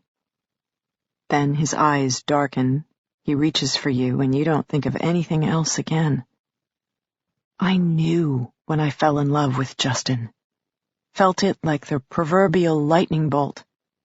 And I thought, that day, confronting him with the evidence, watching his face pale, then set, that I would feel my love for him die an equally thunderous death. Certainly, I caught my breath, felt my stomach churn with growing nausea, as he looked me in the eye and quietly said, "Yes, I've been sleeping with her." I yelled at him, threw whatever was closest at hand, raged and screamed with growing levels of hysteria. Ashlyn came racing down the hall to our room, but Justin turned and, in the sharpest voice I'd ever heard, ordered her back to her room right now. She literally spun around on one toe and went running for the sanctuary of her iPod. He told me to calm down, I remember that. I believe that's when I went after him with the bedside lamp. He caught it, grabbed it with those strong arms I used to love, and twisted me around until I was caught in his embrace, my back to his front, my arms locked by my sides where I could no longer hurt him. He held me, and he whispered softly against the top of my head that he was sorry. So sorry. So really, really sorry. I felt drops of moisture against my hair. My husband, moved to tears. The fight left me.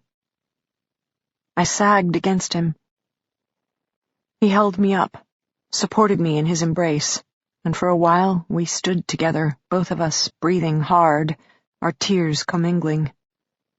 I cried for the loss of my marriage, for the trust I'd had in this man, and for the terrible, terrible feeling of not just betrayal, but failure, that I had loved my husband with my entire being, and it still hadn't been enough. And Justin? Those drops of moisture against the top of my head? Tears of shame? Pain at having caused me pain? Or simply regret at finally being caught? I hated him then, with every fiber of my being. But I don't think I fell out of love with him. I only wish that I could. Afterward, I kicked him out of the house. He didn't argue, just quietly packed his bag. I told him not to come back. I told him he was a terrible man, and he'd hurt me too much, and what kind of man ripped apart his own family, and what kind of father abandoned his own daughter. And then for a while I said things that didn't even make sense, but simply poured out, a raging flow of hurt and spite. He took it, stood in front of me, holding his black duffel bag, and let me hate him. Finally, I emptied myself of all words. We stared at each other across the silent space of our bedroom. "I was an idiot," he said. I made a noise. It wasn't kind. "This is my fault. My mistake." Another noise. "Can I call you?" He tried again. "In a few days, after you've caught your breath. Can we just talk?" I regarded him with pure, stony rage. "You're right, Libby," he said quietly. "What kind of man hurts his wife and tears apart his family? I don't want to be that man. I never wanted to be like—" He hesitated, and I knew what he meant to say. He didn't want to be like his own dad. I don't know why that should have made a difference. Justin's father had been a hard, misogynistic 1950s man who'd idolized his only son while driving his wife to drink with his nearly legendary unfaithfulness. So the apple hadn't fallen far from the tree. That's all Justin's unfinished statement should have meant to me. Except it made me remember other things, too. All those quiet moments of true confession during our dating years. The kinds of conversations that occur in the afterglow, sprawled naked on a bed, Justin stroking my bare arm, talking about the man he'd both worshipped and abhorred, loved as a father while being quietly appalled by the way he'd behaved as a husband. Justin had wanted his father's business sense, but he'd vowed even then to be a better husband, a better man. Just as I looked back at my own parents and swore never to smoke and to always wear helmets. That's the problem, you see? It's so much easier to fall in love, and so much more complicated to fall out of it. Because I couldn't just see this moment. I had 18 years of memories of this man, including our younger days and the hopes and dreams we'd both nurtured, when we'd magically assumed we could do better than our own parents because we hadn't walked in their shoes yet. We didn't realize just how complicated and lonely even a good marriage can get. "I don't want to lose you," my husband had said that day. "I'm willing to try harder. I want to do better. Libby, I love you." I made him leave, but I did let him call, and later he settled into the basement bedroom as we officially moved into the working on it phase of our marriage, which meant he traveled just as much but brought me flowers more often, and I fixed his favorite meals while withdrawing deeper and deeper inside myself, both of us waiting for our marriage to magically feel normal again. Time heals all wounds, right? Or if not, what the hell, 6 months later you can always try date night. I told myself I stayed in the marriage for Ashlyn. I told myself you just don't walk away from 18 years together. But the truth? I still loved him. My husband had cheated on me. My husband had lied to me. He'd sent texts to another woman using the kind of endearments I thought were once reserved only for me. He'd slept with her. Then, based on what I could piece together, returned home and on several occasions made love to me. And yet, my heart still skipped a beat when he walked into the room. The sound of his laugh filled an ache in my chest. The feel of his long, strong fingers retained the power to make me shiver. And I hated him for that, for hurting me and then being decent about it. I didn't want him kind or gentle or remorseful. I wanted him to be the bad guy. Then I could have just left him, changed the locks on the doors and never looked back. But damn it, he kept trying. He ended the relationship as I asked. He moved out of our bedroom into the basement as I asked. He suggested marriage counseling, though in the end I was the one who proved resistant. But he kept at it. Dozens of tiny little gestures trying to reassure me of his love and that he was sorry and he really did want me back.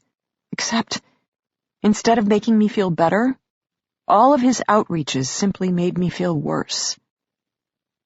I wondered, did he spoon with her afterward? Feed her oranges? Watch her lounge around in nothing but his favorite dress shirt? Did he whisper to her the kind of innermost dreams he once used to share with me?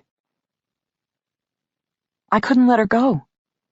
She had entered our marriage, some pretty young thing, and I didn't know how to get her back out again. So I'd pop open the orange prescription bottle, shaking out 2, then 4, then 6 chalky white pills, trying to halt the endless stream of painful imagery running through my head. But even I understood it wasn't the memory of that day I was trying to dull with the pills. Not even the pain of betrayal I needed to go away. It was my love for my husband I was desperately trying to let go. Because if I could love him less, then maybe I could forgive him more. And it had amazed even me how many pills it was taking to get the job done. Ashlyn had to go to the bathroom. She whispered her need in my ear as we were ushered into a single cell, her trembling body pressed to my side. I nodded once, half listening to her and half hearing the clang of the steel door slamming shut behind us. We were together, a pathetic party of 3, now garbed in identical prison orange jumpsuits.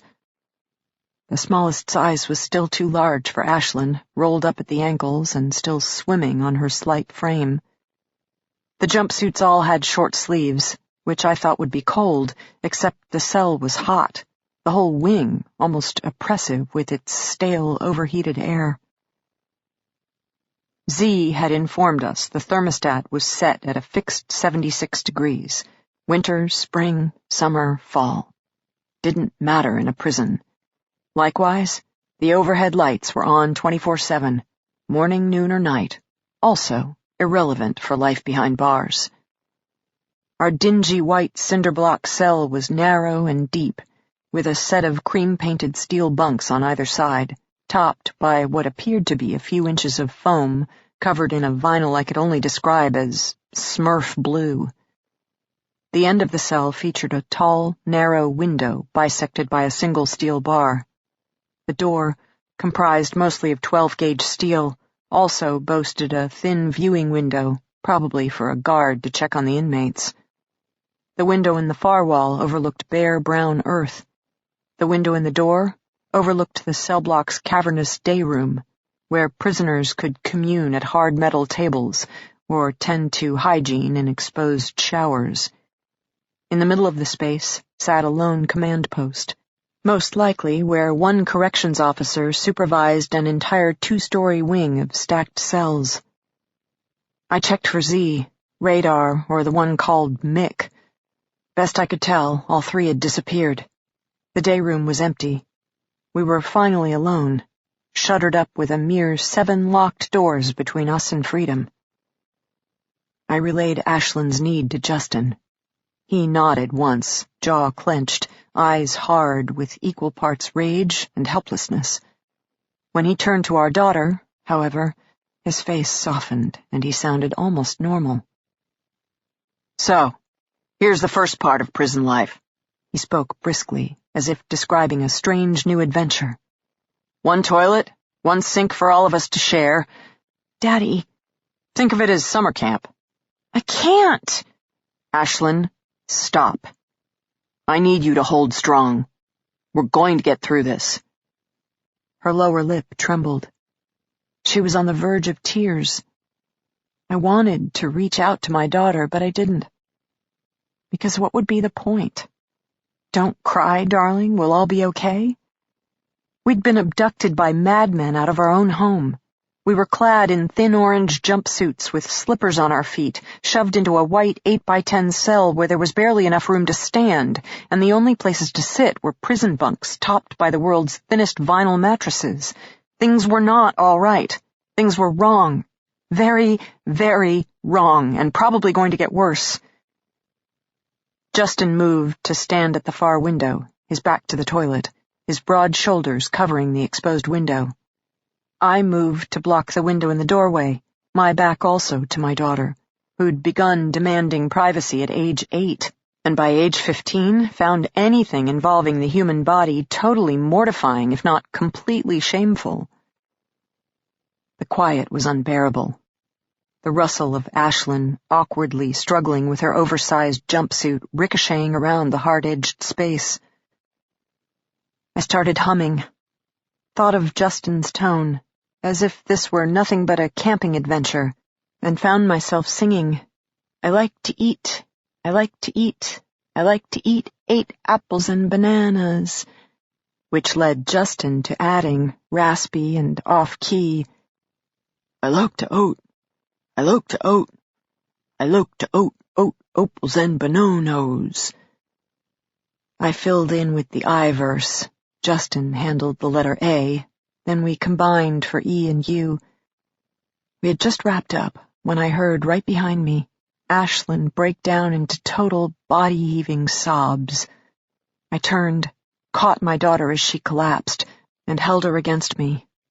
Justin moved away from the window, wrapping his larger arms around us, and we stood together, nobody speaking a word. First family hug we'd shared in months. I wanted to cry with my daughter, but I didn't. Eventually, I tucked Ashlyn into bed on one of the lower prison bunks. No blanket to cover her, no words to comfort her. I sat on the edge of the squeaky blue vinyl and stroked her hair. Justin paced. He roamed the tiny cell like a caged beast, running his fingers around the dull edges of the bunk beds, top and bottom, then inspected the far window, the door, the strangely built stainless steel contraption with a lower half that formed the toilet, while the top half jutted out sideways to serve as the sink. I turned to give him privacy as he used the facilities. The advantage of years spent sharing a master bath. I didn't have to sing. When he was done, I peed as well, then rinsed out my mouth with a dribble of water from the sink.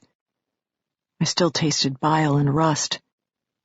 What I would give for a toothbrush and toothpaste, but apparently our captors weren't concerned about such amenities. When I finished, Justin moved from the far window and sat on the lower bunk across from Ashlyn, his back to the door. He indicated for me to do the same, so I returned to my seat next to Ashlyn, this time turning away from the door and staring at the narrow window. "No bugs," Justin said, as if this were great news. I stared at him blankly. He continued, "That means they can see us. There are video cameras everywhere, but not hear us. So as long as we keep our backs to the electronic eyes, we can speak privately." The subtleties of this were lost on me, but I nodded, encouraged if he was encouraged. "This is a state facility. Means our cell door is operated electronically from the control room.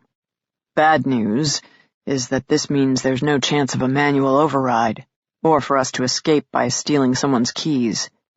But it also means they have to split up each time they want to retrieve us. While one or two may come to our cell door, the third has to remain in the control room to work the touch screen." I turned my head just enough to stare at my husband. "How do you know all this?" He turned to regard me curiously. "Libby, the project we wrapped last year in northern New Hampshire? The prison? I built this." I blinked my eyes, honestly startled. I knew Justin's firm had constructed a number of prisons over the years, New Hampshire, West Virginia, Georgia, but somehow it hadn't occurred to me. "Then you know this facility, the whole facility. You can get us out." Justin didn't speak right away. Instead, his expression turned sober. "I do know this facility, honey, including all the reasons we probably aren't going to get out. Z was telling the truth. This prison's state-of-the-art, with all of the state and all of the art designed to keep people wearing these jumpsuits trapped in these cells." My shoulders slumped. I leaned against the metal pillar supporting the top bunk. My hands were shaking. I could watch them tremble on my lap, almost like two separate entities, pale, dehydrated, claw-like fingers that belonged to anyone but me. "Ashlyn," I whispered, a single word that said enough. Justin's jaw hardened. His face took on a fierce expression I knew so well, and because we'd been married 18 years, years where I'd seen the look in his eyes when he'd held our baby daughter for the first time, watched him patiently balance her tiny hands in his when she was learning how to walk, still caught him standing in her doorway late at night just to check on her. I knew how much pain was behind that rage.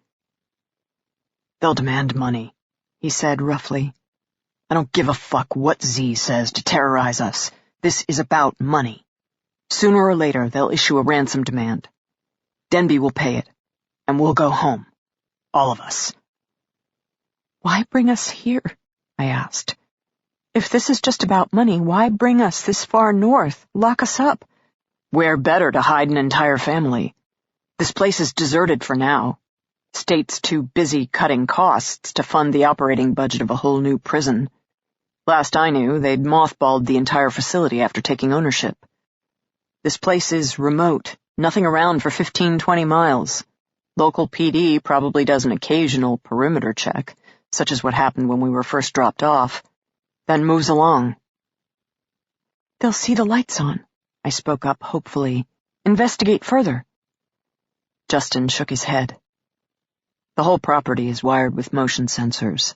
Every time a cop approaches, this place lights up like the 4th of July. Nothing unusual there. There's 3 of them, I whispered. A whole commando team. They have tasers, weapons, obviously spent some time planning this. If this is about money, they're going to want a lot of it. And tomorrow's Sunday, so even if the company is willing to pay. Justin thinned his lips. We're probably looking at least a couple of days internment, he granted. I brushed our daughter's hair. Ashlyn still slept soundly, exhaustion and shock having caught up with her. How long have we been gone? I asked now. 16 hours? They haven't even offered food or water. Sink has water. As for food, we can make it a couple of days. I watched my hands tremble again. Felt my stomach churn, my headache build. Things I should probably tell him, but I didn't. Because while we had 18 years together, we also had the past 6 months, and that had changed things. I don't want her alone with them, I said, turning the matter back to Ashlyn. Justin shrugged away my concern. They've put us together in a single cell. Nicer of them than I would have thought, actually. He was right. 3 separate cells would have been worse. Each of us trapped in a separate cage, helpless to assist the others. In that scenario, if they'd come for Ashlyn, what would Justin do? What would I do? Stand by powerlessly while they led our daughter away. Whatever happens, I reiterated, my own thoughts starting to run away with me. I don't want Ashlyn alone with them, especially that one with the checkerboard hair. Mick? Did you see his eyes? Something's not right there. Not going to happen. Really? Because we're so in control of the situation? In case you haven't noticed, they're the predators and we're the prey. And what kind of prey ever gets to choose its own fate? I wish I hadn't spoken the words the second I said them. My voice was too high, verging on hysterical. I fisted my hands on my lap, bit into my lower lip as if that would keep the panic at bay. Libby. Justin's voice was serious. I looked up, found him studying me. He didn't speak right away. Instead, he regarded me with a fierceness I hadn't seen in years, but still remembered well. I know things are challenging for us right now. I know I've hurt you. If I could go back in time. He paused, squared his shoulders, soldiered on. I want you to know, Libby. Somehow, some way, I'll keep you and Ashlyn safe. Nothing and no one is going to harm my family. You can trust me on this. And I believed him. Because my husband was that kind of guy. The modern caveman I'd often called him.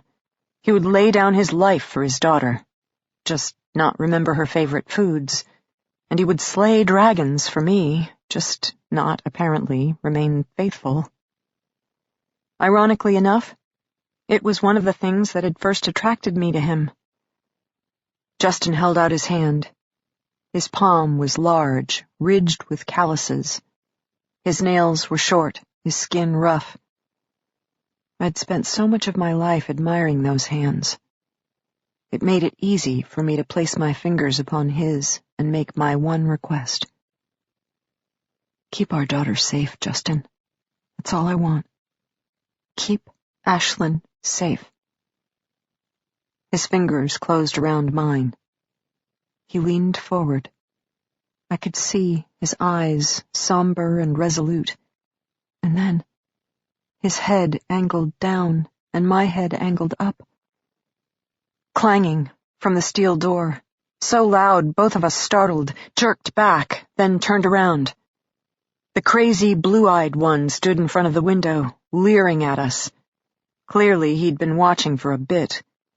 Clearly he'd liked what he saw. I couldn't help myself. I recoiled, reaching for my daughter as if holding her arm would somehow keep her safe. Get up! Mick barked from the other side of the door. Think this is some kind of vacay? Come on! Time to work! Chapter 14. Wyatt didn't call the feds. If they wanted to join the party, they knew where to find him. In the meantime, he and his deputies went to work. Maps. He liked maps. Sure, you could look this stuff up on a computer in this day and age, but there was something satisfying about unfolding a massive, color-coded scale map of mountainous New Hampshire. The dozens of blue blobs of lakes, the endless squiggly lines of hundreds of winding rural roads. New Hampshire was a funny state. Long, skinny at the top with a wider base, nestled like a puzzle piece into the opposing shape of Vermont, as if the two were long-lost friends. New Hampshire wasn't a very big state, as the crow flies. A dedicated driver could make it from the southernmost border with Massachusetts to the northernmost border with Canada in 3.5, 4 hours tops. Horizontal routes, however, were another matter entirely, thanks to the White Mountains. They jutted up like jagged teeth and bit their way through the middle of the state, forcing east-west roads to zigzag, stair-step, and generally give way before their greater might. As the locals liked to say when contemplating drives across the state, "Why, you just can't get there from here." Given those dynamics, Wyatt was betting their suspects had continued due north. Mostly because that's what drivers did in New Hampshire. You went up or you went down, but it was too painful to move side to side. For kicks, he'd sent one deputy, Gina, to drive due north from the diner, told her to perform basic recon, note rural turnouts or deserted campgrounds where a driver might pull over to refresh, stop in at any isolated gas stations or unpopulated grocery stores where a bunch of kidnappers might feel it was safe enough to grab food, water, refuel. Start asking questions, passing along the description of the missing family and getting the locals watching. She could also mark major turnoff points, or larger towns where they could involve local PDs, but Wyatt was guessing their suspects would do their best to drive through such areas. An entire family was hard to conceal. Why even risk heavily populated areas for stopping when the North Country had so many safer havens to offer? Frankly, he respected the kidnappers. When heading for the wilds of New Hampshire, they had picked wisely. He bent back over the map, tracing Route 16 up the eastern edge of the state as the feds swept through the door. He knew it was them without looking up.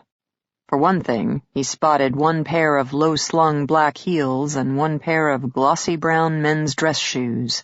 Only lawyers wore those kinds of shoes in this neck of the woods, and lawyers rarely visited the sheriff's office on a Saturday afternoon. The female spoke first.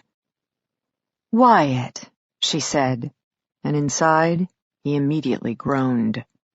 He knew that voice. Crap. Wyatt straightened, took his finger off the map, prepared to give the devil her due. Nicole Adams, a.k.a. Nikki. Except last time he'd used that nickname, she'd been waking up in his bed. He had a feeling he didn't get to use that nickname anymore. Or, for that matter, remain an intact male in her withering presence. "Special Agent Adams," he replied.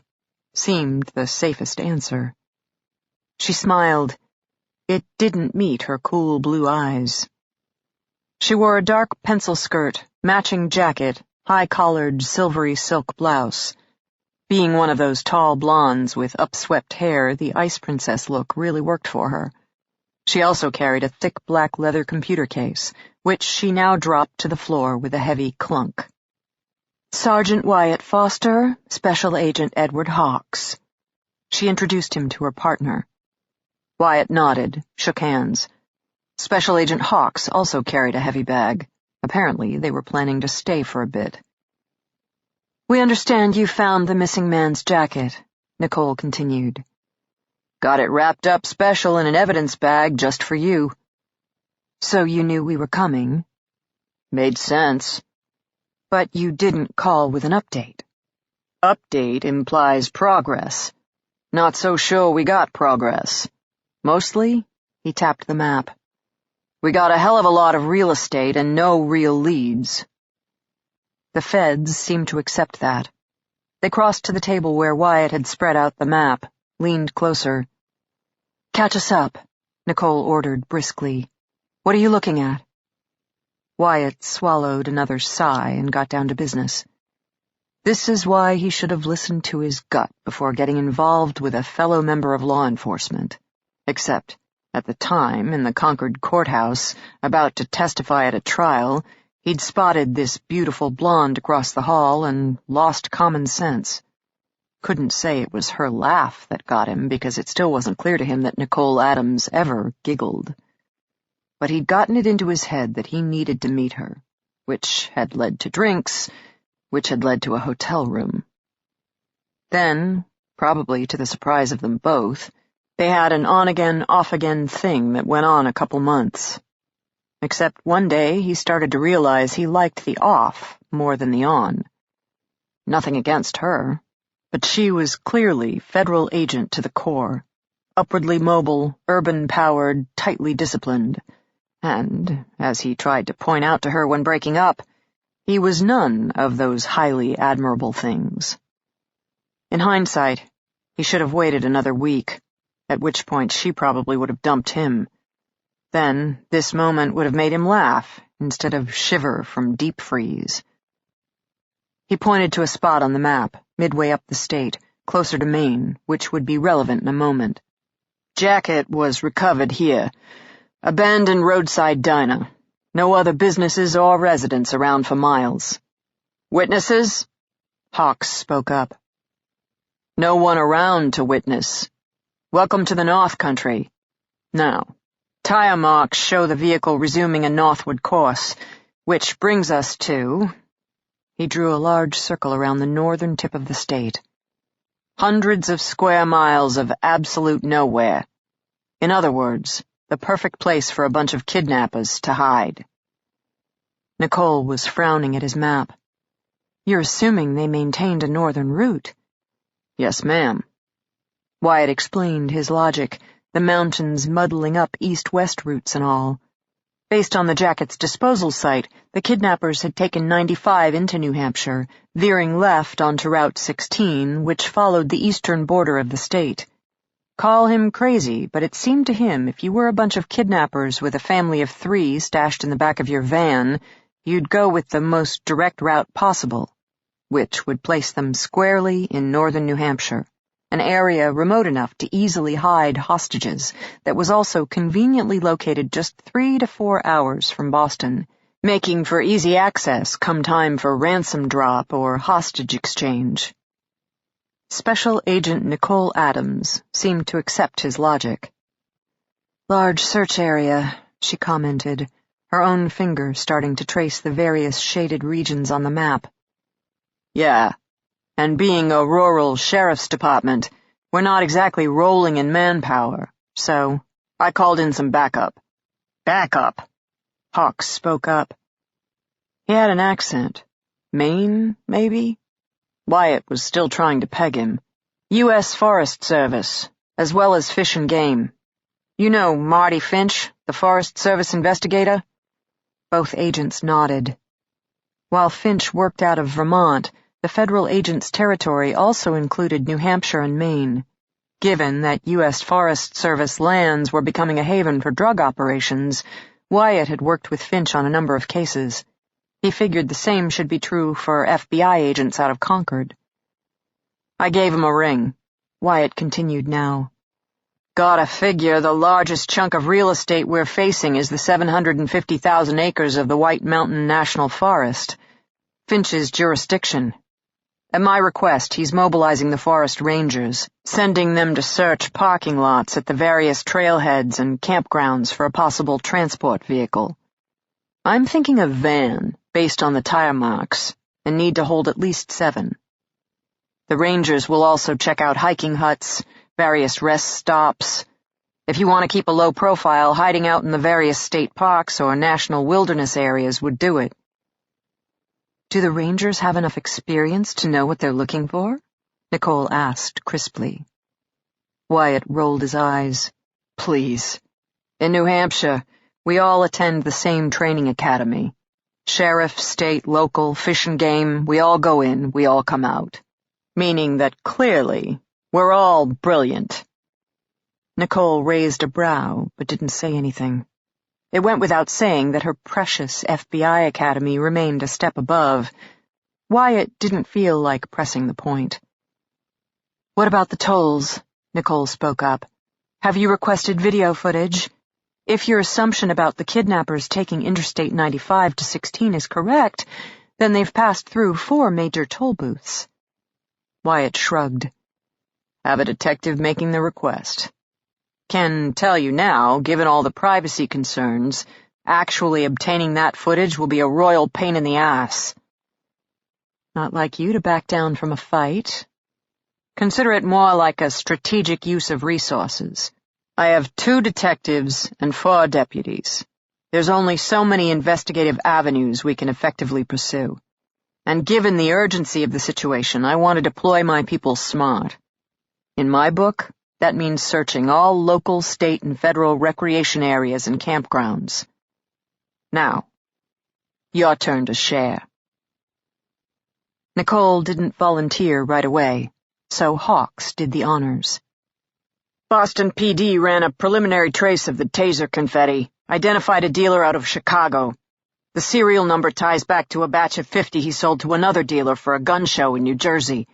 That dealer says all 50 were sold at the show. If the individual buyers didn't register their tasers, that's not his problem.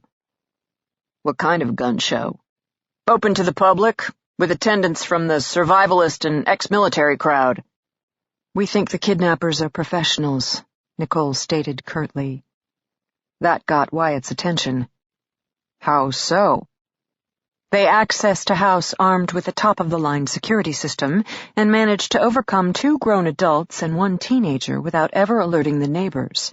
Furthermore, Justin Denby is experienced in firearms and, by all accounts, a man capable of defending himself and his family. As it is, there's evidence the teenager put up a decent fight. The suspects, however, were still able to overpower her and ambush her parents without ever spilling a drop of blood. It takes discipline to pull off that kind of controlled operation, not to mention training and resources. Ransom? Wyatt asked with a frown. Not yet. But you assume demands are coming. As of this time, we have no other theories on motive. Wyatt got that. Especially if the situation involved professionals, who, by definition, were interested in payment. Family has the ability to pay? The family firm, Denby Construction, is running the show. And yes, the officers of the company have been in touch with local law enforcement and are willing to release whatever funds are necessary.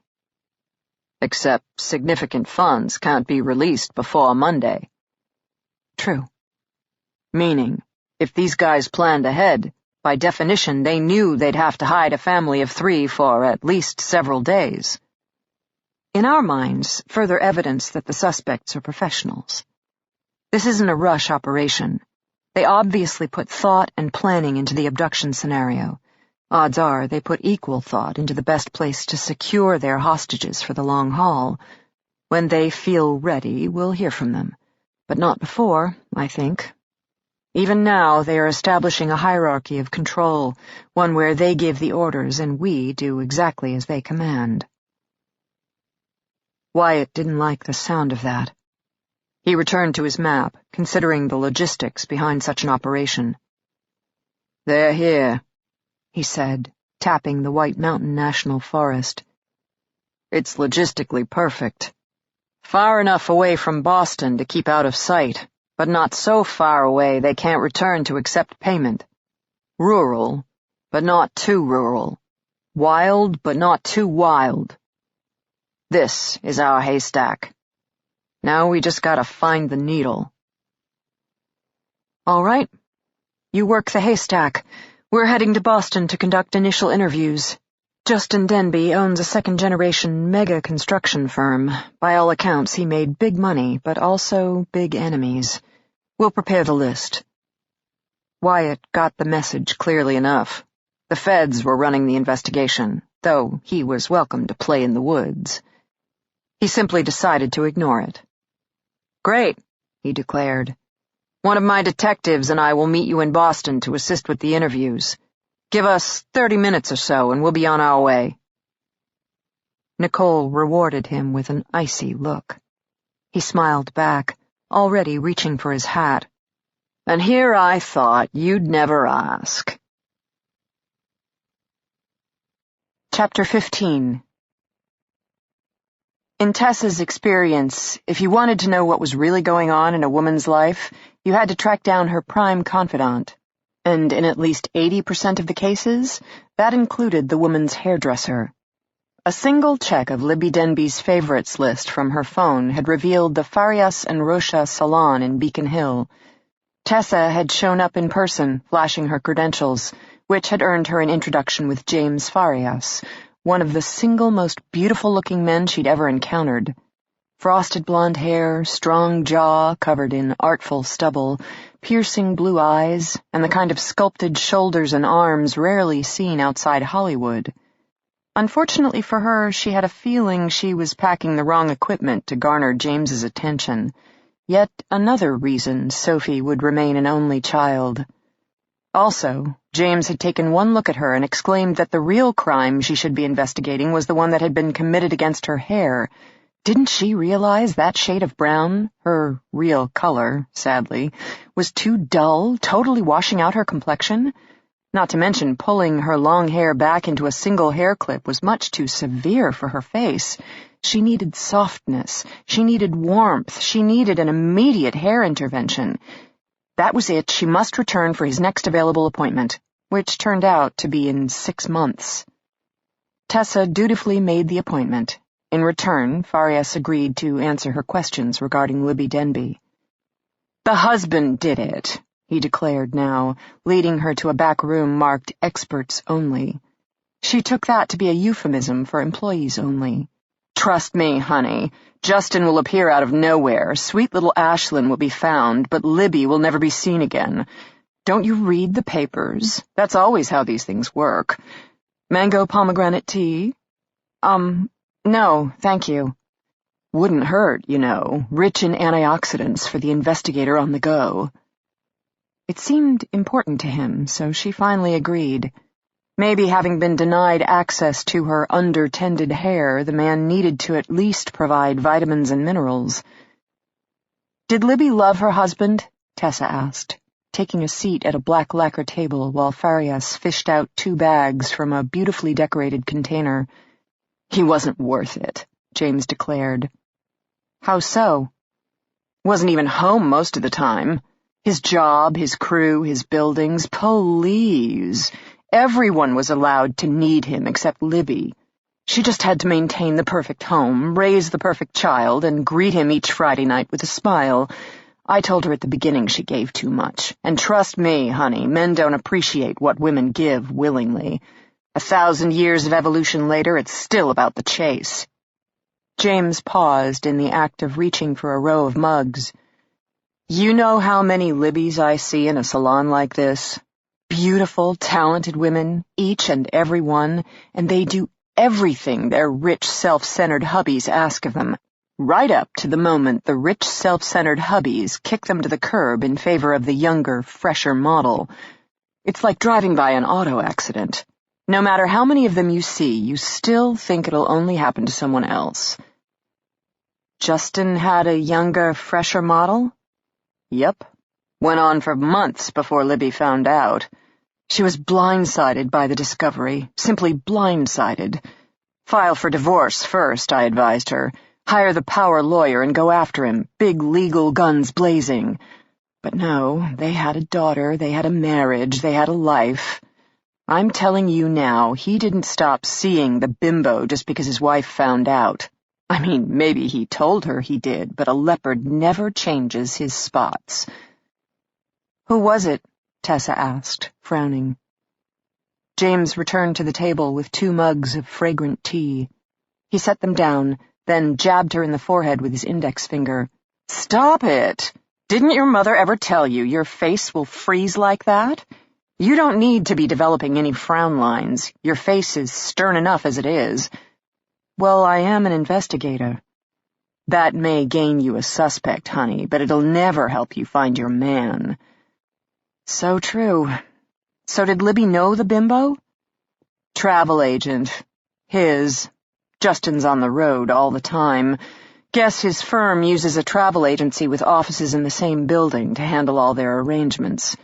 Pretty soon, it became a full-service relationship. Did Libby know the woman? Please. Girl is more like it. James took a seat, leaning close. Libby went in one afternoon. Wasn't going to talk to her, wasn't going to approach, just wanted to size up the competition, you know. According to her, she walked through the doors of the agency, took one look, and walked right back out. Said the girl couldn't have been a day over 21. Just some starry-eyed kid who no doubt hung on every word Justin ever said before catching up with her friends at a concert. Name? Kate, Christy, Katie, something like that. Libby couldn't take her seriously. If anything, she seemed to feel bad for her. Just some young girl getting involved with a married man. In her mind, Justin had taken advantage. Generous of her, Tessa remarked. Oh, she's that kind of woman. Not a catty bone in her body, which is more than I can say for most of the felines around here. How long have you known Libby? Oh, honey, I never give out that information. Next thing I know, you'll guess my age. Okay. A long-time client? Certainly. Woman needed help in the beginning, too. She grew up in the projects, a regular little orphan Annie with a hard-knock life. I understand no one thinks of Back Bay as being the mean streets of Boston, but trust me, love, they're tough in their own way. Didn't exactly fit in? Her husband's in construction, wears work boots. Seriously? Yeah, but $100 million company? And once word got out, trust me, attitudes softened. Plus, Libby herself is a fabulous artist. Jewelry? Exactly. The ladies who lunch liked that. Maybe Libby's upbringing wasn't Back Bay, but her fine arts education was a step in the right direction. Not to mention her home is gorgeous. Have you seen it? I've been over several times, and with the exception of that chandelier in the foyer, there isn't a single thing I would change. Did Libby like the ladies who lunch? Tessa asked. Have a circle of close friends? For the first time, Farias hesitated. He covered the pause by taking a sip of his tea. Libby is a kind soul. I've never heard her say a bad word about anyone. She doesn't hold to social circles the way some do. She would have these dinner parties from time to time that would include, say, myself and her neighbors, but also Justin's construction crew. James shivered. Delicious bunch of men, positively divine, each and every one of them, even if they did make me fear for my life. Libby got along? Liked everyone? Was liked by everyone? Libby is genuine. James stopped, repeated the word, seemed pleased with the description. Not much of that going around here these days. And up until a few months ago, I would have also said she was happy. Justin's job didn't bother her. His absence didn't bother her. She loved her daughter, had her jewelry. She went out when Justin was away. I know she'd talk about going to the movies with some ladies, various lunch dates, but... He paused again, hands wrapping around his mug. Libby was a bit of an island. I don't know any other way of saying it. Neighbors, organizations, the local pecking order. I never got the impression she cared about any of that, or for any of them. Her world was Justin and Ashlyn.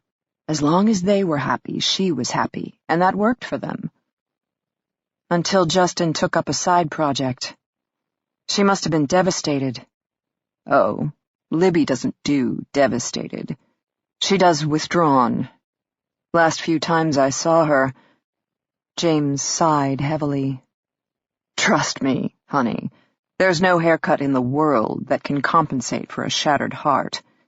She claimed she and Justin were trying to work things out. She claimed she hadn't given up. But let me tell you, that's not what her hair and skin were saying about things. Woman was a wreck, and that's no way to win your cheating husband back. Rumor is Friday night was date night. James merely sniffed. Really? Like going back in time is any way to move forward. A couple like that. You have trust issues, you have insecurity, you have a family business that routinely destroys any hope of true family time. What kind of dinner date can fix all that? Well, when you put it that way, Tessa murmured. Her tea had finally cooled to the point where she could take a sip. It was fruity. She liked it. What do you think? Farias asked. I can already feel the antioxidants rushing in, she assured him. I'd recommend at least 2 to 3 cups a day, and no more frowning. Otherwise, in another year or two, it's Botox for sure.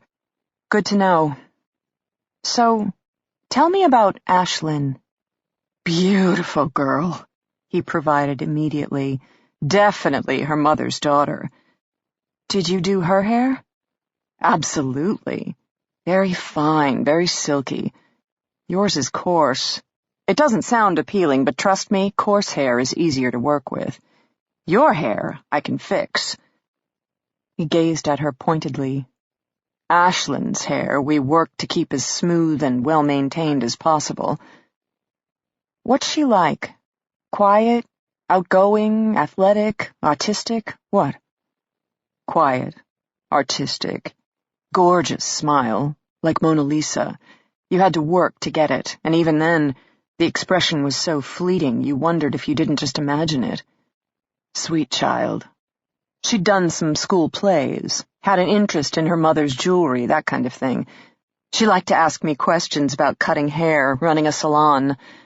Always polite, but curious. I think hair and fashion interested her, but her own style was more eclectic.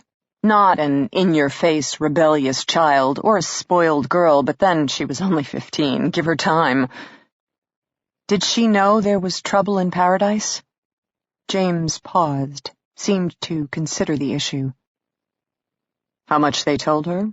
I don't know, but Ashlyn's sensitive. There was no way she could be living in that household with her mother looking the way Libby looked and still believe her parents were doing fine. Was Libby protective of her? Absolutely. Libby grew up without a father, yet another reason to keep her fickle, rutting husband around. Heaven forbid her own child should suffer the same. Heard Justin was grooming Ashlyn for the family business. Oh, yes. Gave the girl pink power tools for her 15th birthday. What teenager wouldn't be impressed? Tessa contemplated James's tight-lipped expression.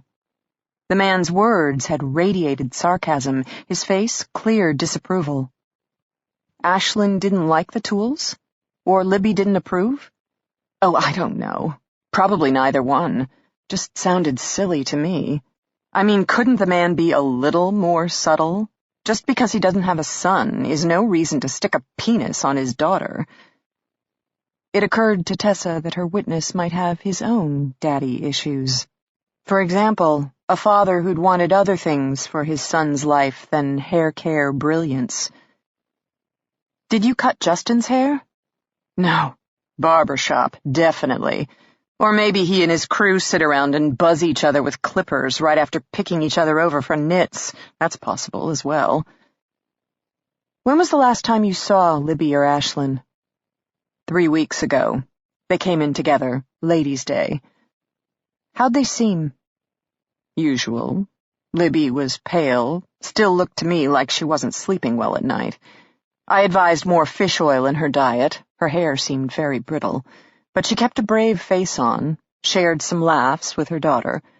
To most people, I'm sure they looked like they were having a very nice time. You had to know them better, to read the signs.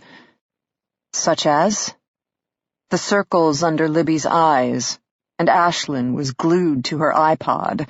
She kept putting in her earbuds. Libby kept pulling them back out. "Talk," she would say. "Share. That's what this day is supposed to be about."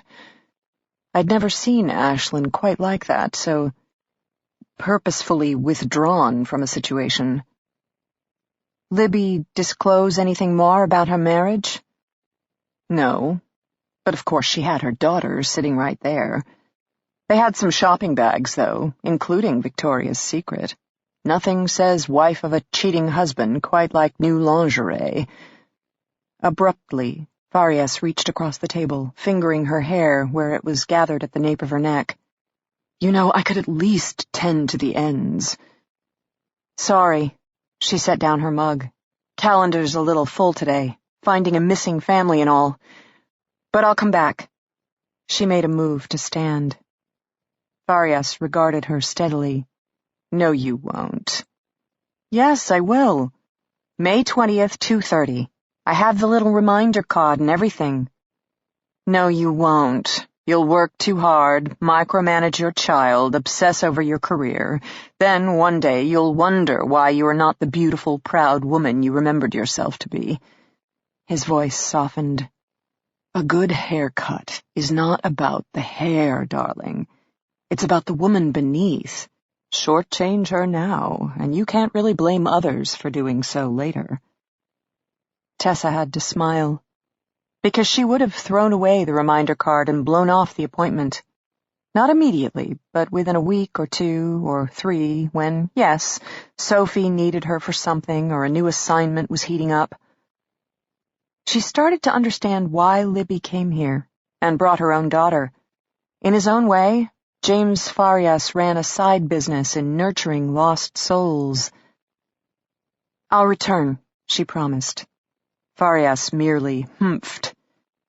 "Find my Libby," he said abruptly. "Whatever happened, wherever they've gone. She's a good person, and there aren't nearly enough of them left these days." "The dinner parties?" Tessa asked. "Who else were among the attendants?"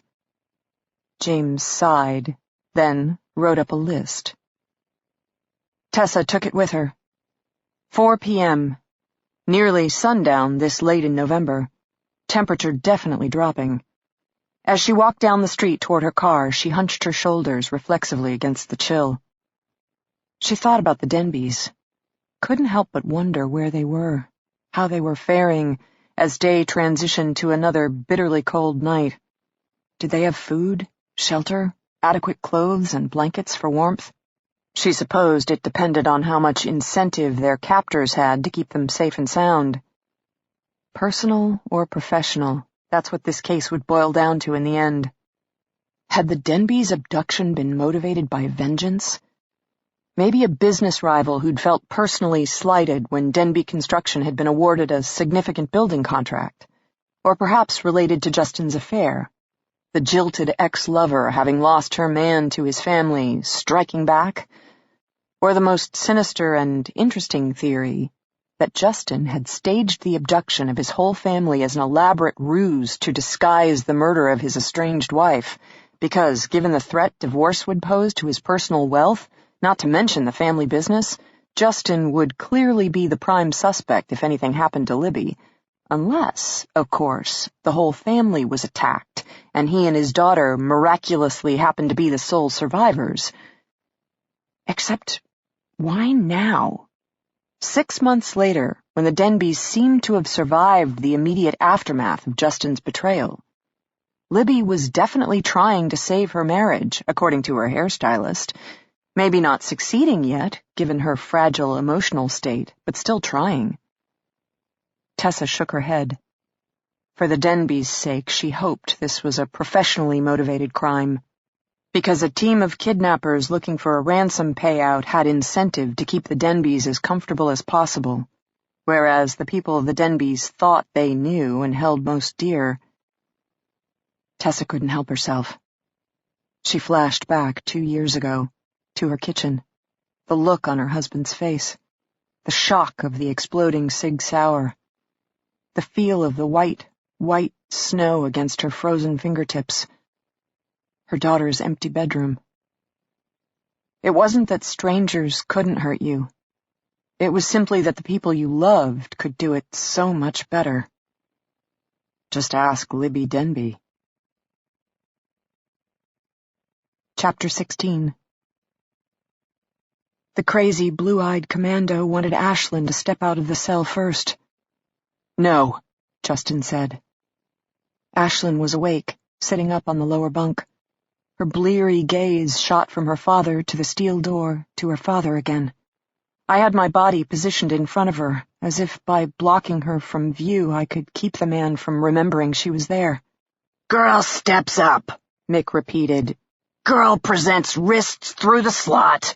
I secure girl's hands. She exits cell. Those are the instructions. "No," Justin said. His shoulders were set, his hands fisted by his side. "I'll go first, then my daughter, then my wife." Mick raised his black taser till it was visible through the narrow strip of window. "Girl steps up," he repeated, and this time there was a load of menace behind each word. I gazed from my husband to the commando, still feeling confused. Then I got it. The scenario Justin was trying to avoid. If Ashlyn exited the cell, Mick could simply slam the door shut behind her, trapping us inside the cell, leaving Ashlyn alone and vulnerable on the other side of it. I stepped forward, standing beside Justin with our shoulders touching. I wanted to feel brave, resolute. My stomach was cramping. I could feel fresh beads of sweat across my forehead, and I dug my nails into my palms, calling upon the pain to ground me. Mick lowered a metal plate, opening the slot in the middle of the cell door. His eyes were flat, his face expressionless, as he lined up the taser in the opening, aiming for Justin's torso. "The girl," Mick started harshly. "Fuck you," Justin bellowed back. "I'll go." Both men paused, blinked, looked at Ashlyn, who'd risen from the lower bunk. "Stop it!" She wasn't talking to Mick. She was talking to her father. "What are you gonna do, Dad? Protect me? Pretend everything's all right? Nothing bad's ever gonna happen to your precious little princess? Kind of late for that, don't you think?" The bitterness in her voice caught me off guard. I looked down, embarrassed for my daughter, hurting for my husband, who I knew had to be shocked by such an outburst. "Ashlyn." "Stop it! Just stop it! You should have left us, you know. Moved in with your new girlfriend, built a new life. We could have handled that. But no, you have to hang around the house, pretending you still love us, pretending you still care.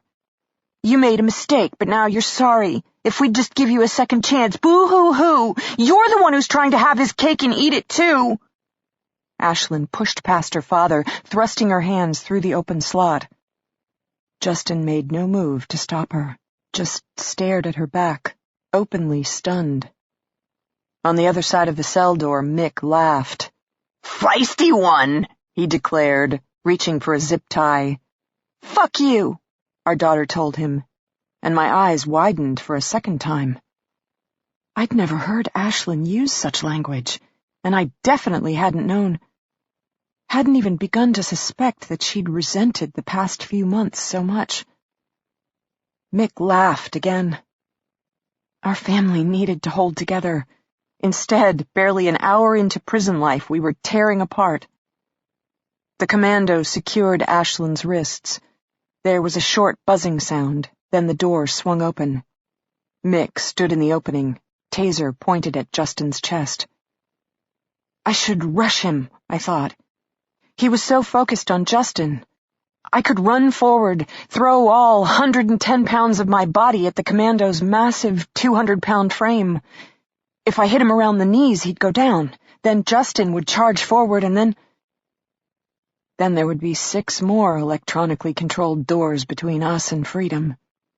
We would have exchanged our cell for the prison day room, and we would have pissed off 3 armed men, one of them sporting a fang-bearing cobra tattoo. I shuddered. Another buzz. The heavy steel door closed, and our daughter stood on the other side, next to the psycho commando. She didn't look scared. She just stared at her father as if she'd never hated him so much. "I am such an asshole," Justin whispered. I didn't argue. I stepped up and presented my wrists through the slot. Mick lined us up in front of him. Still no sign of the other 2 commandos, so it was up to him to shepherd 3 bound prisoners out of the day room into the corridors of the abandoned prison. He didn't seem nervous about his prospects, more like tense. He had the taser held at his waist, pointing forward. The first time one of us flinched, he'd pull the trigger. The moment we started walking, I knew I'd be the first one down. My legs shook uncontrollably, each step requiring more effort than the one before. It felt as if the atmosphere had taken on weight, until just getting my knee off the ground, my foot in the air, demanded a tremendous amount of energy. I was like a character in slow motion, barely churning my leg up, forward, down. I stumbled, swaying right. Mick didn't pull the trigger, but caught my arm, shoved me forward. I noticed that Justin and Ashlyn were now several steps ahead, a gap opening up in our group. They didn't look back to check on me. We arrived at the sally port. The first set of doors buzzed open, Big Brother always watching. Mick ushered us forward. When we were assembled inside the small portal, the first door rolled closed behind us. Then, after a moment's pause, a second door rolled open ahead of us. Justin was looking up and to the right. I followed his gaze until I spotted a small electronic eye protruding from the corner. I wondered whether we should wave, or whether that would be childish. We exited the sally port into a towering white corridor, at least 2 stories tall, with huge steel girders forming intersecting V's above us. Keeping with the prison theme of soullessness, the floor was poured gray cement, the walls painted stark white, and the windows, high above us, dark, eerie panes of glass. Periodically, cement staircases protruded from the right side of the wall, leading to second-floor doorways. "We're behind the cell blocks," Justin murmured. He looked at Mick, his gaze still challenging. "This is the exit hallway in case of fire." "Hey, man, tell us where we're going. I'll lead us there." "Walk," Mick ordered. Justin and Ashlyn took the lead again, and I fell immediately behind once more, still trying to force my limbs to fight gravity. Arm swinging slowly forward, knee raising slightly, trying to cycle ahead. The lights were bright, bouncing off every hard white surface, while my head ached and my stomach cramped and I wanted to curl up in a ball in a cool, dark place. I would cover my face with my hands. I would succumb, sinking down, down, down into a darkness without end. "Move!" Mick's hand on my arm, shoving me forward. I stumbled. He tried to correct. I stumbled again. Dimly, I was aware of Justin and Ashlyn well ahead now. Justin had his arm around our daughter's shoulders. His head was low. He was speaking in her ear. I was the distraction, I realized. Mick had to tend to me, and while he and I tussled with my weak, uncoordinated limbs, Justin could lead our daughter out of here. He knew where he was, Behind the cell blocks, he'd said, with 3 locked doors already behind us. I tripped, almost went down. Mick grabbed my upper arm, dragging me upright and twisting me around until we stood mere inches apart, chest to chest, face to face. I stared into his crazy blue eyes, framed by his even crazier blonde and black checkerboard hair. Well, goddammit! You move, you perform, you work, or I'll blow out your fucking brains myself! I wished I had my husband's courage. I would have settled for my daughter's bitterness. Instead, I smiled up at the crazy commando, watching his eyes widen in surprise. His left hand bruising my arm, his right hand with the taser dangling forgotten by his side. "Shh," I whispered at him. What the? Shh! Then faster than I knew I could move, definitely faster than he thought I could move, I grabbed the taser with my bound hands, twisted it between us, and pulled the trigger. It's true, what they say.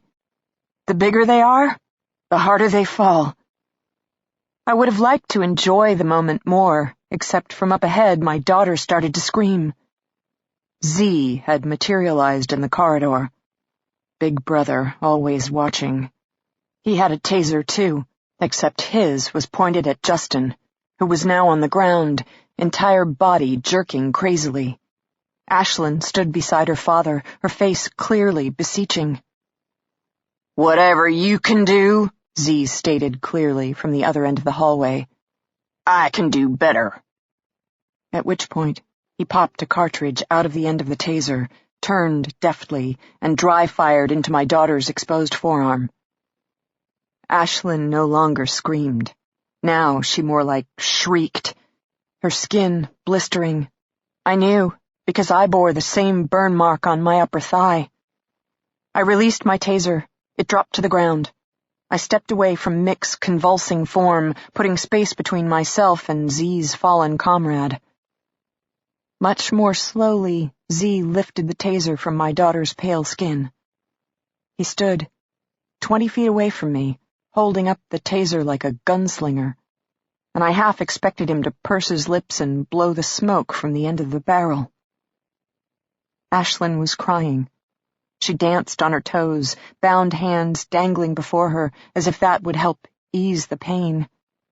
Justin had stopped twitching on the floor, but he didn't immediately rise to his feet. My husband had been hit how many times in the past 24 hours? How many unfried brain cells could he have left?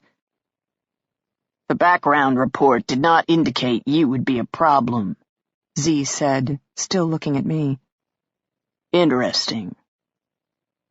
I wanted to jut out my chin at him, yell at him for harming my child, torturing my husband.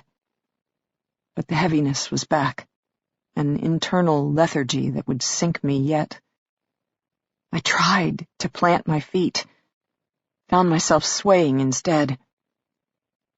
"Ashlyn," I might have whispered. Except, suddenly, with an ear-splitting roar, Mick leapt to his feet, fists clenched, face enraged.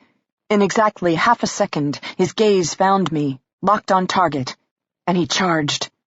I collapsed, trampled like a dandelion before a rampaging bull. He was bellowing, Ashlyn was screaming, and I could hear another voice, maybe Z, calling out something, but mostly I was trying to curl up, to tuck my head into my bound arms as Mick grabbed my hair, lifted my head and shoulders half off the floor, then slammed me back down onto the concrete. Cracking, maybe a rib, more likely my skull.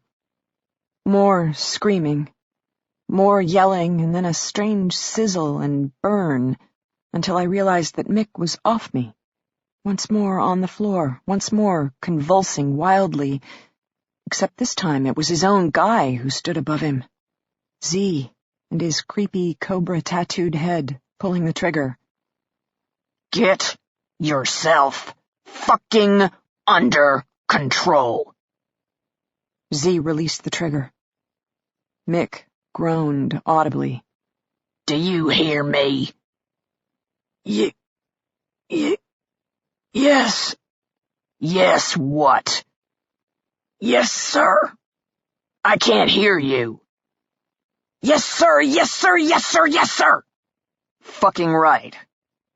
Up. Get your sorry ass to the control room. I'll take things from here.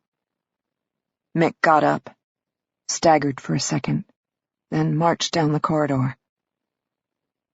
The moment he was halfway down the hall, Ashlyn rushed forward, dropping to her knees beside me. Mom, are you all right?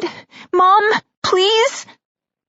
I felt her long hair against my cheek, her own fingers trying to push my lighter strands back so she could better see me. I just need a minute. Z didn't talk. He stood. After a few minutes, I was able to sit up, Ashlyn helping support me.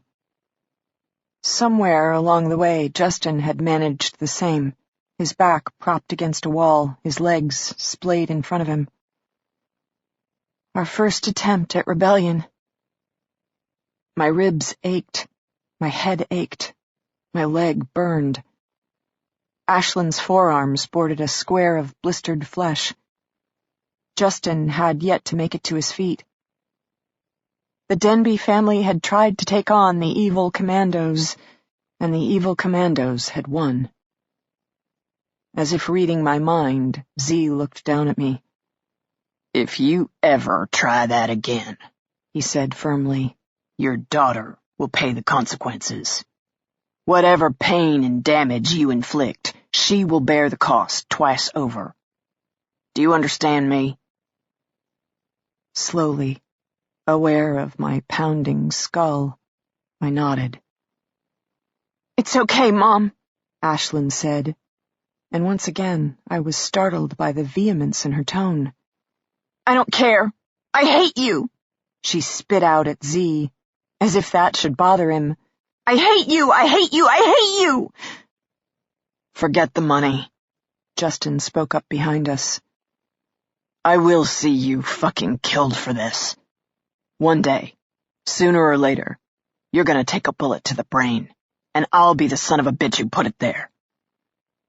Z merely snorted. Please, he said, indicating for us to rise. Mick has already picked out your graves, and Radar would kill his own mother if the price was right. Around here, I'm the best friend you got. On your feet. You still got chores to do. Chapter 17. Tessa called Anita Bennett to arrange a meeting with the chief of operations at Denby Construction. At this stage of the game, Tessa figured it was time to get a better sense of the core group of company officers who'd be called upon to handle the ransom demand, if and when it should occur. As long as she was visiting Denby's worldwide headquarters, Tessa also decided to make a quick detour to the travel agency, located in the main lobby of the steel and chrome high-rise office building. Katie, the hairdresser had thought. Sure enough, front desk, facing the double-wide glass doors, sat a fresh-faced brunette whose brass desk plate identified her as Catherine Chapman. A younger Katie Holmes, Tessa thought, which was scary as Katie Holmes was young enough. Tessa would estimate the girl's age at 21, with perfect skin, warm brown eyes, and a positively beaming smile. Tessa glanced at her watch. 15 minutes before she was due at Anita Bennett's 12th floor office. She approached. "Can I help you?" Catherine Chapman greeted her. "I hope so. I'm here on behalf of Denby Construction. I understand your firm handles their travel plans." "Absolutely. Are you a new employee?" "You could say that. My first assignment is to track down the big boss, Justin Denby. Do you happen to know where he's traveling? Because he doesn't seem to be at home this weekend." At the mention of Justin's name, the girl's smile didn't falter. Some of the luster left her, though. She turned to the monitor on her desk, tapped her keyboard. "Let me see. And your name?" "Tessa Leone." "My name is Kate.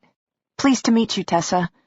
When you have a moment, we have a basic travel worksheet for you to fill out. Covers your legal name, date of birth, frequent flyer numbers, seating preferences, that sort of thing.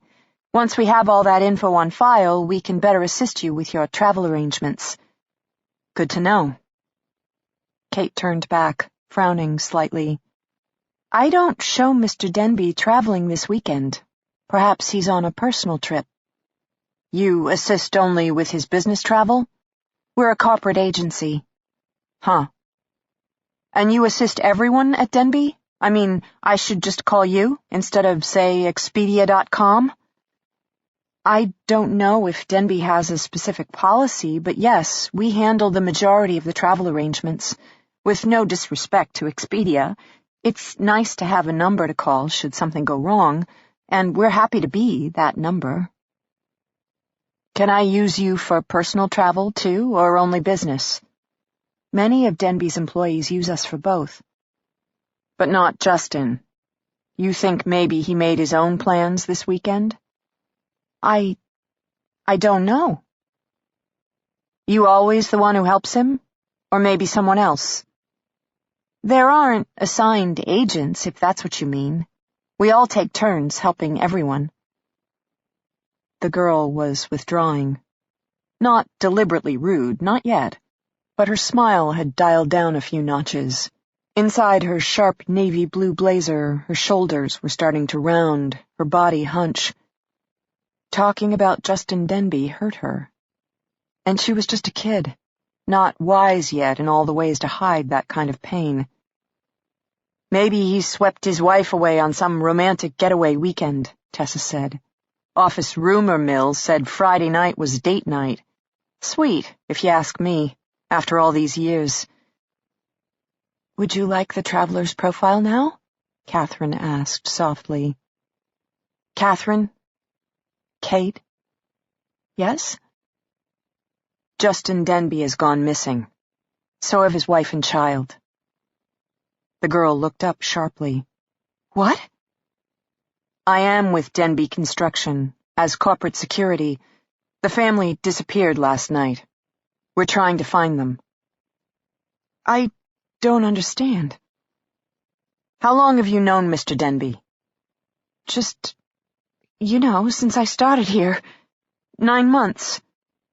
I'm told you and Justin were pretty close.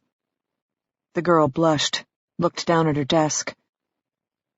You were misinformed, she said quietly. Kate, now is not the time. This isn't about reputations or job security or the state of Justin's marriage. This is about finding a family while they're still alive. The girl didn't speak right away.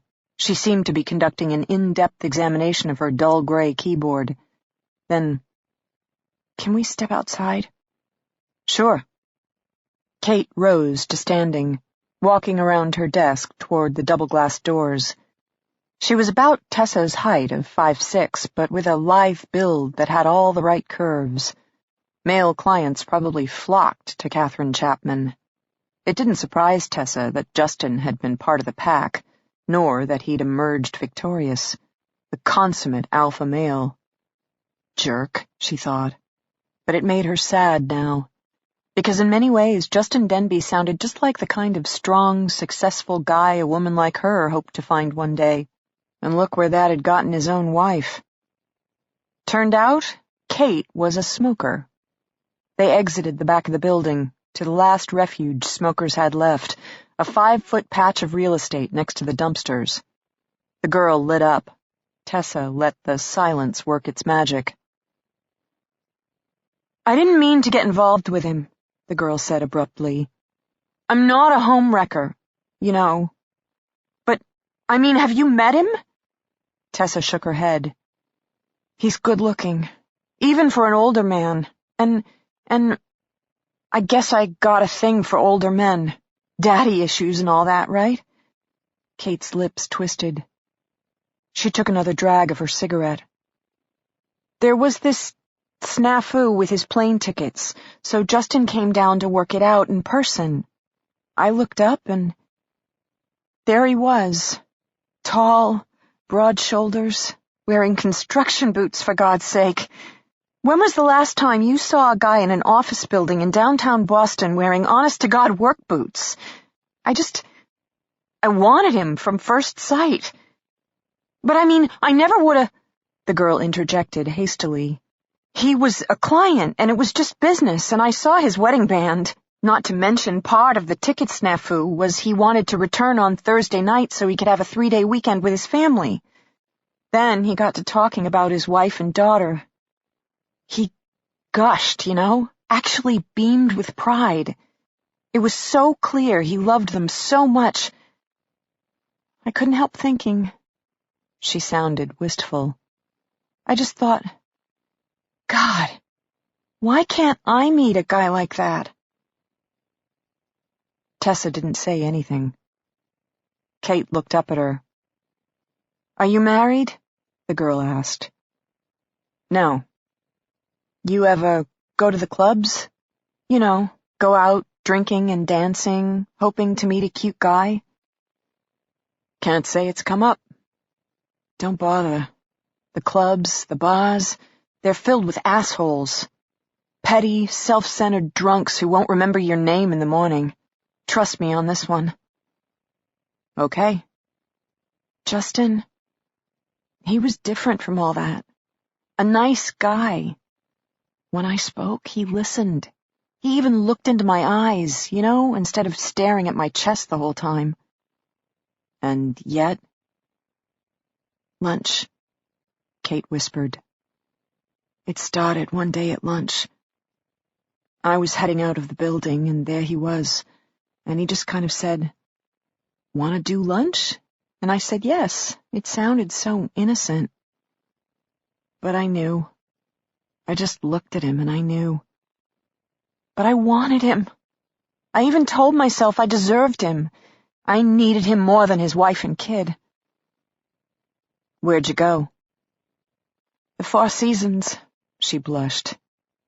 He, went right up to the front desk, got a room key, and up we went. Room service, he said. We'd order room service. But we never did. Sounds like a pro, Tessa stated dryly. No. He said I was his first. He'd never cheated on his wife before. Wasn't that kind of guy. But there was something about me. You were special. Exactly. Tessa stared at the girl, gaze hard. After another moment, Kate flushed again, looked away. Yeah, there were probably others, the girl said, tapping her cigarette. Stupid thing is, I expect that kind of bullshit in the boss scene. They're feeding you lines, you got your guard up, your armor on. Then I came to work, sat at my own desk, and yeah, he totally reeled me in, hook, line, and sinker. I believed every word he said, because I wanted it to be special, something other than the slutty travel agent stealing away with the big boss guy for lunchtime quickies. The girl's voice broke off bitterly. She gave up on her cigarette, her arms wrapped tightly around her waist, that whole armor thing, except it was too late. How long did it go on? Couple months. Ended? His wife found out. We'd started texting. He traveled a lot. 4 or 5 days a week. Then his family. It wasn't easy to get together. I imagine his wife felt like she got the leftovers of his attention once his work commitment was done. But I was one rung even below that. I got the leftovers of the leftovers. The whole affair. It wasn't what I thought it would be. He ever fly you out to meet him? Maybe. A couple of times. Define couple. 5 or 6 times in the beginning. Definitely you were one rung above leftovers then. Kate flushed, looked away. Only the first month, when everything was new. So, the relationship starts to cool. You see him less, text him more, He didn't like me texting. He worried about his wife. That's how they all get caught, he'd say. But toward the end... The girl looked up, her face suddenly set. I wanted him to get caught. I wanted the whole thing exposed, because I thought... She swallowed hard, eyes welling. I thought, stupid me, that he'd choose me. That his wife would find out, kick his sorry ass out the door, and he'd come running to me. To me. Tessa waited a beat, let the girl calm down. But that's not how it played out. He dumped me. Called me up, said he'd made a terrible mistake. He loved his wife, and it was over. Don't contact him again. And that was that. I waited, thought maybe after a few days he'd call, or text, or even just show up downstairs, but nothing. His secretary took over his travel plans. That was it. I loved him, you know. I was stupid and naive, and I loved him. I thought maybe he loved me too. You ever visit his house? The girl shook her head. Ever meet his wife? No. Just saw her once or twice in the lobby. I thought she was beautiful. She had on this real artsy skirt and form-fitting turquoise top. She looked like she took care of herself, you know? People said she was nice. I didn't ask too many questions. What did Justin say about her? He didn't. Our time was our time. He wanted to keep it that way. And you never asked him questions? Like why he was having lunch with you instead of her? The girl had the good grace to flush again. He just said they'd been married for a long time. She was a good mother. He respected her. Seriously? But, you know, then he'd seen me, and there was something magical. Oh, please. Tessa bit her lip, belatedly trying to call back her own interjection. Always better to let the subject talk. But Kate was nodding right along. I know. I look back at it now, and I was so unbelievably stupid. I knew. I think I always knew. But he was just so attractive, and he had this way. He made me feel special. As long as I didn't think about it too much, of course, but for those moments when we were together. He gave you gifts? A bracelet from Tiffany's. I keep thinking I'll give it back, but I haven't, seen him. Did his wife know about the bracelet? I don't know. She ever find you? Kate shook her head. I wondered if she might try, if she'd call, or worse, come to the office. I tried to think of what I might say. I don't know. What do you say? She came. She saw you. She thought you were very young. And given Justin's skills, you never stood a chance. The girl wilted. Why not? Tessa figured. Imagining yourself as hated by the ex-wife was one thing. Discovering you were actually pitied instead. Are they really missing? Kate asked. Yes. I don't know anything about that. I mean, I haven't even seen Justin for weeks, and I never spoke to his wife. I guess I figured they were working things out. I mean, when Justin ended it with me, he ended it. Just like that. He loved his wife, and he wasn't coming back. And you let him go? Tessa pressed. No notes slipped under his windshield wiper? Calls to his private line? Visits to his job sites? Oh, I called. Third time he even answered. Told me very firmly, like a father, that I was not to bother him again. That his decision was made and his family came first, and he knew he'd been selfish, and now he needed to work on the irreparable harm he'd caused to his loving wife, blah, blah, blah. The girl broke off suddenly, flushing as if she understood how callous she sounded. She added heatedly, He said if I was struggling this much with the end of our relationship, maybe it would be better if I sought a new place of employment. Well, I got that message loud and clear. He was threatening to get me fired. I haven't finished college yet. You know how many jobs I can't get out there? I need this one. Trust me, I got the message just fine. I let him go, and that was it. Tessa studied the young travel agent. She seemed sincere enough, and yet the girl's recollections seemed to rely a lot on simply knowing things. She'd known Justin had wanted her. She'd known he was trying to get her fired.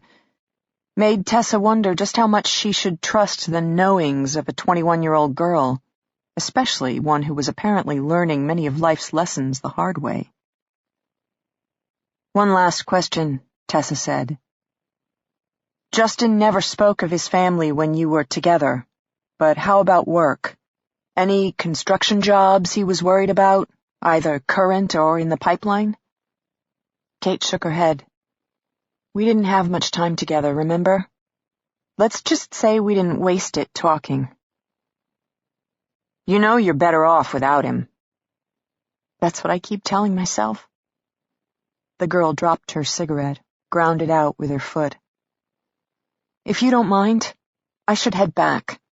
Like I said, I need this job."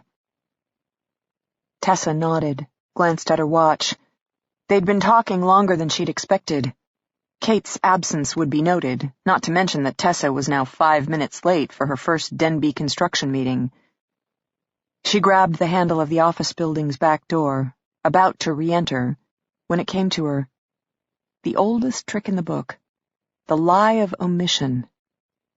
She turned around, studied the young travel agent carefully. "Hey, Kate, you said you never met Justin's wife. But what about his daughter?"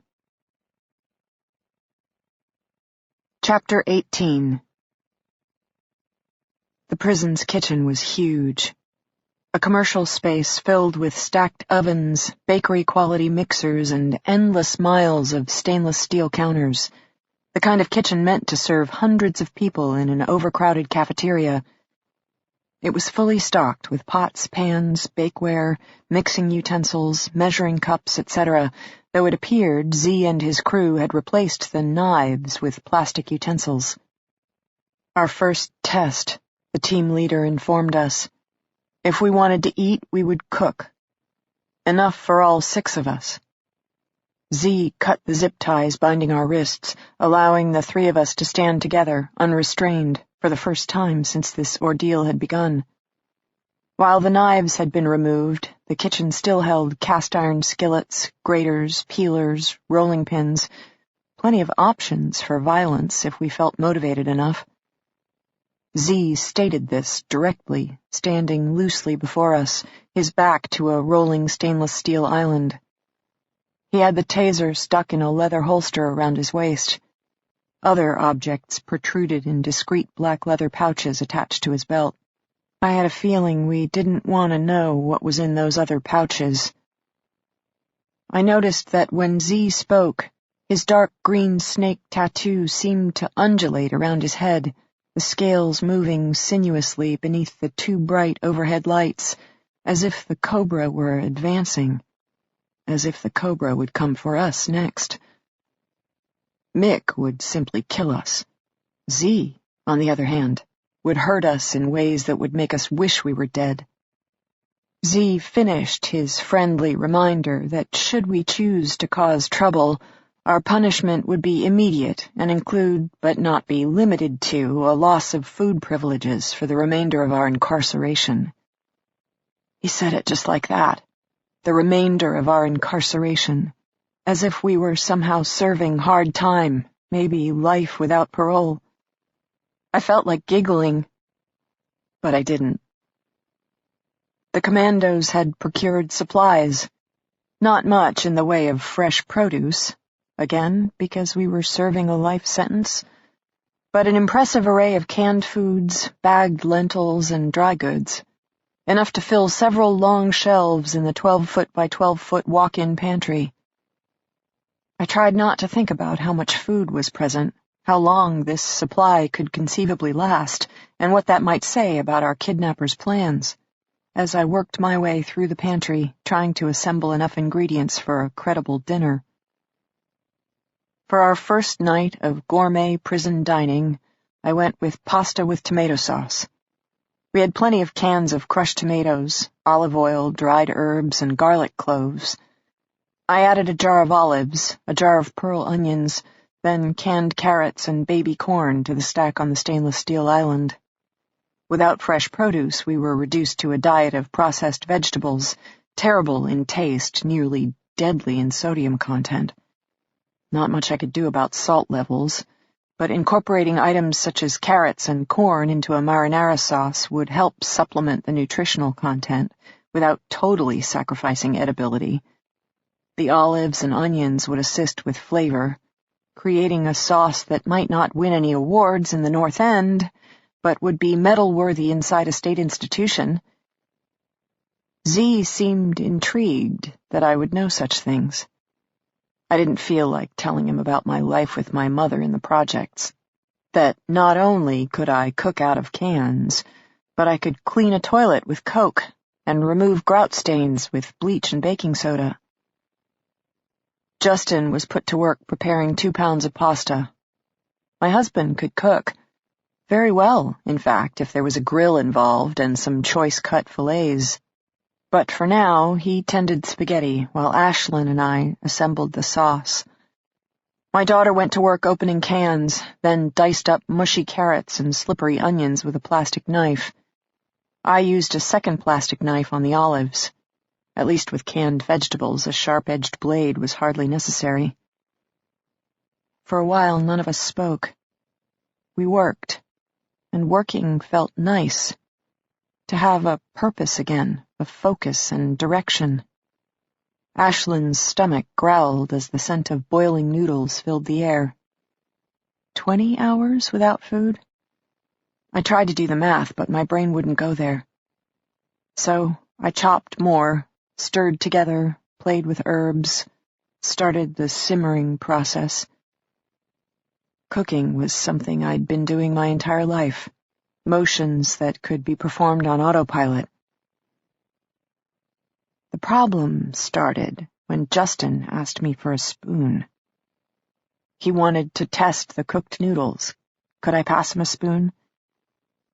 I stared at him, standing in front of a saucepan of stewed tomatoes, and for the life of me, I couldn't remember. A spoon. A spoon. A spoon? Libby, he said. I stared at him, more and more curiously. Whoa, burner's too hot. He reached in front of me, turned the dial down. That made sense to me. The dial controlled the fire controlled heat, and I didn't want my sauce to burn. But then Justin ruined the moment by asking me again for a spoon. I turned to him in near exasperation. I don't have a spoof, I heard myself say. A what? A spoof! That didn't sound right. I frowned. Ashlyn was staring at me. Z too. My head hurt. I put a hand to my forehead and realized I was now swaying on my feet. Z approached me. Tell me your name, he ordered. Catherine Chapman, I said tiredly. My husband paled, though I wasn't sure why. Mom? Z touched me. I flinched. I couldn't help myself. That cobra, those fangs, those gleaming scales. My back hit the hot, burning, bubbling sauce. Libby! Justin jerked me to the side, away from the stove. Then Z placed his fingers around my eyeball and steadily pulled my eyelids open. I think I whimpered. Someone did. How hard did that fucker hit you? Z murmured. Count to 10. I stared at him blankly, trying to disappear into my husband, who stood beside me solidly now, arm around my shoulders for support. I wish I could turn into him. When we were first dating, I'd loved to tuck my body into him, the feeling of his hard planes against my softer build.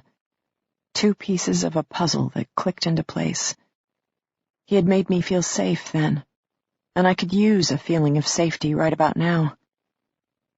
His fingertips curled around my shoulder, a subtle squeeze of reassurance, and I felt the weight of his earlier promise. He would keep Ashlyn and me safe. He had sworn it. 1, 2, Z prodded. 8, I whispered. Ah, crap. Z stepped back, looked at Justin. I think your wife has a concussion. I think your psycho gave it to her. Can't you control your own men? Apparently no more than you can control your own family. No matter. Radar's a crack medic. He can handle her. Z made a motion with his hand toward the camera in the ceiling. An electronic eye to go with the snake's eye, I thought, feeling my mind spiral further away. Justin led me to a stool, telling Ashlyn to please stir the sauce. Then he left me, and I was once more all alone, watching the overhead lights bounce crazily off miles and miles of stainless steel. And I was going to be sick, except what was the point? In the past 24 hours, I had thrown up way more than I'd taken in.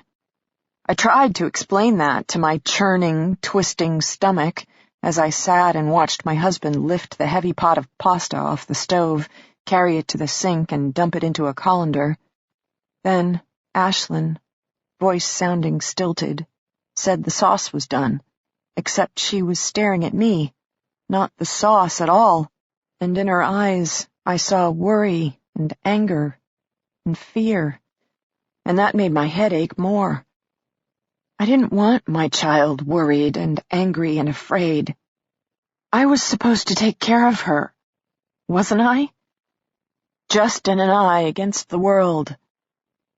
Justin clicked off the burner, and Radar walked through the kitchen doors. He looked me up and down, seemed to study my eyes, then nodded to himself. Can you walk? He asked. Spoof, I said. Excellent. I'll help you get there. We'll all go, Justin started. You will sit, Z instructed firmly. Your daughter will sit. Eat. Last chance you're gonna get. Radar, tend to business. The kid put his shoulder under my arm, helped me to standing. I only swayed once, then the world righted itself. Walking wasn't so hard.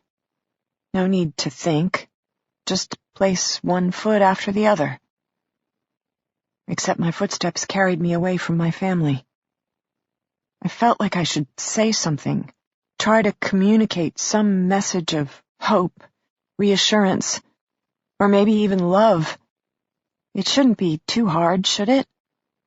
On this eve of our lives falling apart, shouldn't I be able to call out across the void, I love you, I'm sorry, I love you, forgive me? I left my husband and daughter sitting at the stainless steel counter. And, as so often was the case these days, none of us said a word. If the mothballed prison had an impressive commercial-grade kitchen, the infirmary was equally state-of-the-art. Radar led me straight into an exam room, complete with stainless steel sink and locked drawers filled with all sorts of interesting equipment. The bed appeared bolted to the floor. Maybe so you didn't float away. Radar checked my pulse, my blood pressure, then shone a pinpoint light straight into my eyeballs. I bit my lower lip to keep from screaming in pain. Next, he started to inspect my skull with his fingers, working them through my unkempt, uncombed, dirty blonde hair. I felt self-conscious until his fingers landed on a spot behind my ear. This time, I did cry out, and he hastily withdrew his hands. Could be concussion, he muttered. Could be contusion, could be straight-line fracture. Do you know what the Glasgow coma score is? I didn't answer. He mostly seemed to be talking to himself. I'd put you at a 10, which is better than an 8, but still. You need a CT scan. Toys here aren't quite that fancy, but we can start with a basic X-ray. New room. Definitely not walking so well now. Sweating. I could feel my pulse starting to flutter. Pain, agitation, distress. I wished Justin were here, his arm once more around my shoulders. X-ray machine. I got to lie down on a table. Radar positioned a heavy mat over my chest, then a cover over my eyes, then a machine over my head. Close your eyes. Don't move. He left. A buzzing, then a flash. Radar was back. Digital system, he announced, as if that should mean something to me. But gotta wait a bit. How did you learn all this? I managed to wave my hand around the room. He stared at me straight-faced. In school. I applied myself real hard. Doctor? Is that what you studied? Doctors are pansies. I'm a field medic. We have real skills. In the military? Army? Kid didn't say anything, just stared at me. What's your name? He asked after another second. I opened my mouth, but nothing came out, so I closed it again. He tried to kill me, I heard myself say. Radar rolled his eyes at me. Pretty fucking stupid thing to do. Tase a guy twice your size. Take it from me, your survival skills could use some work. Bigger they are, the harder they fall, I murmured. Yep, and the faster they crush your skull. Are you friends? The kid shrugged, shifted uncomfortably. We know each other. That's enough. There's something wrong with him. Radar shrugged again. Tell me something I don't know. He would have killed me. Then my husband. Then my daughter. Z stopped him. Is he the boss? In any grouping of more than one, there's a boss. Can he control Mick? Z? Radar laughed. Z can control the world. Question is, does he want to? I think I'm going to vomit now. Now see, you tell that to a real doctor, they run away. I, on the other hand, already have a bag. The kid held up a plastic grocery bag. I rolled slightly to the side and threw up a small stream of water. Then I dry heaved. Then I fell back, holding my aching stomach. Radar wasn't impressed. You need to drink. Look at your skin. He pinched the back of my hand, then shook his head. Already dehydrated. What do you think, you're on a pleasure cruise? First rule of thumb in an adverse situation, tend to your own health. You need fluids. You need food. I need my purse. I whispered the words without thinking, already licking at my cracked lips. Can't, the kid said levelly. No Vicodin as long as you have a head injury. How did you? Some people limit themselves to going through life using all 5 senses. Then there are guys like me. Prescription painkillers, right? Ritzy housewife from Back Bay. No way you're hitting the hard drugs yet. That would imply a real problem. But popping Percocet, oxycodone, pills prescribed by your own doctor, that's not so bad, right? Meaning you're going on 24 hours without a hit. Bet you're really tired right now. Just barely hanging on, like the world is an ocean dragging you under. You know you need to pull it together, focus for the sake of your family, but of course you can't. You're suffering from depression, abdominal cramping, agitation, constipation, and nausea. Oh yeah, and now a knock on the head. But other than that, sure, you got your shit together. I didn't answer. He spread his hands. Might as well tell me everything. Just you and me here, and at the rate you're going, we're going to have a lot of quality time together. More you tell me, more I can maybe help. 'Cause you're kind of useless right now, FYI. Water, I said. He crossed to the sink and poured a little in a plastic cup. I used the first sip to rinse my mouth, then spit in the puke pouch. I thought Radar looked like his TV namesake. Too young to sound so old, too fresh-faced to appear so cynical. But then I thought of Z, and I thought of Mick, and I wondered how innocent he could really be while hanging with the likes of them. 10, I said. I try to limit myself to 10 a day. Or 15. Oxycodone or Percocet? Hydrocodone. It's for my neck. I said the words straight-faced. He didn't correct me. Dosage? 10 milligrams.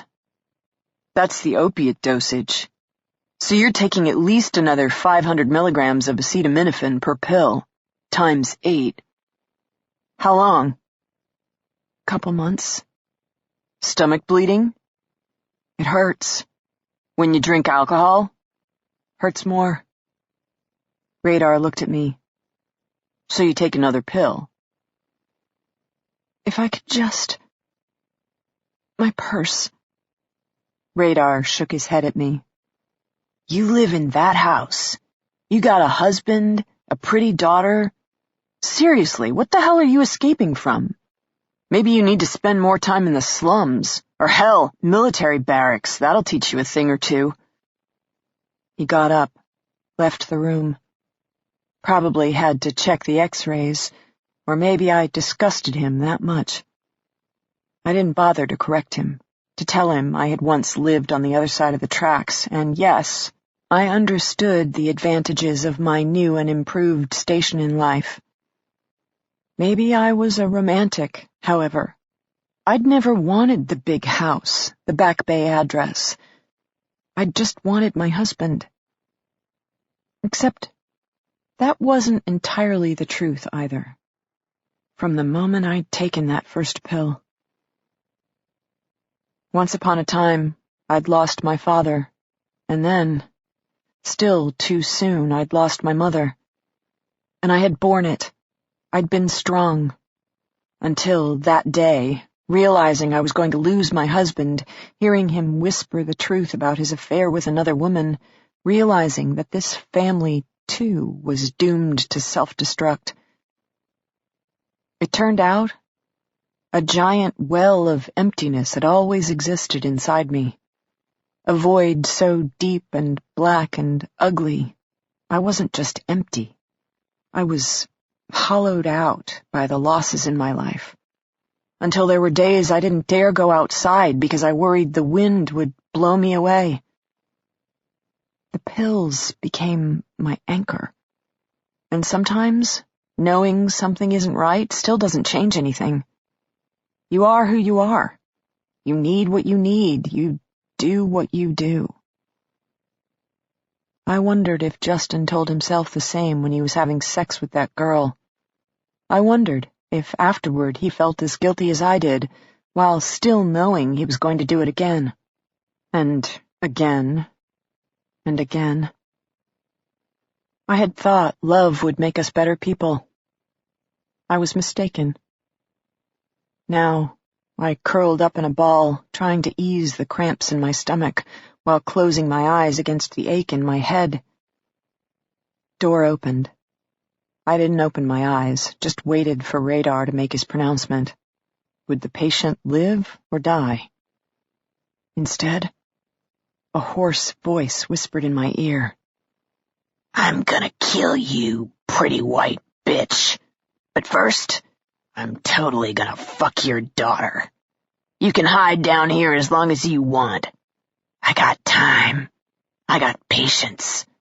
I got a whole prison with 342 places where I can jump out and yell boo. I didn't move. Just lay there, as if I were sleeping. Mick departed. Radar re-entered, informed me I had a concussion, told me I needed to rest, drink more fluids, and bone up on omega-3s, building blocks of the brain. He handed me 2 fish oil capsules, then said he would return me to my family, who would monitor me overnight. I said nothing, just accepted the gel capsules, then the support of his arm as we made our way slowly down the corridor. I could tell from the smell when we neared the kitchen. What had Radar said?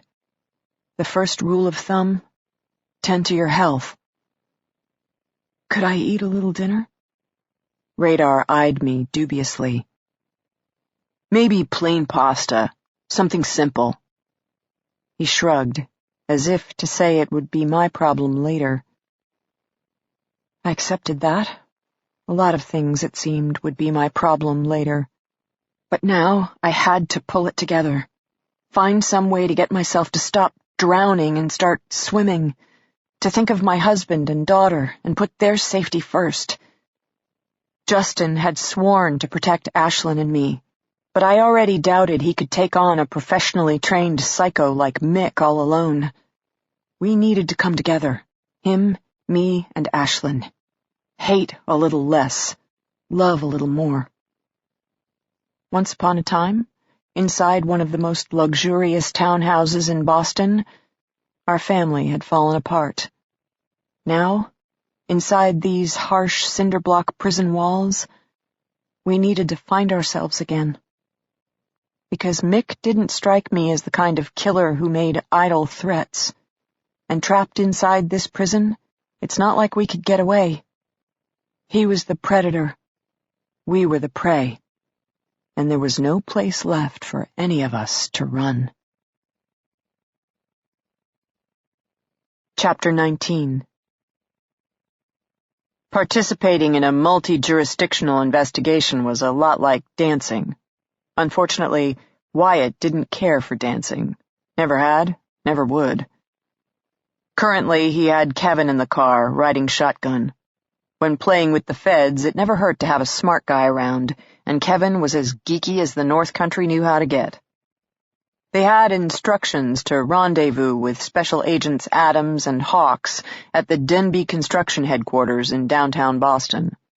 Though it was a Saturday, the FBI had already received permission to start interviews of various company officers and employees. Given that in a missing persons case time was of the essence, no one was arguing.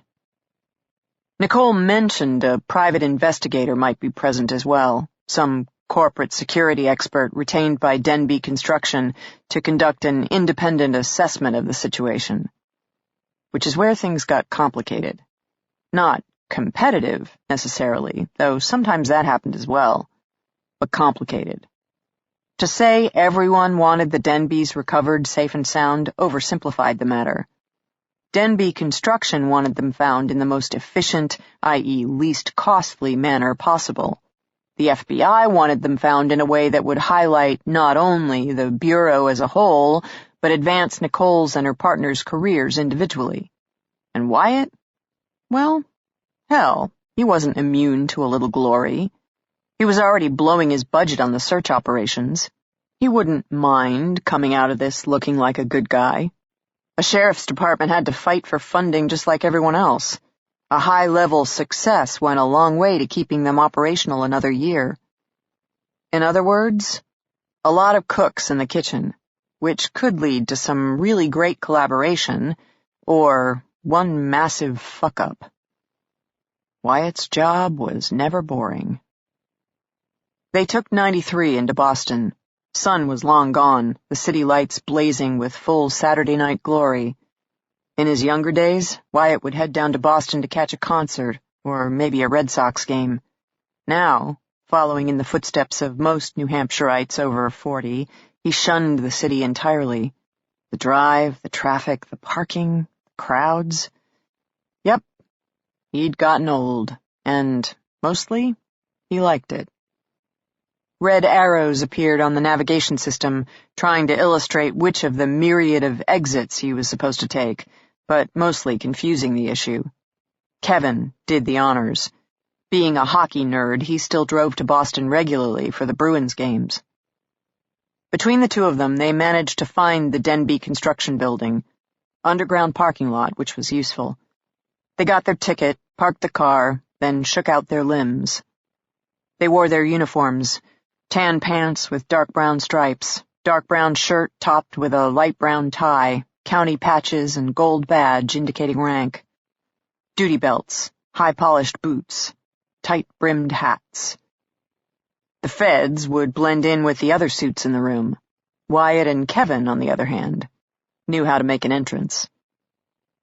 The building lobby was composed of mostly glass, steel, and dark gray slate, the kind of architectural design that kept Wyatt forever happy to be a hick.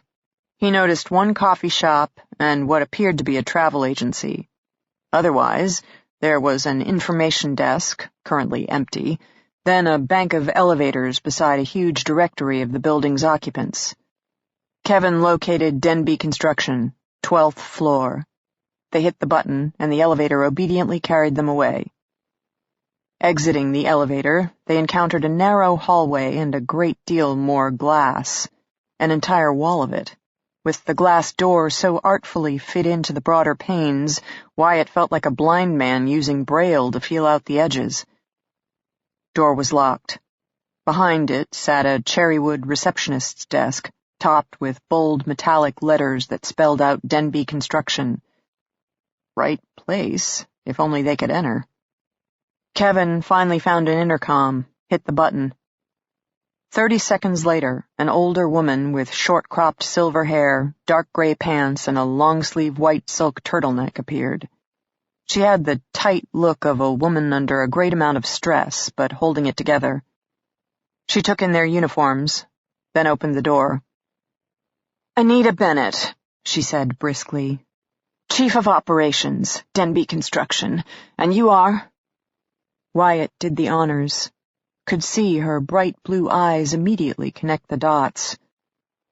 "You found Justin's jacket, and will now be assisting with the New Hampshire search," she stated, gesturing for them to enter. Wyatt was tempted to quibble over the word assist, but resisted. "Nice to meet you, Mrs. Bennett." "Anita, please. Call me Anita. The others are in the conference room. Coffee and refreshments are on the side table. Restrooms just down the hall.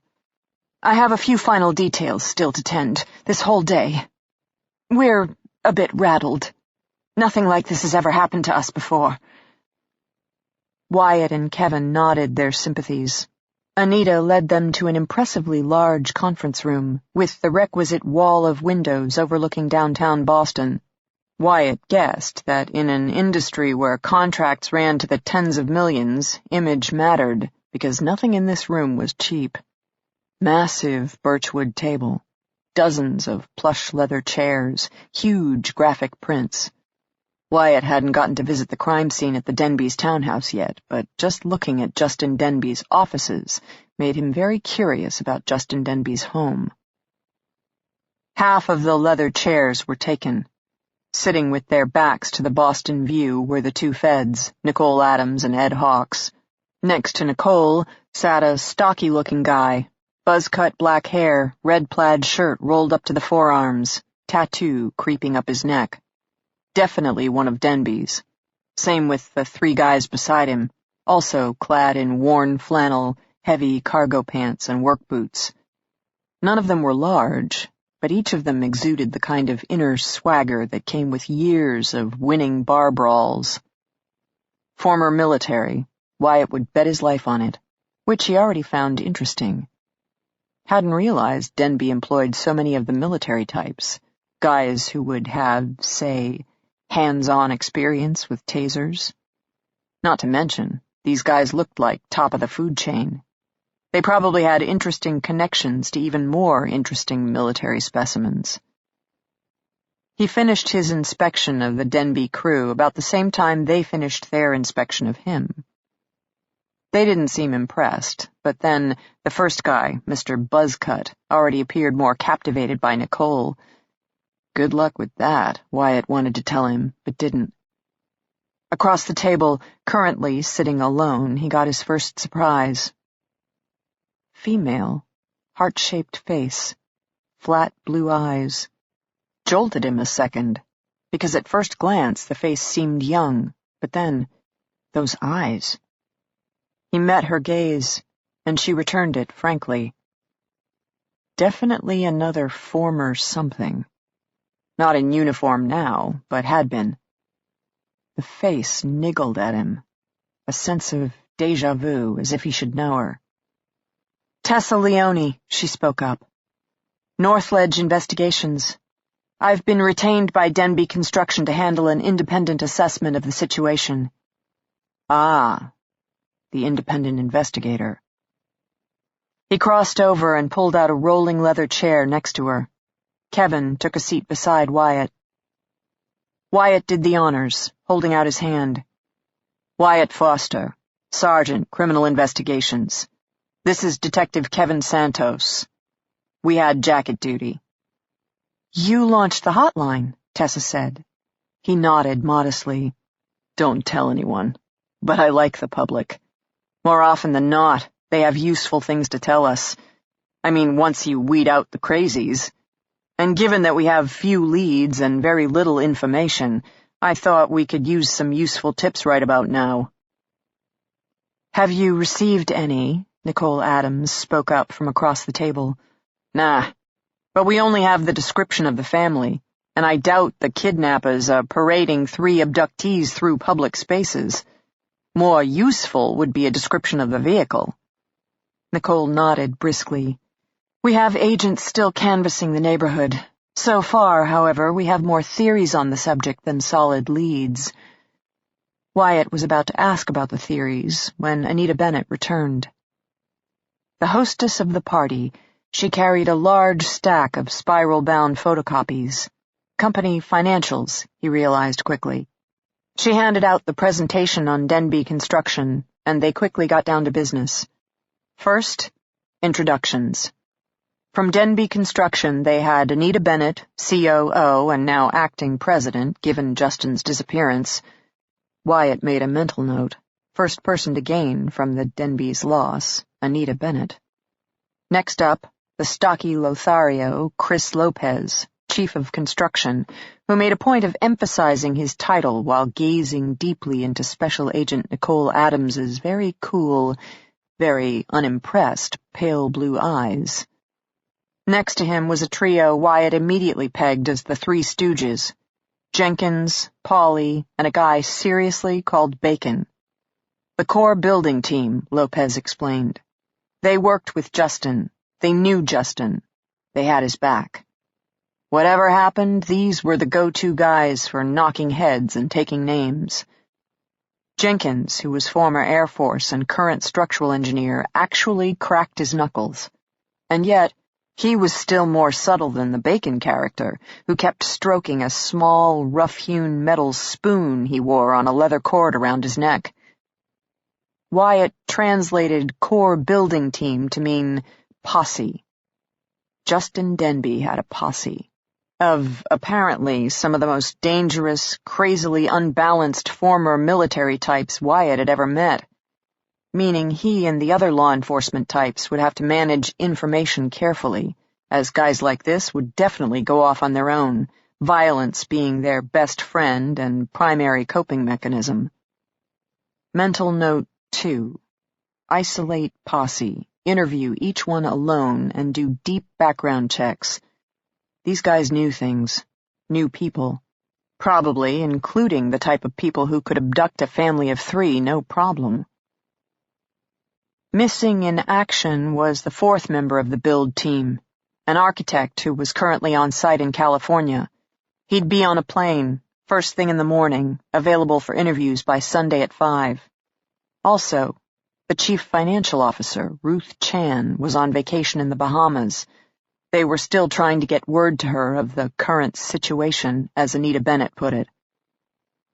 Now then, Bennett declared, we are here for you. I understand you must have questions, and of course we will do everything in our power to make ourselves available to you. As you can see, I have already made a copy of last quarter's financial statements. The head of HR is also on call, ready to line up whichever employee interviews you feel are most appropriate. Right here in this room, we are the ones who work with Justin most closely, and I think I can speak for all of us when I say assisting him is nothing short of a privilege and an honor. Of course, our number one priority is his safety, as well as the safety of his family. And none of you have heard from Justin or any member of the Denby family today. Nicole spoke up briskly, assuming her role as lead agent. It seemed like a stupid question, except Wyatt had been in investigations before, where right at this moment, someone raised his or her hand and went, "Wait, dude, did I mention he called me 30 minutes ago?" Today, however, was not one of those cases. Each person around the table shook their head. Has Mr. Denby mentioned to anyone personal plans, a weekend away with his family? Justin generally made his own travel plans. I took the liberty of checking his computer here at work, and there's nothing on his calendar, Bennett supplied. Has he expressed frustration with a current project, angst over the direction the company is going? A larger pause this time. Then, one by one, each person of the Denby crew shook his or her head. Wyatt didn't get too excited yet. Group answers were always suspect. A starting point, sure, but what would be more interesting is what they got out of each person individually, when they didn't have to worry about their fellow employees overhearing. How are the financials? Wyatt asked, earning a dirty look from Nicole for stealing her thunder. Bottom line. We are profitable. Bennett said this a bit stiffly, paused, but cash flow challenged. Wyatt got that tingling feeling. As Anita Bennett explained it, Denby's last major build had had some cost overruns, and Denby had gotten pinged pretty hard. They'd covered the project's net loss out of cash reserves, but that meant they'd entered their current build, some hospital down in Virginia, with no cushion, and, of course, encountered their first cash flow crisis right out of the gate. Big picture good, Bennett went out of her way to emphasize. The hospital was still on track to generate $5 million in profit. Last quarter, however, looked dreadful, and yes, things were tight. But Justin liked tight, she added quickly. For him, money management, which really meant finessing banks and suppliers and subs, was all part of the fun of a major build. If there was one thing he loved even more than negotiating terms, it was renegotiating terms. Definitely not the kind of guy to run from a fight. Wyatt thought that was a very interesting story. He jotted down embezzlement, money laundering, because from what he could tell, with these kinds of dollars flying around, this industry had to be rife with such opportunities. Meaning, if Justin was a numbers guy, maybe he'd started to figure it out, or was at least sniffing close enough to someone else's cash-skimming trail, making his imminent departure necessary. Bennett had one last piece of what she considered to be good news. Denby Construction carried insurance on Justin. Boatloads of it. $10 million in life, but also a $2 million kidnapping policy. Better yet, the kidnapping rider also covered members of his family. $1 million for his spouse, $1 million for each kid. Nicole did the honors. Are you saying this policy guarantees up to $4 million in possible ransom money? Yes. Bennett beamed. Have you notified the company? Not yet. We haven't received any ransom demands. How long would it take for the insurance company to procure such funds? Nicole asked. Bennett appeared a little less excited. I don't know. We've never used it. Wyatt thought that was missing the point. Excuse me, but how many people are aware of this policy? You know, that kidnapping the Denby family is worth at least $4 million, because it sounds to me like the company doesn't have the cash to ransom Justin back, but this policy sure as hell does. Silence in the room. The Denby employees looked at one another, then glanced away. Well, most of us, I believe, Bennett supplied warily. Justin liked to joke about it. Lopez, the construction manager, spoke up. That we should remember he was worth money alive, not just dead. But, for the record, I didn't know about the family clause. I just knew Justin was insured. I mean, he's the owner. This is a pretty serious firm that handles mega financial deals. Seems to me if you know Denby Construction at all, then you assume the owner, Justin Denby, is loaded to the hilt, whether it's insurance money, his money, firm money. Either way, kidnapping a guy like Justin Denby should equal easy money. The other members of the posse nodded.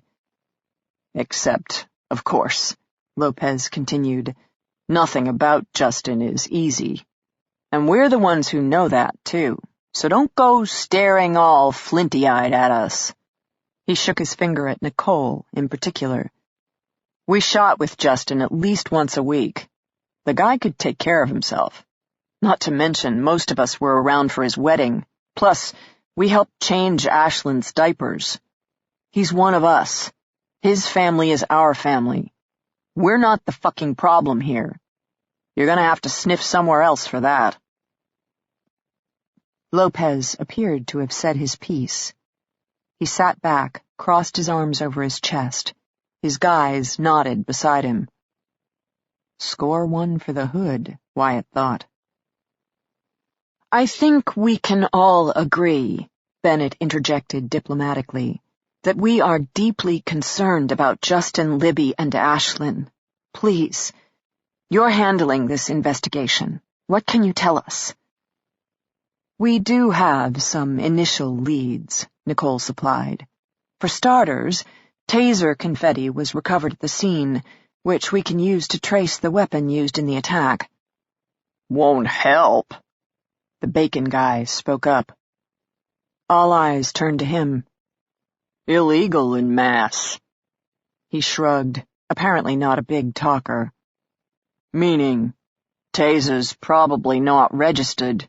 Meaning, serial number on confetti won't tie back to a listed weapon. Nicole thinned her lips, and Wyatt could tell by her expression that she'd already known that. Still, knowing you had no leads didn't necessarily mean admitting you had no leads. Neighbors didn't see or hear anything? Wyatt asked. No, but sometimes a negative can be a positive. Good line. Which was why Nicole had a real career with the FBI, while Wyatt was still a semi-carpenter. For example, she continued, to transport a family of 3, as well as multiple kidnappers in a single vehicle would require at least a van or SUV, presumably for the kidnappers to remove 3 bound and gagged individuals from a home without arousing suspicion means such a vehicle would have to be parked in the immediate vicinity. Inside the Denby's garage would be one option, but none of the neighbors saw the garage opening and closing that night, let alone Libby's vehicle being moved onto the street. How, then, did the kidnappers manage to illegally park a large vehicle right near the house without arousing suspicion? Delivery van. Tessa Leone spoke up for the first time. Her tone wasn't cool, just matter-of-fact. Wyatt's first guess. She had yet to hear anything at this table she didn't already know. Nicole frowned, slightly, clearly not thrilled to have had an outsider beat her to the punch. That is our current theory, correct? We're assuming the vehicle was disguised as a caterer's van, which is the kind of thing few people would notice in such a neighborhood. The Denbys have rights to an above-ground parking space, located next to the garage entrance at the rear of the townhouse. It would have been easy enough to park a van there and quickly remove the family members from the house under cover of night. How'd they enter the house? Wyatt asked, as he knew the least about the Boston scene. Overrode the security. No. One of the posse, Polly, spoke up. I installed that system myself. Can't be overridden.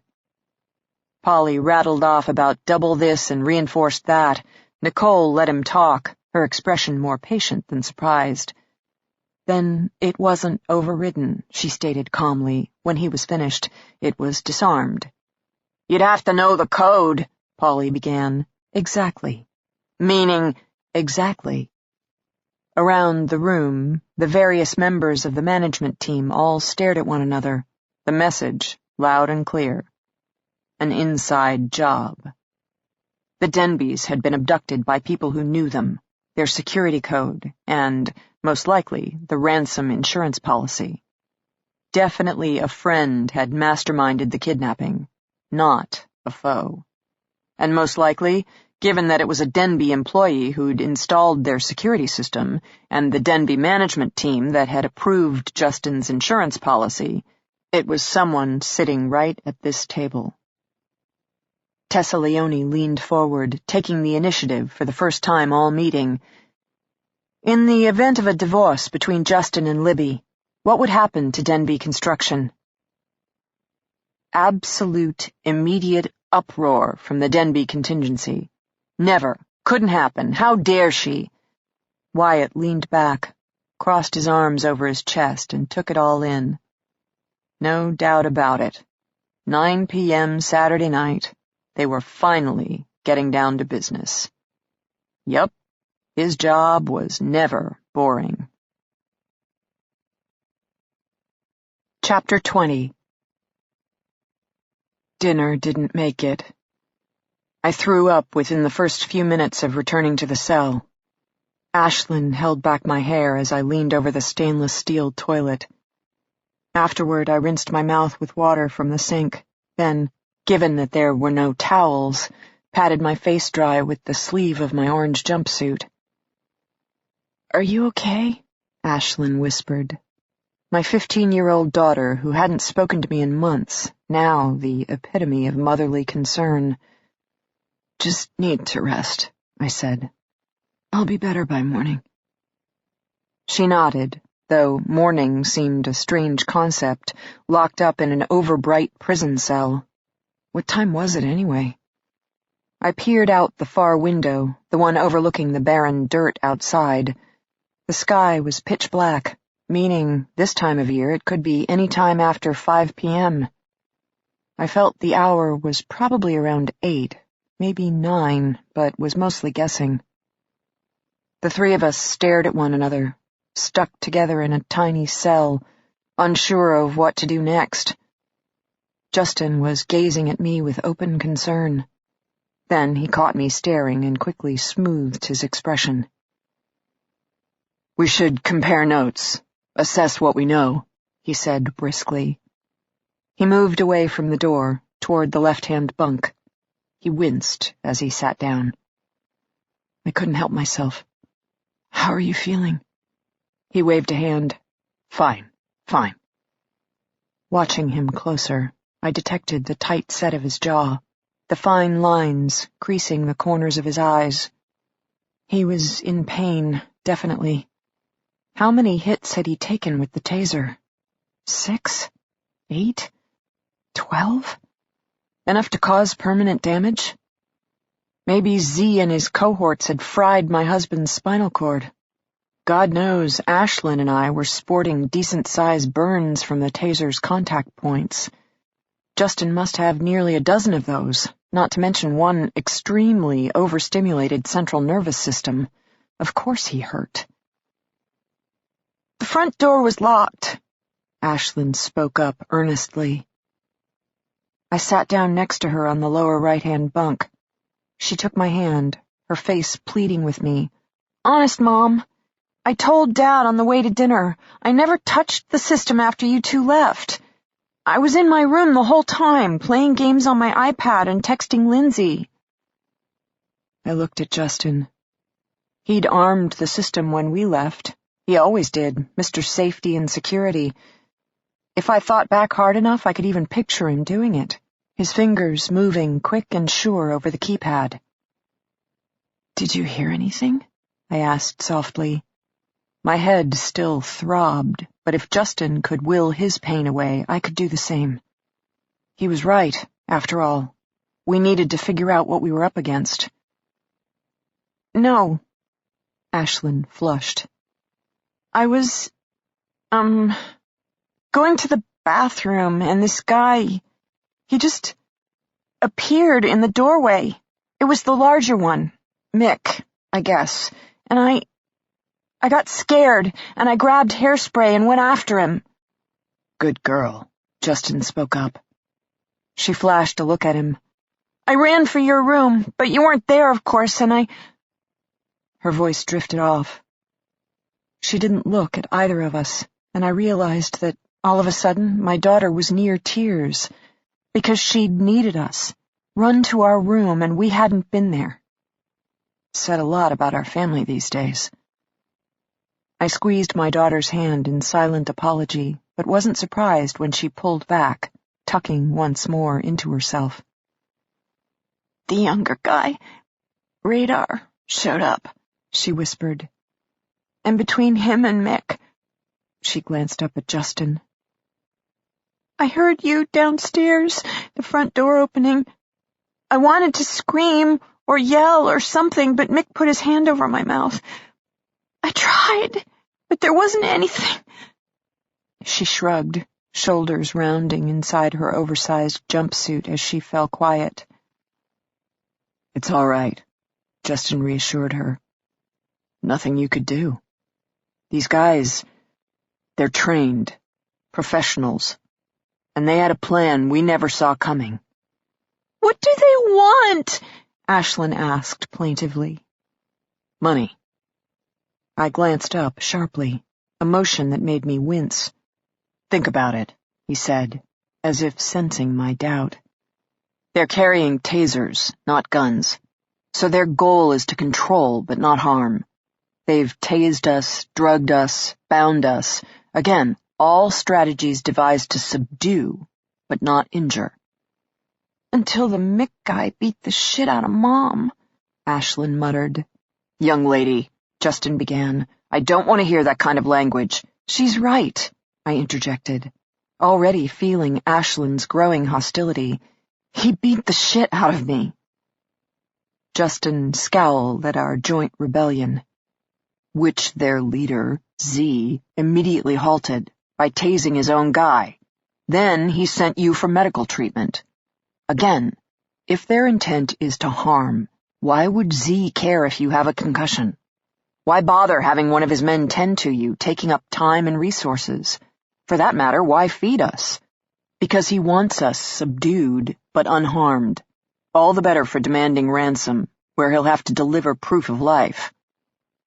Proof of life? Ashlyn asked. As part of the ransom demand, Z will have to prove we're still alive and well. Hence, he went after Mick when Mick attacked your mother.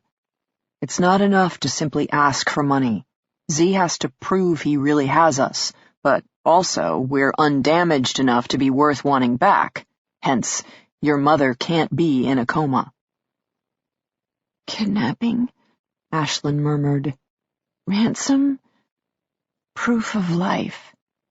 She tested out each word, as if trying to determine how such phrases had come to apply in her life.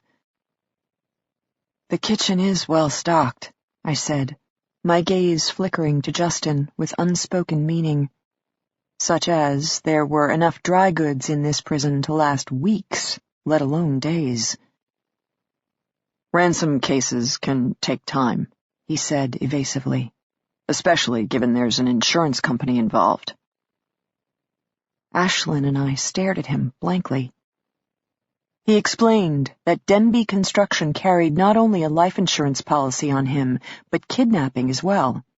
Corporate Insurance 101, he claimed, especially in this day and age when executives traveled to places such as South America and the Middle East, only to disappear in the middle of the night. Except Justin never traveled to any of those places, I thought. But apparently he still had kidnapping insurance, and by extension, Ashlyn and I did as well. Ashlyn perked up. How much are Mom and I worth? Justin hesitated. $1 million each. Cool! Our daughter found this exciting. And you? Don't remember. Couple mil, maybe. Ashlyn rolled her eyes at me. Why are the men always worth more? You don't want to provide too much incentive. Justin spoke, tone still deadly serious. The point of insurance is to cover worst-case scenarios, while not making the insured, say you or your mother or myself, appear so valuable that you become a target. He looked at me, and once again, wordless communication passed. Such as, while individually our abduction would not earn enough money to significantly compensate a trio of commandos, our family as a whole was worth at least $4 million, possibly more, if the commandos planned on stretching above the policy limit. For example, perhaps Z figured that if the insurance would kick in $4 million, then the company, Denby, ought to be good for at least another 2, meaning they'd demand $6 million for our safe return. That would translate to $2 million per commando. Incentive, all right. Justin was still staring at me, and in his direct blue eyes I saw the other piece of the puzzle. The real reason he sat so straight and grim. Whoever had come up with this scheme must know about the insurance, must know us. Factor in what Ashlyn had said, that the front door had been locked, the security system armed, and that meant they also had access to our security codes. Someone we knew. Someone we trusted. Someone we most likely considered a friend had hired Z's team, researching our schedules, identifying this mothballed prison from Justin's work history, and planning each step of this operation. Maybe that person got $3 million and Z's team won a piece. Still, plenty of incentive. To betray a buddy and put his entire family at risk. I shivered slightly. I hadn't felt so violated since finding another woman's sexually explicit texts on my husband's cell phone. They're professionals, I murmured. He nodded slowly. Military backgrounds, I added. I tried, in the infirmary, to ask radar questions. He was careful with his replies, but he mentioned military barracks. Plus, the way they look, act. Justin wasn't speaking, but he appeared troubled. A lot of former military in the trades, he said at last. An admission of sorts. Maybe the threat didn't come from his company specifically, but from the construction industry as a whole. Ashlyn was studying us, picking up on the unspoken communiques. What? Nothing, Justin said. Bullshit! Young lady, stop it! Stop it! She lurched to her feet, temper flaring. I'm 15 years old, Dad. I know all my swears. Shit, fuck, damn, bitch. And who are you to tell me how to talk? I've been on your job sites. I know how guys speak. What, it's good enough for you, but too real for me? Pretty girls don't need to use ugly words. Who says I want to be pretty? Maybe I like using ugly words. Maybe someone in this family should finally be honest about how they feel. Maybe Mom should start using the word fuck instead of running around trying to be so perfect and accommodating. Maybe if she said the word fuck once in a while, you wouldn't have found another woman to fuck. There's a thought. Justin paled. I sat, frozen, across from him, staring at my daughter as if she'd just grown 2 heads. Then, Justin reached up and slowly, but firmly, pinched our daughter's lips shut. I do not want to hear that word from your mouth. Not now. Not ever. You might be 15, but I'm still your father, and in this family we have standards. Ashlyn crumbled. From shock, from shame, I couldn't tell which. She collapsed on the bunk beside me, buried her face against me, and wept. I stroked her long, wheat-brown hair, wanting to ease the moment, but not knowing where to start. It's not fair, Ashlyn moaned. You did everything to make him happy, and for what? Men are pigs! Men are pigs! Men are pigs! The way she said the words gave me a second jolt. A female didn't speak with that much vehemence in defense of another woman's feelings, but in defense of her own. I closed my eyes, wondered what his name was, how long it had been going on, and when we had all drifted so far from one another. Even 9 months ago, I would have sworn we were a solid little family. Sure, Justin's job took its toll, but I would have said that we loved each other, trusted each other, told each other everything. A whole family can't fall apart just like that, even with infidelity. There had to have been cracks, weaknesses in the foundation, but I hadn't seen them, or hadn't wanted to see them. Ashlyn was right about one thing. I did run around trying to be perfect and accommodating. I wanted my husband happy. I wanted my daughter happy. And I hadn't thought that was such a bad thing. Justin still wasn't speaking. He watched me comfort our daughter, and he didn't appear angry anymore as much as hollow. You shouldn't have told her so much, he said, finally, to me. I didn't. I figured it out for myself, Ashlyn interjected. I'm not an idiot, Dad. She pressed her head harder against my shoulder, giving him her back. I continued to stroke her hair. We need to stop fighting, he tried again. Ashlyn sobbed against me. We need. His voice caught. He soldiered on. We need to rest. It's been a long day. But if we just stay calm. They're going to ask for ransom. The company is going to pay it, and then we'll go home. Tomorrow is Sunday, so it'll probably take a few more days. But 2-3 days tops, and this will all be over. We'll be back in our house. Everything will be okay. Ashlyn remained with her head buried against me. So I returned Justin's look, nodding once so he knew that I had heard him. Then, because I just couldn't help it, I smiled at my husband sadly. Poor Justin. Through sheer force of will, he'd quadrupled his father's company, completed dozens of $100 million projects, and become one of the foremost names in construction. Of course he thought his word was law, that if he could think it, he could make it so. But he was wrong about things. In a few days, this would not be all over. Kidnapping or no kidnapping, ransom or no ransom, it didn't matter. Best I could tell, the total destruction of our family was just beginning. Chapter 21. 9 p.m. The meeting in the conference room broke up. Not to go home.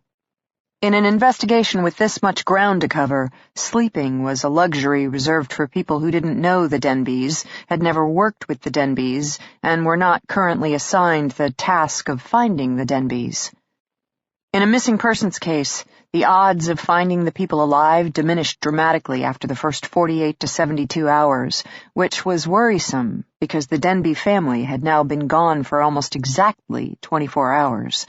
And as of this moment, the police had no direct contact from the family, no eyewitness accounts of a kidnapping, nor any reported sightings of the family from the general public.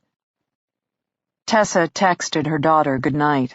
She had not heard from Sophie all day, which either meant that Mrs. Ennis was doing a great job of keeping her occupied, or that Sophie was currently plotting her revenge.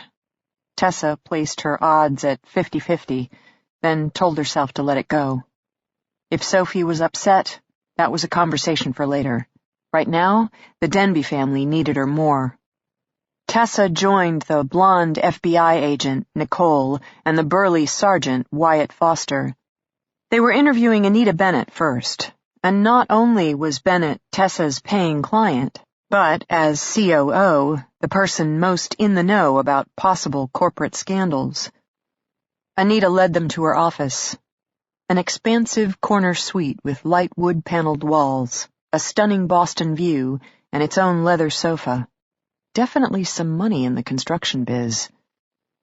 Tessa wondered how hard Anita had worked to get this office, a top woman in a predominantly male industry. She had a feeling that for all of the room's opulence, this was mostly the place where Anita worked, and worked some more. She took a seat on the chocolate-colored sofa. The blonde FBI agent positioned herself in a hardback chair directly in front of Anita's desk. The North Country detective didn't sit at all, but leaned casually against the wall. He seemed enamored by the fine wood paneling, running one hand along the grain. Decent-sized guy, Tessa thought. She'd place him mid-40s, aging well. Not a big talker, but he had a look about him. Deep thinker, she predicted. The kind who knew a lot more than he let on. Worked the good old boy routine, then emptied your wallet in poker. She made a mental note never to gamble with him, but perhaps buy him a beer. A little collegial warm-up, and he probably had some insights worth hearing. Special Agent Nicole Adams started with general background. When had Anita first started in Denby Construction, her subsequent rise within the corporation? Anita smiled, clasped her hands, and placed them on the desk. Believe it or not, I've been with Denby 35 years. I started fresh out of school, which gives me the dubious distinction of being the company's longest-serving employee, not counting Justin, I suppose, though he was just a teenager back then. So you worked for Justin's father? Tessa spoke up. That's right. I was Dale's secretary. Business was much smaller then, operated out of an old warehouse in Waltham. But construction is construction. One of those businesses where the more things change, the more they stay the same. You went from secretary to COO? Special Agent Adams quizzed. That's quite a career trajectory. Well, 35 years later. Anita's smile was more wistful now. The good old days. Dale was a hard ass, no doubt about that. Much of Justin's management style still comes from his father. Be the first on site and the last to leave. Demand the most from your employees, but also treat them with respect. Dale was famous for free beer Fridays. The guys would wrap up for the week, then hang out in the warehouse, kicking back with six-packs. You can't do that sort of thing anymore, of course. The liability alone would kill us. But Free Beer Fridays wasn't just about rewarding the crew. It was about bonding, making the employees also feel like part of the family. Justin has continued that tradition in his own style. He and Libby are famous for dinner parties with the crew, Sunday afternoon cookouts. Speaking as a key member of Justin's management team, I've never felt that I work for him as much as I work with him to continue the great tradition of this company. Great family, Special Agent Adams repeated evenly. Great company. Great family company. Anita beamed, nodding shortly. Special Agent Adams leaned forward and stated coolly, "Please stop wasting our time." The COO startled. Tessa felt her own eyes widen, while against the wall she watched the sheriff's detective quickly suppress a grin. We are not shareholders. We are not with the Better Business Bureau, nor are we prospective clients. We are here to locate and assist Justin, Libby, and Ashlyn Denby. To be even more frank, we have roughly 24 hours to get that job done. Or, chances are, you won't see any of them alive again. Do you understand? Slowly, the COO nodded. Now, to do our job, Special Agent Adams explained briskly, we require information. Better yet, we need unvarnished truths. To start with, you went from secretary to COO. How do you account for that level of success, especially as a woman succeeding in a predominantly male industry? Anita's lips thinned. She answered the question in the same brusque tone the FBI agent had used to ask it. By working twice as hard as everyone else, of course. Look, Justin's father was hardly an enlightened male. Dale liked to have a pretty receptionist, and 35 years ago I fit that bill quite nicely. But I was also smart. It didn't take me long to see that Dale needed help with more than answering phones. He was terrible with paperwork, notorious for losing contracts, and a train wreck at account management. I started with arranging his calendar, then took over organizing the entire office. While I was at it, I also started making phone calls, finding vendors who could supply us with cheaper office supplies, then better health insurance, then better workman's comp. Dale might have been a chauvinist pig, but even he realized that he was saving tens of thousands of dollars a year. As I said, honestly, before, Dale was always one to treat his employees with respect. I proved my value, and he promoted me accordingly. By the time he died, I was already running the admin side of things. As Justin grew the company, so did the complexity of our operations. I moved into chief of operations accordingly. Tell us about Justin. When did he take over the company? He was 27 when Dale died. How did his father die? Heart attack. Dropped dead in the office. Dale was a work hard, play hard kind of guy, with the play hard side of the equation including copious amounts of red meat and hard alcohol. Women? Tessa spoke up from the couch. The COO flicked her a glance. For a second, Tessa thought she'd refused to answer, but then, given that Dale himself hardly kept it a secret, Anita said tightly, yes. He maintained a pretty active social life outside his marriage. How'd Justin's mom take it? Tessa asked curiously. Drank a lot. Martinis, mostly. Then would come to the office and scream at Dale over the latest discovery, at which point he'd promise her a new car, or a fur coat, or a trip to the Bahamas to patch things up. You seem to know a lot about the couple's marriage, Special Agent Adams observed.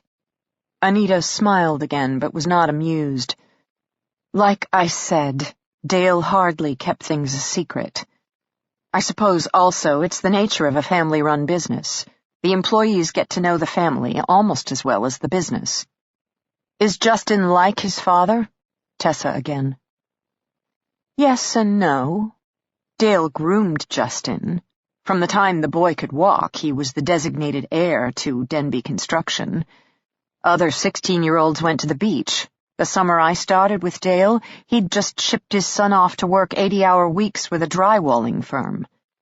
Dale believed firmly in hands-on education and learning the trades inside and out. The more you know, he'd say, the less they can rip you off. Justin didn't mind? Special Agent Adams. Best any of us could tell, he loved it. So, yes, from that perspective, Justin is very much like his father. He's a hands-on boss, extremely dedicated and hardworking, which in turn inspires the loyalty of that bunch of reprobates that passes his crew. Anita uttered the term reprobates with a touch of affection, so apparently they had inspired her respect in turn. So he maintained his father's work ethic, Wyatt finally spoke up, pushing away from the wall. That's how he's like his father? Yes. And the ways he isn't? Again, that faint hesitation. Tessa was noticing a trend. Denby employees seemed very comfortable talking about the business, say, Chris Lopez explaining the business model, or Anita talking about the company's history. But those same insiders suddenly clammed up tight when it came to talking about their boss's personal life. Loyalty? Fear? Or an almost cult-like need to never violate the code of the inner sanctum? Justin's parents hardly had a happy marriage, Anita said at last. Then, when Dale died and Mary learned that he'd left the entire company to Justin, well, she didn't take that very well. In fact, she's never spoken to Justin since. Dale disinherited his wife. Gave it all to his son? Special Agent Adams, frowning. Yes, which she took personally. Except rather than hate Dale, which would have made sense, she took out her rage on Justin, moved to Arizona and cut him out of her life completely. She's never met Libby, let alone her granddaughter. The office fell silent as the three investigators digested this. Meaning, Anita said after another moment, that Libby and Ashlyn are the only family Justin has left. He valued them, maybe even placed them on a pedestal. His daughter, Ashlyn, he worshipped her, brought her to the office, taught her personally how to use power tools. In fact, last I heard, they were taking shooting lessons together. Daddy-daughter day on the firing range, go figure. As for Libby, I've never heard him speak of her except in glowing terms. He took pride in how she arranged their home, her success with her jewelry, then the dinner parties she'd host on his behalf. I always felt that he genuinely loved her, was openly appreciative of how lucky he was to have her, but that's not to say he didn't make mistakes. Anita's gaze was on Tessa now, no doubt recalling her earlier question about the company's future in the event of a divorce. He cheated on Libby. Tessa stated it as a fact, not a question. Yes. You knew? Most of us heard about it eventually. Late spring, early summer. Justin started showing up late at work, looking haggard, not himself. Eventually, the story came out. What did he have to say, Special Agent Adams? He didn't. I mean, certainly I never heard him make excuses. He screwed up. He knew he screwed up. He was raised in that kind of marriage. He had a first-hand seat to just how damaging infidelity can be, though, of course. Yes, Special Agent Adams pressed. Anita sighed, gazing at the two female investigators as if they had the best shot at understanding. In the immediate aftermath, he sent Libby a diamond necklace, a rather large and flamboyant diamond necklace. Just because you know better doesn't mean you can't be stupid. What did Libby do? Tessa asked. Being a jewelry designer with a nice collection of tools, she apparently took the necklace apart, link by link, and left it in a pile on the front seat of his car. After that, I believe he got the message. Were they going to counseling? Wyatt again. I don't know those kinds of details, but they were working on their marriage. Justin had moved back into the house, and certainly, all day Friday, he kept talking about their upcoming dinner at Scampo. He sounded excited for it. Tessa leaned forward. The COO's face seemed open enough, as if she'd joined their program of full disclosure, and yet... When did Justin first start cheating on his wife? Anita stiffened. What do you mean? Come on. A guy as good-looking as him? Had a job that kept him on the road? Plus, like you said, grew up with a father who apparently thought a hard day's work justified a hard night's play. Did Justin really believe in being more faithful to his wife? Or was he just better at covering his tracks? I don't get involved. Sure you do. You're the chief of a family-owned business.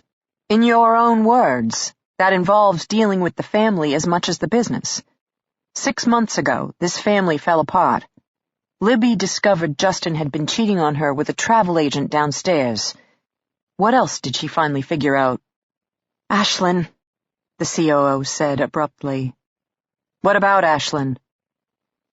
She came to the office 3 months ago. She confronted the girl Justin was rumored to be involved with, and she made quite a scene. Anita had just been entering the building when she'd heard the commotion. Ashlyn Denby, still clad in her private school uniform of green and blue plaid, was screaming at one of the dark-haired young travel agents, words such as slut, whore, cunt. The travel agent was standing there, shell-shocked, when Anita had intervened. She'd dragged Ashlyn upstairs to the relative privacy of Anita's office, Justin had been out of town on business, thank goodness. Anita had barely gotten the door shut when Ashlyn had burst into tears. She hated travel agents. She hated this building. She hated Denby Construction. But most of all, she hated her father.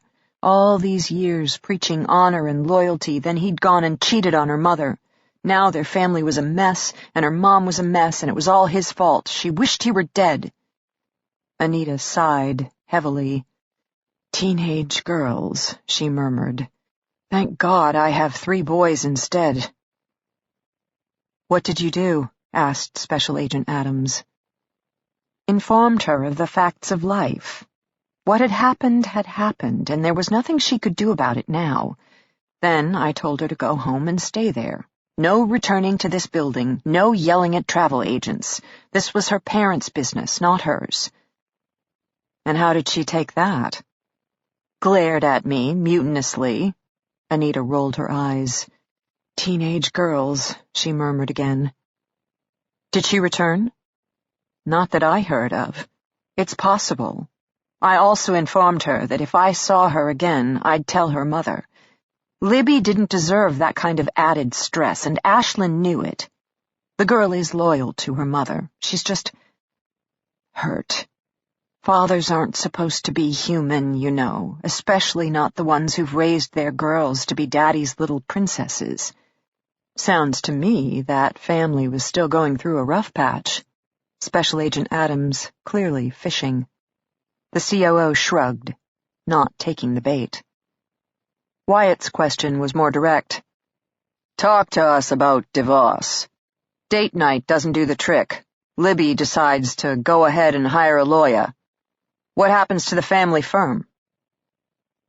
For a change, Anita seemed genuinely perplexed. I don't know. Justin is the sole shareholder.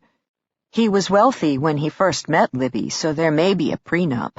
If not, I would assume she'd be entitled to 50% of their assets, which would include 50% of the business. "Hefty price to pay for an active social life," Tessa said dryly. "Do the crime, serve the time," Anita answered, just as succinctly. "You think Justin would be willing to part with half his firm?" Wyatt again, his tone patient but probing. I can't answer that." Which Tessa personally took to mean no. Protect the boss. That seemed to be Denby Construction's standard operating procedure, meaning if they weren't answering a question, there was something they didn't want you to hear. "And if he dies?" Wyatt again, tone still even. "If Justin Denby isn't found alive?" "I would assume the company reverts to his surviving family. First Libby, then Ashlyn." "And in the event they're dead, too?" That guarded look again. "I would think there is some kind of provision in Justin's will. You should follow up with his lawyer, Austin Furland. He'd know." "What about the employees?" Special Agent Adams. "In the event that the entire Denby family died, would there be an opportunity for, say, the core management team to purchase the company?" Anita's gaze definitely sliding sideways. "Ever try to buy in before?" Wyatt, piling on. "After all, 100 mil company, you got 35 years of blood, sweat, and tears tied up into it. Why should Justin have all the glory?" "We would never try to take over." "Not saying take over, just buy in. Happens. Hard-working employees get to become profit-worthy shareholders. Ever approach Justin? Raise the question?" "Once." She said the word grudgingly. "Cash flow was tight. Some of us, myself included, offered to invest into the company in exchange for an ownership stake." Define others. Special Agent Adams, clearly intrigued by this line of questioning. "Myself, Chris Lopez, Ruth Chan. It was a win-win proposition. Doesn't matter, though, Justin declined. He felt the company could weather the economic downturn, which it did. Except you still didn't have an equity stake to benefit from its $100 million success. Our bonuses were particularly large that year, Anita replied curtly. But even Tessa could read between those lines. A bonus wasn't the same as ownership. Clearly, Justin Denby didn't share his toys, which already made Tessa wonder what he'd do in the event of a divorce. If he wasn't willing to share the company with his most trusted management team, would he really share it with his jilted ex-wife? Besides, Anita continued, I wouldn't include myself as a prospective buyer anymore. In the last few years, there's been a shift in the industry. We're a design and build firm, and unfortunately for us, the future of institutional construction seems to be companies that can design, build, and operate. For example, a full turnkey company that designs, builds, then runs the senior care facility on behalf of the state. Justin himself doesn't believe this mega model will last. He's convinced that eventually the operating costs of running these facilities will overextend the private firms just as much as it did the government agencies. Or, perhaps more prophetically, there will be some kind of scandal, an escape at a major prison, a death at a senior home, that will cause public backlash toward private handling of public institutions. But, in the meantime, given the number of jobs on which we've recently been outbid— The COO thinned her lips, stopped talking. Tensions are high? Special Agent Adams pressed. We have the necessary cash reserves, Anita replied, which Tessa took to mean that tensions were very high. And, in fact, the future of Justin's $100 million firm wasn't so certain after all. Interesting. If memory served, just an hour ago, in the conference room, the COO had stated emphatically that Justin had no angst over the future of the company, and all was well on the corporate front. Now, suddenly, the future wasn't so bright. And here was a thought. Justin's disappearance/untimely demise might allow for a significant change in corporate direction, possibly even save a sinking ship. Seemed like the column for winners in the event of Justin Denby's death was steadily racking up names.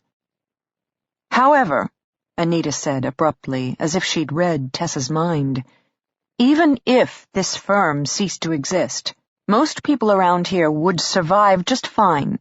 There are old-timers, she used the word dryly, such as myself, who've logged enough of the good years, stuffing our mattresses.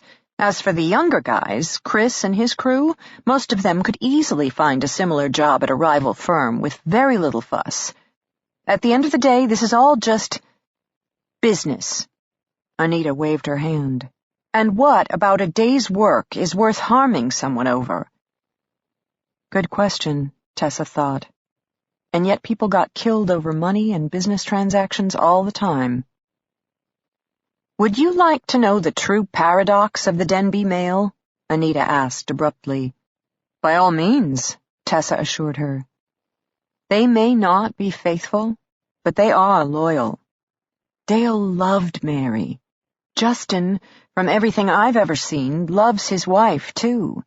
He would never choose divorce, and he would certainly never do anything to harm his family.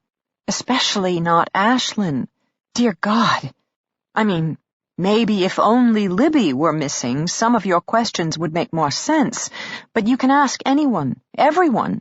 Justin Denby would never harm a hair on his daughter's head, and if you understand that most of us here have watched Ashlyn grow up before our eyes, we'd never harm her either.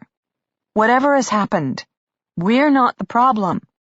Justin's not the problem. Then who is? Tessa couldn't help herself. I don't know. The kind of person who is heartless enough to attack an entire family. I mean, why? Question of the day, Tessa assured her. Personal or professional. Ransom or revenge. There is, maybe, one last thing. They glanced at Anita expectantly. Last time I saw Libby was several weeks ago. She came in to sign some forms. She seemed off. Actually, I had a flashback to Mary Denby and her 4 martini lunches, except Libby didn't smell like alcohol. You think she was under the influence? Special Agent Adams pressed. I would guess she was on something, trying to dull her pain. I almost said something to Justin, but then I thought, they're already dealing with so much. We're pulling for them. Despite what you may think, each of us here, we're hoping the marriage works out. Once upon a time, they were such a great couple. We remember those days, even if they don't. Anita seemed to finally run out of things to say. With no more revelations, they wrapped up the interview and exited the office. It was now after midnight.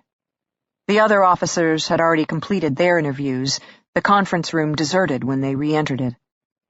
Just to be sure, Special Agent Adams walked the perimeter, peering through the frosted glass panes that overlooked the rest of the offices. The Boston detectives recovered a prescription bottle for hydrocodone in Libby Denby's purse, she stated without preamble, filled 2 days ago, already 1/3 empty. Wyatt picked up the thought trail first. Libby was abusing painkillers. According to the pill count on the bottle, she'd taken 20 pills in just 2 days. Can't be just one prescription, then, Wyatt mused. Not if she's using at that level.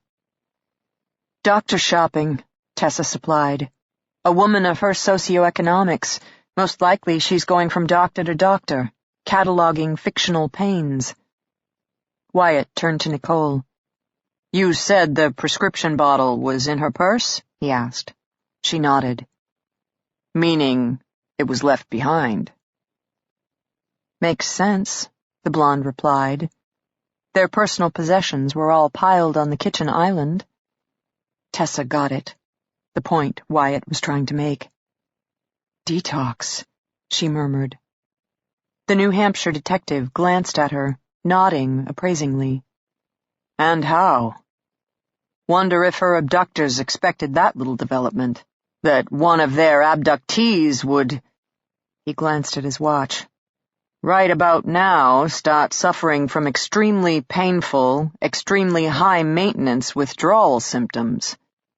Special Agent Adams turned at the end of the table. She might even need medical care. Avenues to start pursuing, Wyatt said thoughtfully, assuming the kidnappers are willing to risk discovery by taking her to a local hospital. But yeah, I'll put out a bulletin to keep an eye on emergency rooms for a woman matching Libby Denby's description. You think they're still alive? Tessa couldn't help herself. She glanced at the FBI agent, then the New Hampshire sheriff's detective. They both shrugged. Don't know, Special Agent Adams replied honestly, though I certainly hope so. I still put the odds in our favor, Wyatt said. If they wanted the family dead, no reason they couldn't have taken care of business up close and personal, then left behind 3 bodies. The use of tasers suggests to me there's more at play here than simply eliminating the family. Tessa nodded. If only because it was late, and given their lack of immediate progress, she needed something to believe in. Tell you something else, Wyatt continued. This company, these people, he grimaced. What a bunch of liars. He said it so flatly, Tessa almost burst out laughing, but she recovered herself quickly enough to ask, What makes you say that? They've all got Justin Denby's back, except, when they're trying to buy his company. And the business is doing great, except, of course, there's this whole new branch of mega corporations that are stealing their jobs. Oh, yeah, and they don't know anything about the family's secrets, except, of course, when they are the family secret. Who's the family secret? Special Agent Adams, looking confused. Anita Bennett, you didn't pick up on that? Pick up on what? Wyatt gave them both a look. The expression on her face, every time she said Justin's father's name. Telling you now, she wasn't just one of Dale's employees. She was one of his conquests. That whole unfaithful but loyal speech? Because Dale was unfaithful with her, but remained loyal to his wife. Meaning, when he died, both of the women in his life got shafted. Mary left. Anita stayed behind, Tessa murmured. Continuing to rise up the corporate ranks, but 35 years later, still just an employee, never an owner. Some people might get a little bitter about that, Wyatt observed. Special Agent Adams smiled for the first time all night. It was a particularly scary look for her. And some people might decide to finally take what they believe they so richly deserve. Chapter 22. They took Justin away. Ashlyn had fallen asleep. I was drifting in and out, exhaustion dragging me under only for an achy, restless pain to prick me back to consciousness. My concussion, withdrawal, who knew? I dreamed of dark, turbulent seas, monsters and bared fangs and striking cobras. Then I would wake up, curled into a ball, shaking uncontrollably, head nearly shattering in agony. I don't think Justin was sleeping. Each time my eyes opened, I would find him standing at the cell door, shoulders back, face tense, a caged beast still seeking a way out.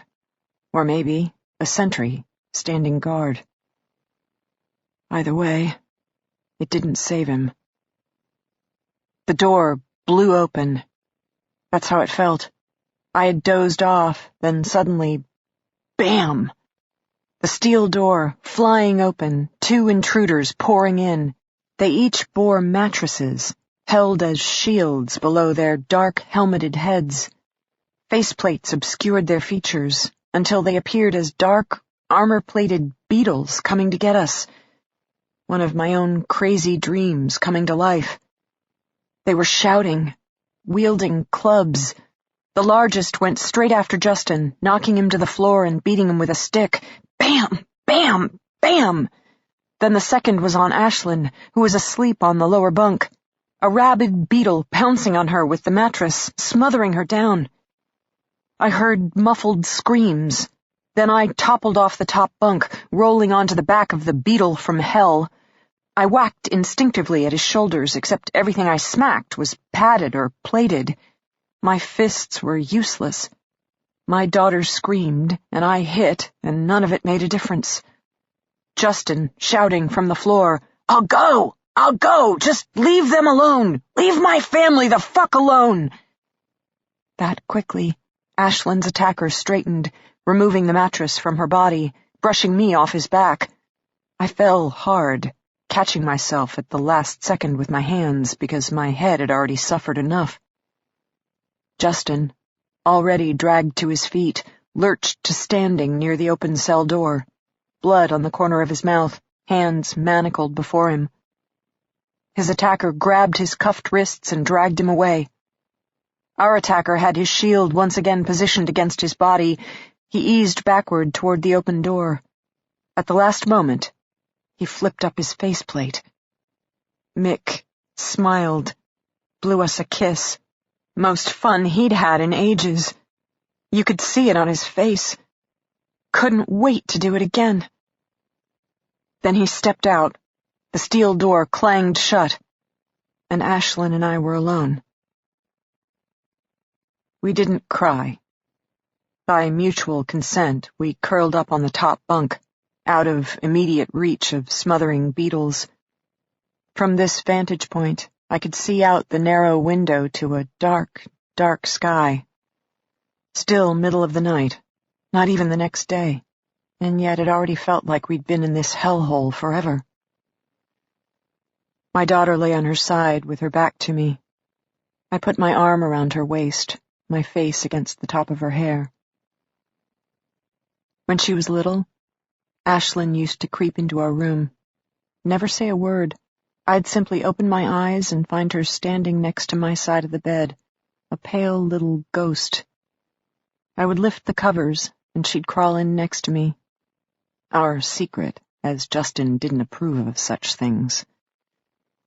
I never minded, though. Even then, I knew these moments wouldn't last forever. That the first 5 years of my daughter's life, for all of the exhausting sleeplessness, were one of the only times she would truly belong to me. First, she'd learn to crawl, then walk, then run away on her own. So I liked to hold her close, smell the baby shampoo scent of her hair, feel her like a hot little furnace nuzzled up next to me. My girl wasn't little anymore. At 15, she stood at nearly my height, and yet her rib cage still felt so slight. She was growing like a colt, all skinny arms and legs. Given Justin's size, she would probably top my head next year. It was one of those things, I guessed. She'd always be my little girl, and yet she never would be again. My body started to shake, my stomach cramping. I willed the tremors away, but they didn't listen. "Mom?" my daughter asked. Her voice was soft, subdued. I brushed back her long wheat-brown hair, and for the first time in a long time, my own weakness shamed me. I never should have taken that first pill. I never should have let something as stupid and pathetic as my husband's affair become an excuse to fall apart. Maybe my marriage was done, but I still had motherhood. How had I forgotten about that? My concussion, I mumbled, a vague enough excuse. My daughter wasn't fooled. She rolled over, staring at me. She had my eyes. Everyone always said that. Not gold, not green, somewhere in between. She was beautiful, and smart, and growing up too fast. I touched her cheek, and for once, she didn't flinch. "I'm sorry," I said. My brow was starting to sweat.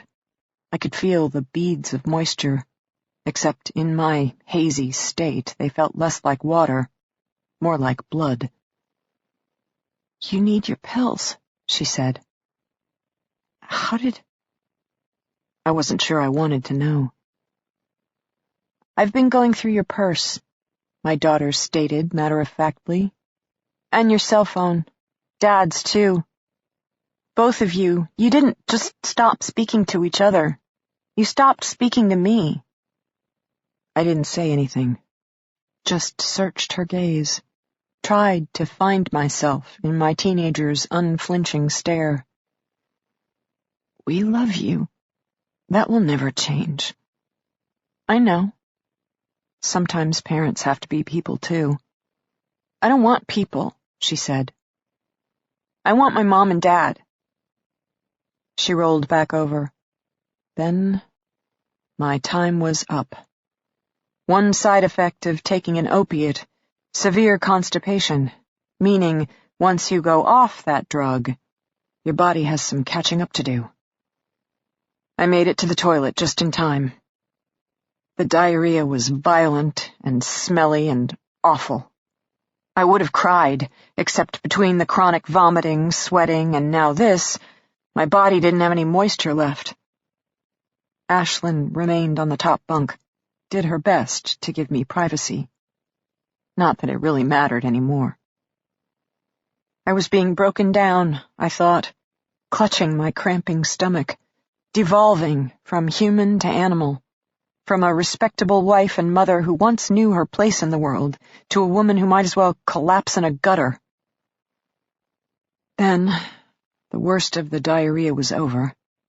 All that remained was shaking and sweating and aching and the deepest, darkest despair. I made it off the toilet, curled up on the floor, and waited for the world to end. Later, Ashlyn told me that Radar came. He had a jug of water, a pile of towels, and a bunch of pills. An anti-diarrheal, some acetaminophen, and antihistamine. It took both Radar and Ashlyn to get the pills down my throat.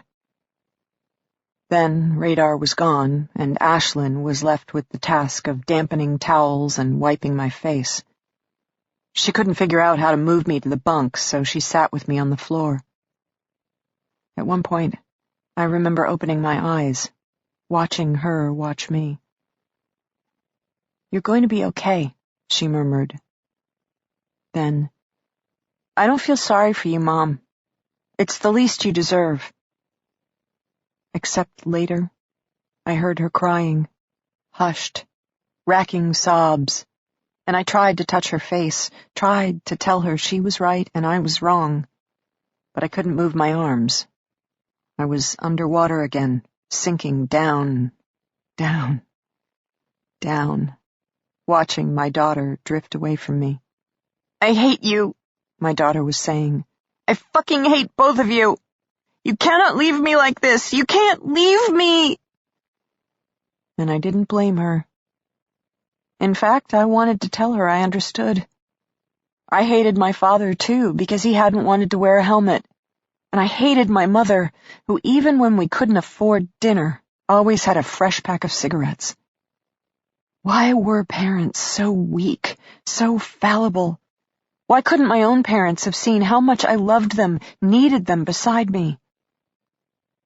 They died, leaving behind the kind of void that is never filled, a relentless ache that follows an abandoned child throughout her entire life. And I stood alone, a pillar of brittle strength, until the day I met Justin. Wonderful, gorgeous, larger-than-life Justin, who swept me off my feet and made me feel beautiful and loved and desired beyond all reason. And now we were living happily ever after, the king and queen of Camelot. I think I might have started giggling.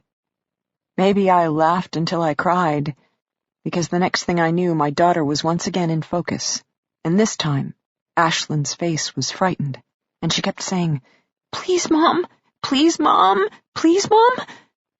And that shamed me all over again. I was supposed to take care of my daughter, not the other way around. I was supposed to keep her safe. Radar reappeared. He did not look at me. He did not speak to my daughter. He had another handful of pills. These ones got the job done. My aches and pains disappeared. The dark void whittled down, down, down. My panting, shivering, and sweating stopped. My body stilled. I slept. After a bit, my daughter curled up on the floor beside me, this time with her arm around my waist, her face pressed against my hair. She slept, too, for a moment. The cell door exploded open. The first armored beetle rushed in, screaming and yelling and wielding his mattress, jerking us once again from slumber to full alertness. The beetle whacked us with his mattress, yelled at us to get up, up, up. On the floor, my daughter's arm tightened around my waist. I wrapped my fingers around her hand and held on tight. "Don't let her go, don't let her go, don't let her go. She is mine, they cannot have her." More screaming, more yelling, more whacking. Mick, finally releasing his shield, grabbing Ashlyn's shoulders, trying to physically yank her up off the floor, me gripping tighter, him pulling, pulling, pulling, so relentlessly, freakishly strong. Our hands parted, Ashlyn's fingers slipping through mine. Mick lifted her away from me. I staggered to my feet and kicked him in the balls. More protective padding, but maybe not foolproof. Mick fell back, released Ashlyn, considered me instead. This time, I kicked his knee, then rained feeble, kitten-like blows at his kidney. I had virtually no strength, could barely stand, but I didn't pause. I just kicked and hit and hit and kicked until he finally fumbled for his mattress shield and Ashlyn bolted away, up onto the top bunk, where she formed a crouch, as if preparing to launch at him. Suddenly, a fresh set of hands, huge, ungodly strong, lifted me off the floor and held me in midair. Ashlyn's eyes went wide in her face. Z, stating quietly, his voice an inch from my ear. Mick, you are a fucking waste of human DNA. Stop dicking around and get the job done. Mick didn't reach for Ashlyn, but huffed out of the cell. Z set me back down, his hands still holding me firmly in place. His next command was directed at my daughter. You, sit. She sat. Then Mick returned, except this time he wasn't alone.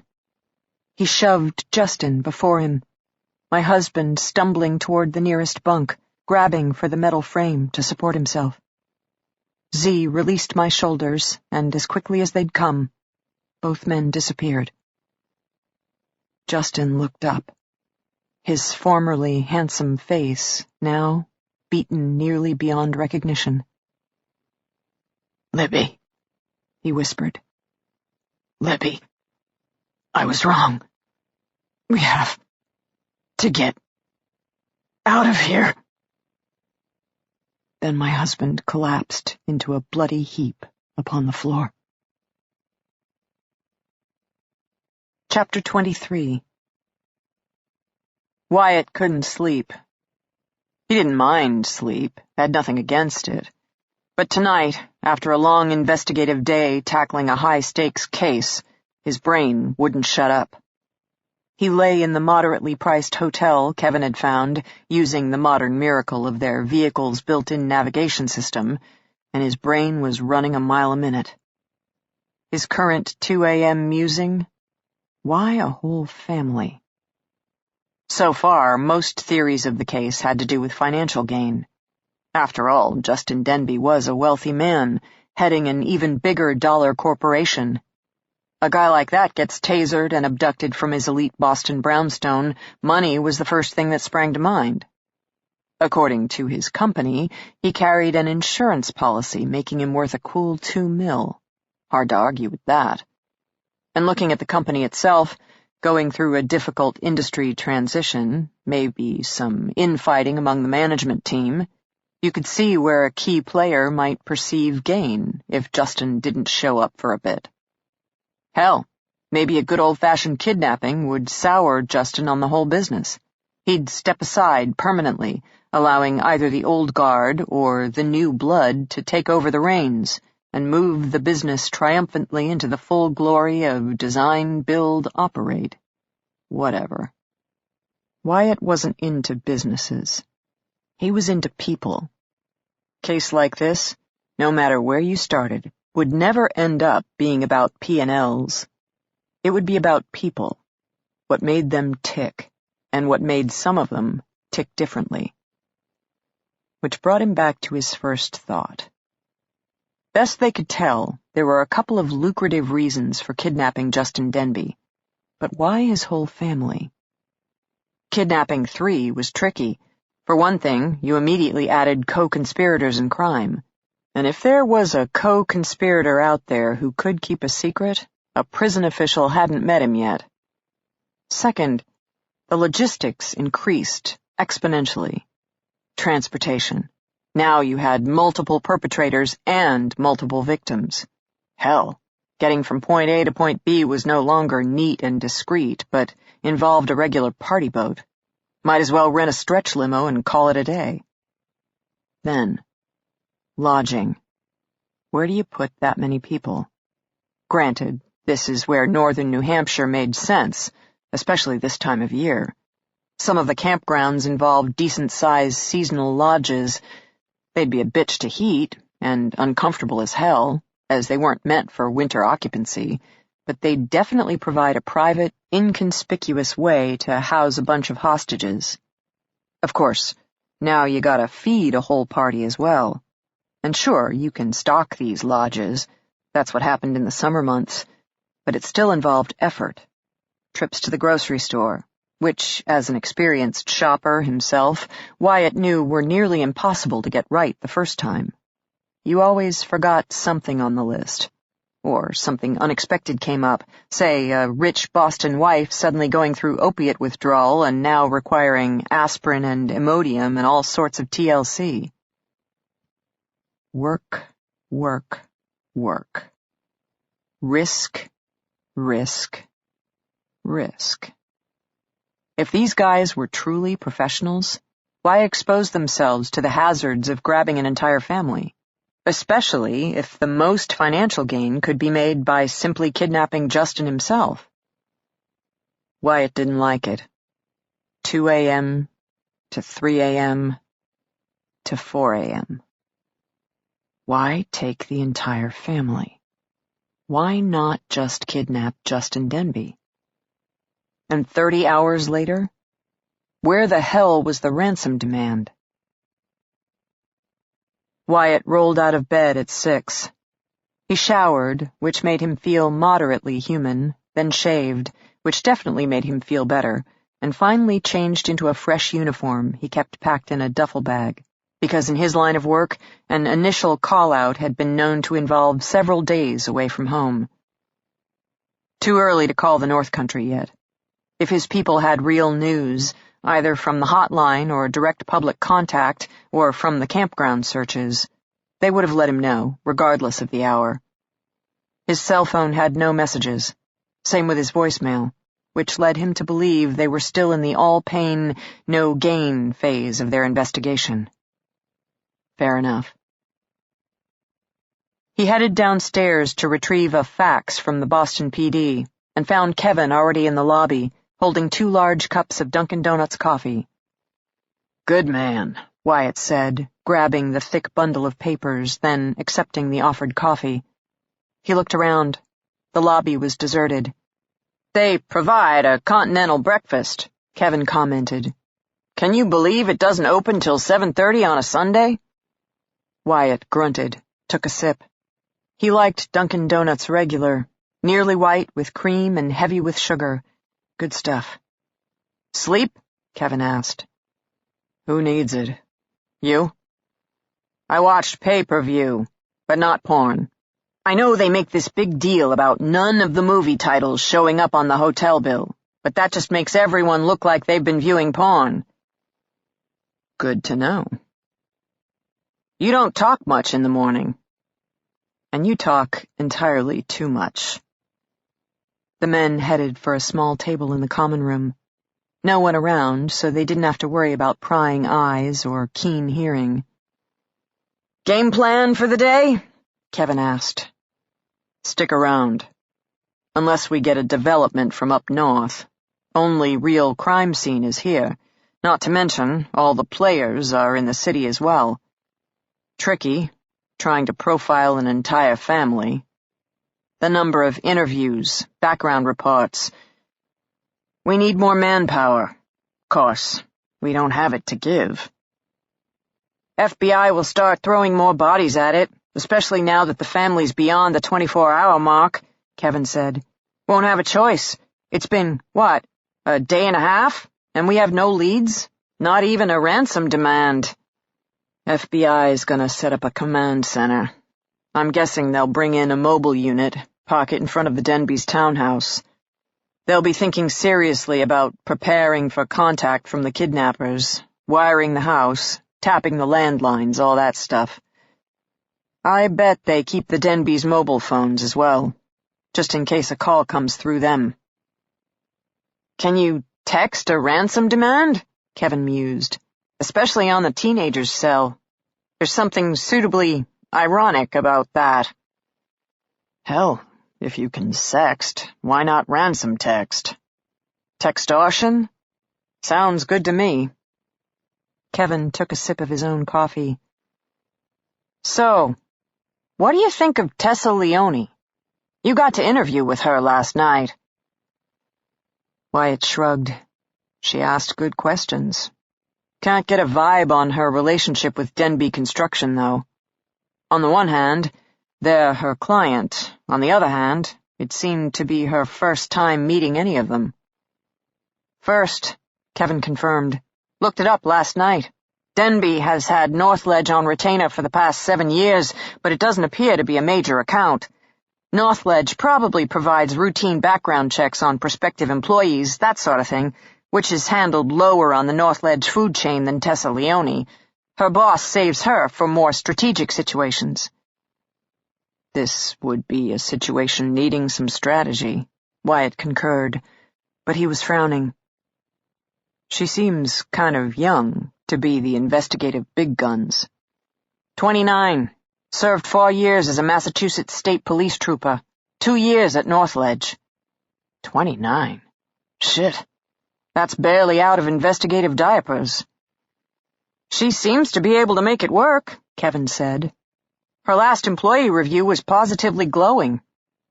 How can you know that? Seriously. From surfing the internet in the middle of the night? Oh, you'd be surprised. Wyatt shook his head, finished up his coffee. I want to head over to the Denby's residence. So far, we're taking everyone else's word for what happened. Nothing personal, but I want to know for myself. We need contact, Kevin observed, downing his own cup. A ransom demand. Something. That will get our wheels humming again. Nah. We don't need to wait for the kidnappers to find us. We need to use good old-fashioned investigative techniques in order for us to find them. Starting with answering my question of the day. Which is? If this is just about money, why take the entire family? Oh, I can answer that. Really. Dazzle me, Brainiac. Economies of scale. You heard the construction team's description of Justin Denby. Big guy, handy with a gun, tough in body and spirit. Would you send one person to grab a man like that? Wyatt saw his point. Guess not. Except, the moment you get more bodies involved, you're also slicing up the ransom pie. One guy grabbing Justin Denby would earn $2 million, but 3 guys grabbing Justin Denby only get $666,666, not nearly the same payday, given the amount of work. However, add in the wife at one mill and the daughter at another mill, and suddenly the math becomes attractive again. Economies of scale. Except the wife and child add risk, too. 3 people to control, transport, house, and feed. Seems like you're back to adding manpower and diluting payoff. Except. And suddenly, Wyatt had it. The thought that had been with him since 2 a.m. Why would you take a family and not just a man? Why a case was never about P&Ls, but always about what made people tick. Control, Wyatt stated. And the moment he said the word, he knew he was right. Think about it. A guy with Justin Denby's reputation. The kidnappers figure they'll need multiple men to grab him, and even then, they're nervous. Which is an even better reason for taking the wife and daughter. Justin Denby, on his own, might fight back. But now, with these guys holding his family, whatever he tries, his wife and only child will pay the price. Wyatt paused, shook his head. Man, these guys are good. They found the Denby's brownstone shortly after 8 a.m. Wyatt wasn't an urban guy, but their quaint tree-lined avenue, featuring row after row of meticulously restored historical townhouses, he could get into. This was the face of Boston that tourists paid good money to see, not to mention an architectural advertisement for how the other half lived. The neighborhood was quiet this early on a Sunday morning. The street was completely lined with cars, of course, Porsche Carreras, Volvo station wagons, Mercedes sedans. If this is what the residents felt comfortable parking on the street, Wyatt could only wonder at what they had stashed in private garages. He didn't see any sign of a mobile command center outside the Denbys' home. Wasn't even sure where there was space for such an immense vehicle to park. He also couldn't make out the sign of major police presence, but figured Boston had ordered roving patrols, that sort of thing, in case the Denbys suddenly resurfaced, or, even luckier for them, the kidnappers returned to the scene of the crime. For now, the only sign that something wicked had this way come was a relatively discreet line of yellow crime scene tape across the top section of the front door. Probably to keep from over-alarming the neighbors, or even to maintain good relations within the community. After all, people who paid this kind of money for real estate probably didn't want any perceived disruptions to their home's net worth. Kevin circled the block 4 or 5 times. They finally parked in a public garage and hoofed it back. Nice morning for a walk. Chilly, as the air carried a late fall bite. But the sun was out, the red brick sidewalk warming, and the townhouse's various colored facades glowing as they narrowed in on target.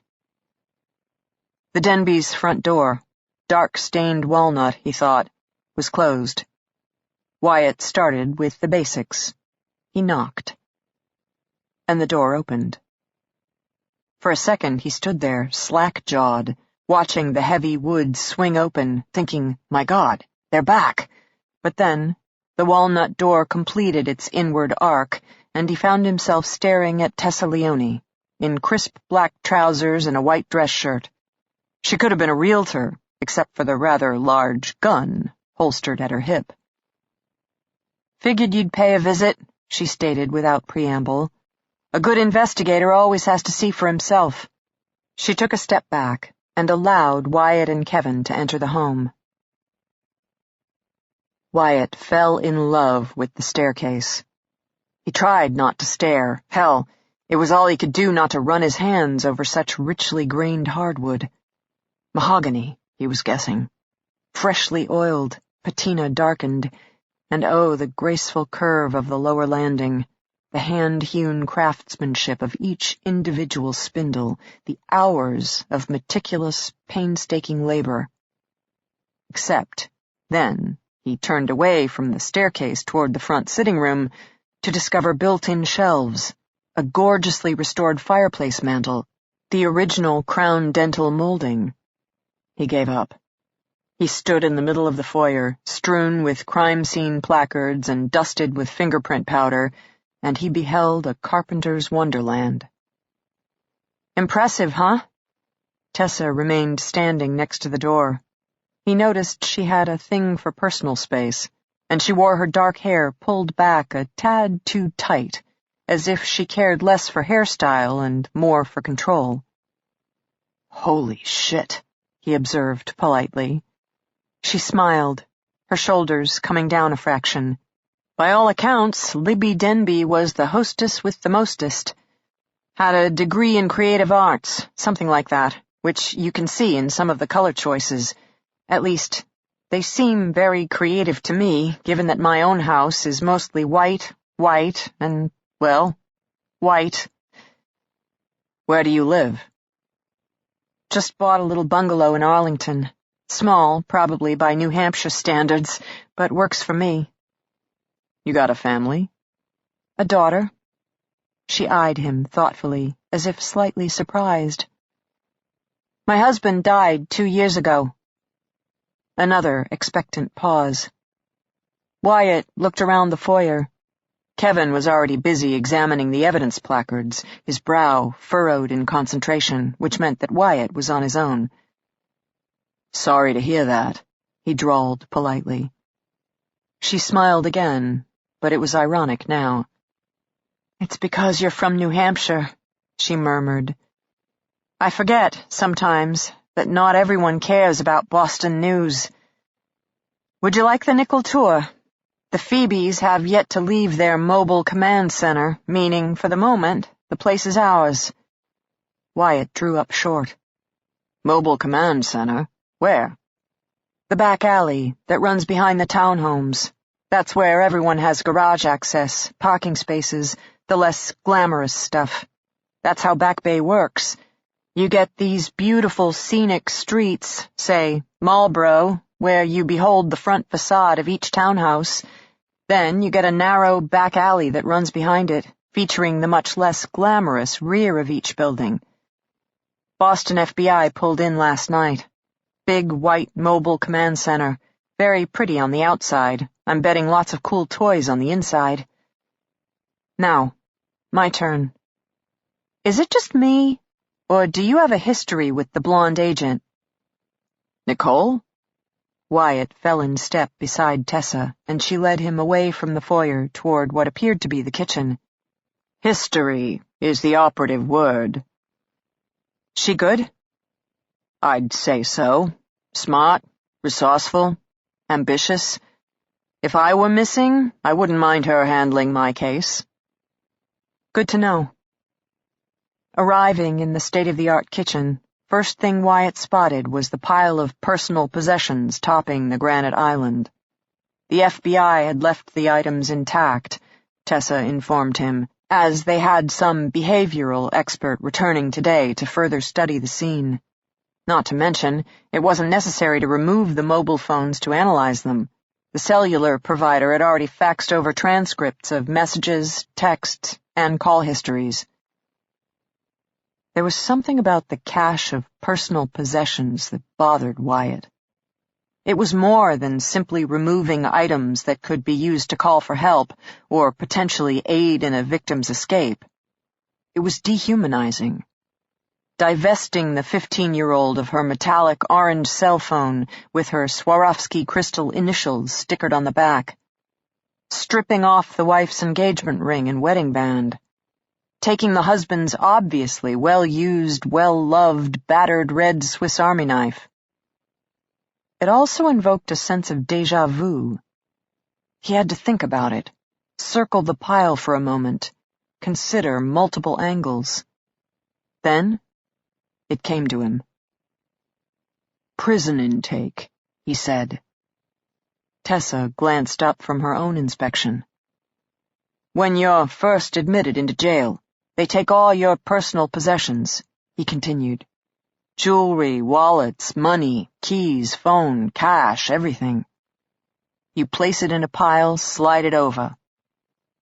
That's what this looks like. Prison intake. Tessa nodded thoughtfully. So, possibly one or more of our offenders has a history. Unfortunately, that doesn't limit the suspect pool much, Wyatt said dryly. We were already thinking professionals, and many of them have logged time. You know, that way they can continue their education with even more experienced felons, while forming new alliances to assist with fresh criminal activities upon release. But never call you cynical. Wyatt looked at her. Versus your natural well of optimism? That smile again, larger, more genuine, made her look for a second like a woman still in her 20s. It occurred to him that Tessa Leone's natural state seemed to be almost wary, as if on guard against some danger he hadn't identified yet. A story there. Definitely a story there. Pessimism is an occupational hazard, she granted. So, one of our suspects has probably served time. Most likely the FBI is already on it, but I'll mention it when they next emerge from their cocoon. Anything else? For a crime we keep saying is financially motivated, there's a lot of financial motive right here. I mean, as long as you're grabbing a family for ransom, why leave behind the gold and diamonds? The kidnappers don't want a bonus for their efforts? Disciplined, Tessa stated. That's my theory. The kidnappers had a plan, and they stuck to it. Which scares me a little, as Libby's diamond alone must be worth an easy $100,000. If you think about it, when the other guys aren't looking, you could simply slide it in your pocket. Wyatt saw her point, and it worried him a little too. Essentially, they weren't just looking for a professional, well-disciplined predator. They were hunting a professional, well-disciplined team. I think they kidnapped the wife and daughter in order to better control Justin, he said abruptly. Guy like him sounds like a natural-born fighter, with the lives of his wife and kid at stake, however. Tessa nodded shortly, that tight look back on her face. Limits his options, she murmured. Another argument that the abduction team did their homework and came prepared. But no ransom. Nothing yet. Come on, I'll take you upstairs. Upstairs turned out to be the 3rd floor. A lot more evidence placards and signs of a struggle. Tessa walked him through the scene, the Boston cops' theories on the chain of events. It all sounded good to him. God knows he'd never had the occasion to use urine drops to diagram a crime scene. They completed their inspection. Then Tessa once more headed downstairs. When they came to the 2nd floor landing, she was still walking, but he paused. What's here? Family room, guest bedroom, library. I mean, in terms of the kidnapping. She shook her head. There isn't anything on this level. And the top level, above the 3rd floor? Nothing.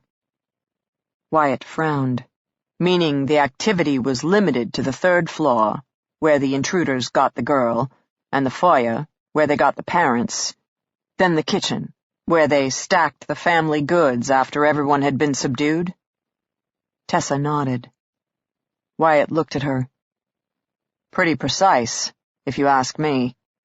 This is, what, a 6,000-square-foot townhouse? How many levels? How many rooms? And yet, to judge by the lack of evidence on certain levels, the kidnappers never wasted a step. In, out, done. She stilled slightly, and he could see the implications sinking in. We already figure it's an inside job, or at least someone the Denbys knew gave out the security codes, but what you're suggesting— They've been here before, Wyatt said bluntly. Either as guests, or the same person who gave out the security codes also gave them a personal tour. Enough so they'd know exactly where to find Ashlyn's bedroom, and precisely where to stand to grab the parents walking in. For that matter, they were briefed on the family's habits, Tessa added, because if Libby had driven, she and Justin would have entered from the lower-level garage, but he drove, meaning they used the front door. Who would know such details? The housekeeper, Dina Johnson. I would guess some close friends and acquaintances. Also Justin's management team, the crew we met last night. I'm told they were all frequent guests in the home, plus it makes sense Justin might have given them security access in case they needed to fetch something for him, that sort of thing. In other words, a decent-sized pool of suspects, Wyatt said, who've already fed us a bunch of stories. They'd arrived back in the main foyer.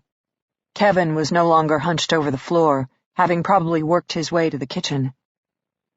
If this is about corporate gain, Tessa said, why kidnap? How does abducting Justin and his family assist with taking over Denby Construction? Wyatt considered the matter. Missing its leader, the company goes into crisis mode, meaning the management team can assume emergency control of Denby Construction. To what end? Justin is found, he takes it back over. Unless he's incapacitated. Hurt. Wyatt paused. Killed. Tessa nodded, but wore a troubled frown. It's possible. God knows, there have been enough cases involving murder for hire by disgruntled business partners. It's not always easy to understand what some people find worth killing over. A chiming sound came from her pocket. She pulled out her cell, glanced at the screen. Excuse me, I have to take this. Wyatt nodded, wandering to the family room where he eyed the hand-carved mantel one last time, then pulled out the thick sheaf of papers from his bag and set about reading. Next thing he knew, Tessa Leone was standing beside him, bouncing on the balls of her feet. Got it. Got what? The answer to my question. Wait, is that the evidence log? She pointed to his stack of papers. You got the FBI to share the evidence log? Not the FBI. Boston cops. I found their jacket, remember? And now I'm honing in on the FBI who honed in on them. Figured the detective in charge, Neil Capp, might feel like doing me a favor. Her eyes widened. Well played. The mountains aren't all bears and moose, he assured her modestly. Sometimes we deal with foxes, too. Now, your answer to your question? How did Libby discover her husband's affair? She said immediately. Wyatt blinked. Truthfully, he hadn't thought about it. The daughter? She visited the building to check out the competition, according to Anita Bennett. Good guess. But according to Libby's hairdresser, Libby found out about the other woman 6 months ago, whereas Ashlyn showed up in the lobby only 3 months ago. So how did Libby find out? Something she saw? Or something someone said? Wyatt perked up. He could see where this was going now. Interesting. This morning, Tessa continued, I requested the transcript from Libby's phone. And get this. She received a text in the beginning of June telling her she needed to keep a better eye on her husband. Then 2 days later, asking her if she knew what he was doing during lunch. Then a third text, the day after that, telling her to check his phone messages. Now get this. The texts to Libby's phone come from a prepaid cell. No caller ID available. Covering his tracks, Wyatt mused. Tessa smiled again, and her blue eyes were definitely brighter, and her face animated, and call him crazy, but he found himself holding his breath. Funny that you should say his tracks, because my first thought was her tracks, and the only woman I could think of who'd be in the know is the other woman, Catherine Chapman. So I asked one of the research analysts at Northledge to run a full background, and guess what? You were right. I think it was his tracks. According to my brilliant research analyst, Catherine Chapman's uncle is none other than Justin's second-in-command, Chris Lopez.